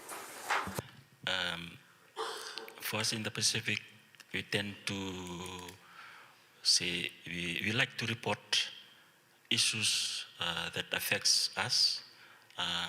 It's been told by the Pacific Islanders for Pacific audience, and that's why the digital disruption that we know has suffered all huge amounts of advertising revenue from the media industry and mainstream media, as well as COVID, which worsened the situation.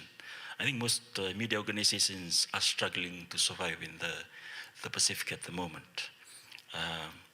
For us in Fiji, the 2023 lifting of the Fiji First Government Draconian Media Act, which involved constant censorship, has created a new environment in which Fiji journalists no longer operate in fear. And that are some of the challenges we went through during the 16 years reign of the last government. I was one of the victims of that by the past administration. I was locked up, not because of the article I wrote, it's just because that I was stringer for Associated Press at the time. The article was right, the content was okay, but other media in Australia, they changed the headline of that story. That's where I got into trouble, and police came down to the office and locked me up for a day. And luckily, I was AP and engaged a good lawyer, and I was able to get out of that situation. They didn't charge me. I was questioned for about 24 hours or so. It was very situation you face that time. It's very hard to comprehend, but that's how it is. We journalists, we have to take it as it comes. There's no mechanisms there to a trauma counseling maybe. When you face situations as such, who do you go to? But for us in Fiji, self-medicate, maybe a mixing of kava or go and drink beer, just to help ease the burden if it's day to day. Thanks. ちょっと驚きの話を聞きましたけど。That was a quite amazing, story, appalling story. But Peter-san, how many years have been working for in the journalism, and also among your experiences? Sometimes media is censored, sometimes media wins freedom.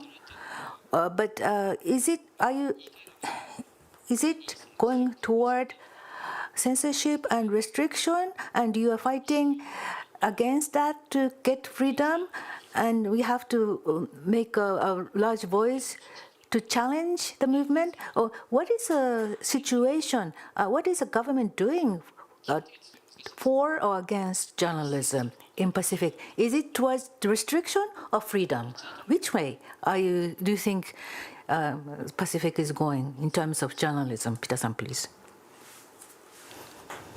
It's not so much about criticisms and all. I think journalists have the role to play. They have to report both sides of the story.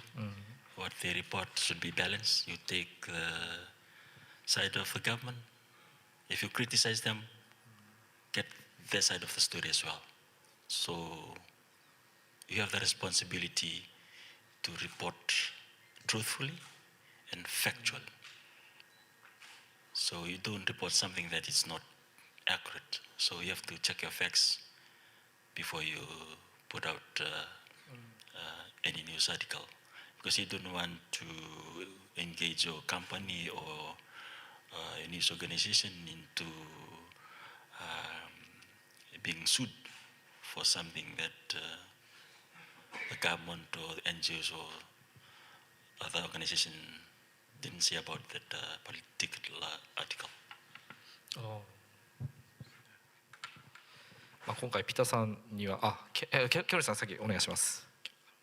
Kyoni-san, would you like to make an additional comment? I just wanted to add, actually, there is a topic of discussion at the International Media Conference that the East West Center held in Manila, and one comment that was made was that, you know, when comparing and contrasting like climate coverage from, like, for example, the US versus the Pacific,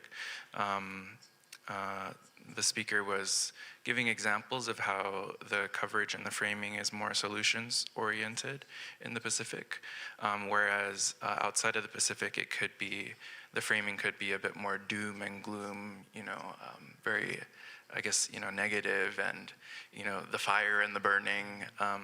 But yeah, there were several examples that they shared from Pacific-based news outlets where it was like, okay, this is what's happening. What are the solutions that we can do? And that, even though it's solutions focused, it's still objective, it's still factual, it's still balanced. But it's just a different framing that has been observed. So I'm just going to add that as an observation that was shared. ありがとうございます。 Thank you so much. At this point, we'll take some questions from the floor. Any questions or comments about the regional media? Aoki-san, please. Thank you very much. That was a very interesting talk. I am Aoki from Sasakawa Peace Foundation. Then I'm also the editor in the Sankei Shimbun, and I have two things to ask you. One is going back to the previous question by Shiozawa-san. Freedom of press or freedom of expression. I think in the Pacific region, Pacific countries, it is impossible to see this as is because it is so diverse. So in the case of Fiji, you talked about the experience. Then maybe there could be the variation in each country. For example, some of the countries have the censorship, so that could be represented by Fiji. Do you have any other countries where the restriction on the freedom of the press is harder or stronger? And also, you look at the external media, New Zealand, Australia, and US media, and then what is the kind of reporting that is being made about the Pacific island countries? So I'm sure you are looking at them. And then, do you see some lopsided views or coverage about the Pacific nations? Sometimes the Western or other articles are lopsided and not based on the facts. So are there any concerns you have about the kind of media coverage outside of the Pacific region? So could you tell us a bit more about it? So these are the questions that raised to you.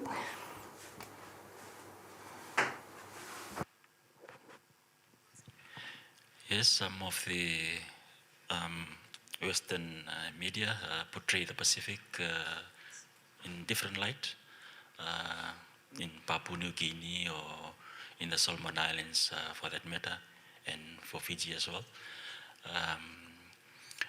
It's very sad really because you in the Pacific you know the situation on the ground very well. So they portray as if we are in Zimbabwe or somewhere. So it's totally I don't know why Western media portrays the Pacific that bad. We are not very bad people. It's how they portray us into a one-size-fits-all. But there's great stories you can get from Papua New Guinea, from Solomon Islands. Just because of this geopolitics coming into the Pacific region, they tend to frame their news in such a way that all is bad in the Pacific. So you need the US to come in, China for that matter. Why the Western media is only focused on China? Everything is bad about China? No. China is, they have some good issues coming out from China. Why they criticize China all the time? It's because they are using the region as a theater for their grievances. So they tend to side with their own governments and try to portray and use the Pacific region as their battlefield for them. So may I speak. Yeah. Thank you. And I'll add, when we're curating the regional news roundup, what we have to do is verify the headlines with the article content. Sometimes headlines can be exaggerated or not reflect the actual article subject matter, and so we're very mindful of I wouldn't say like a clickbait, but sometimes the headline of a news article doesn't necessarily reflect what is in the article, and we try our best to discern and to address that when we see it. ありがとうございます。他にいらっしゃいますか? Thank you very much. Any other questions?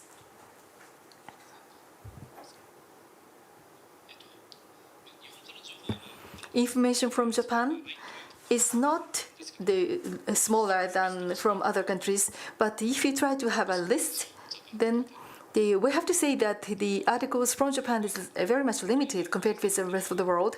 So in Japan, we have reports in Japanese. And then we have to say that articles coming from Japan in English is limited. That might be the reason behind that. And so maybe you look at the articles in English, and then if we are able to have many articles written in English, then you will be able to see interesting topics, interesting articles, and then you will have easier time picking up Japanese articles. So that's something I have in mind. So I am not from media, so that's the kind of sensation I have. So that's the kind of the situation I'd like to bring about. Now, in the future, do you think you will have the exchanges with the Japanese media? Pita-san, do you think you will be able to have exchanges with the Japanese media in the future?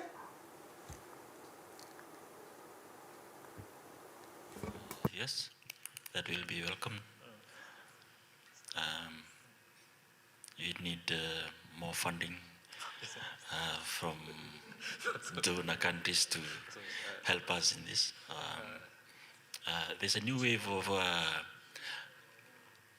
colonization that we are experiencing now in the Pacific, is that most of these donor countries are spending more money into the media industry, training,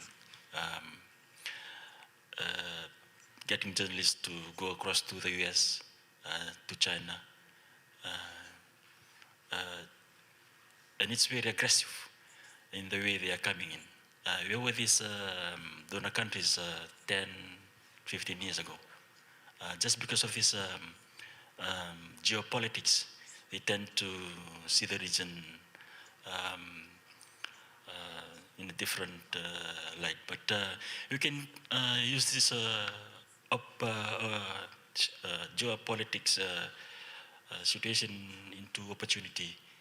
We can take advantage of it for our benefit. Thank you. ありがとうございます。じゃあ清盛さんお願いします。Thank you very much, Kione-san. Please.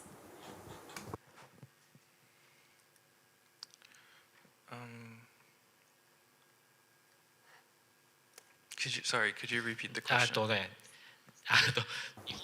Do you think you will have the exchanges between Japanese media and the Pacific media? I think the East-West Center already collaborates, with a variety of supporting countries, and I think a similar answer to PETA in terms of open to collaboration. じゃあありがとうございました。Thank you very much. The time is up, so we need to close now.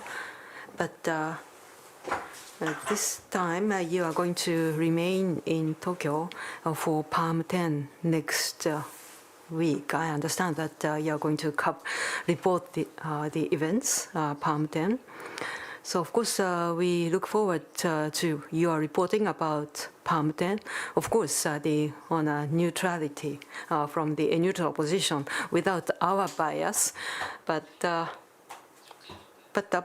so we are going to have a 10th Palm 10, 10th Palm. So this is a rather commemorative year, I believe. So would you please share with us your expectations for Palm 10 before we close? Peter-san, perhaps, would you please start you? I think the Palm 10 will be a very interesting one because of the geostrategic politics that is going on. Maneuvering between Western countries, US, China, Japan, Australia, New Zealand coming in. Climate change is an important issue for the Pacific region. So geopolitics means nothing to people in the Pacific. Climate changes. Because we have geopolitics means nothing to the Pacific people who have water lapping in their doorsteps due to sea level rise. Geopolitics means nothing to the Pacific people. They're focused on building resilience, peace and prosperity for our families, communities, nations and our region. Geopolitics means nothing to the people in the Pacific who have cyclone coming over to their horizons. So those are issues that we expect the leaders to discuss. The issue of nuclear wastewater is one of the hot topics that will be discussed, I guess.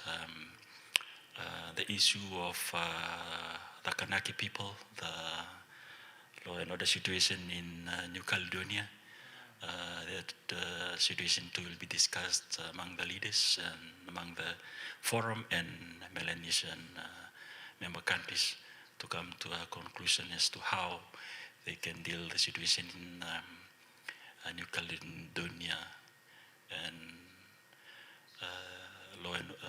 bring law and order back into the French territory.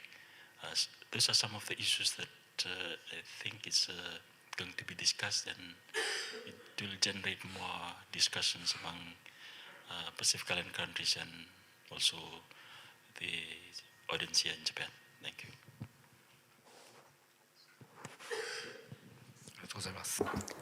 Thank you very much. I'll also underscore what Peter said about, for the Pacific, security is actually climate security, not regional security. And I think that this is a great opportunity actually for Japan to host Pacific heads of state and to just build relationships I know that a word that has been coming up in a lot of conversations is, I think, kitsune, and I think that that's important when it comes to finding solutions together. We need to continue to talk, and we need to continue to meet, and I hope that it will be mutually beneficial for Pacific Islands and also Japan.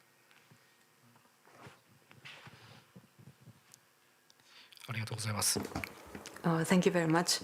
Yes, I think the PALM itself started just to build good relations between Japan and Pacific Island nations without geo-strategic interests.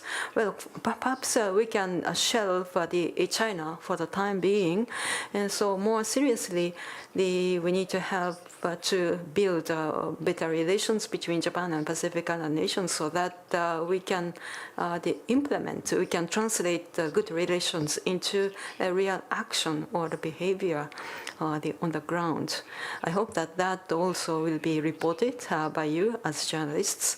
Thank you very much indeed. This concludes session 3, but we have some announcements to make tomorrow on the 13th July, starting at 11 a.m. on the ground level.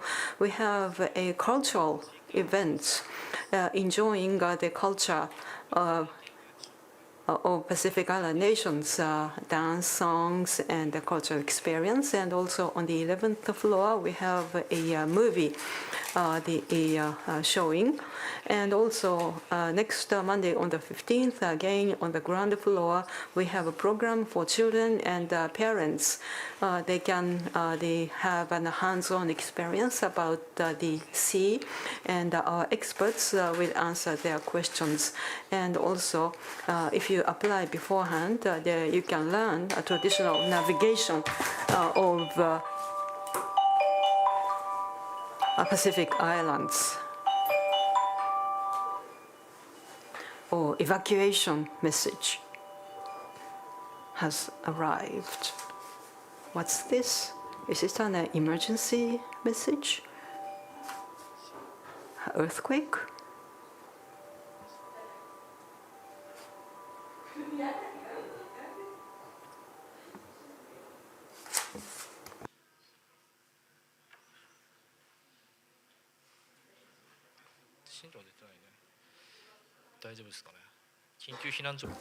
I hope it's okay. This says the emergency evacuation information. It says this message says, or is this a misinformation? So, well, let me continue. On the 15th, again on Monday, on the Marine Day, on the ground floor, there is an event for children and their parents. And our experts of Sasakawa Peace Foundation will answer their questions. And there is a session where you can learn traditional navigation skills of the Southern Island. And also the Prime Minister Tangalangi of Niue and the President Brotherson of the Polynesia will have a keynote address starting at 10 o'clock, and possibly new Secretariat, Secretary General of PIF, Mr. Wanga, may address as well. And also on the 16th, starting at 10 o'clock, there will be the Ocean Policy of Niue presentation, and also starting at 1 o'clock on the 17th, the Young Professionals Forum, and also starting at the 2:30 on the 18th, the keynote address by a president of the Marshall Islands, and also 3:30, the President Whips of Palau will have the keynote address, and Prime Minister Brown of the Cook Islands may also address as well in between. So please apply beforehand for these programs, but there may be changes to these programs. So please keep you updated through our website. Thank you very much. This concludes today's program.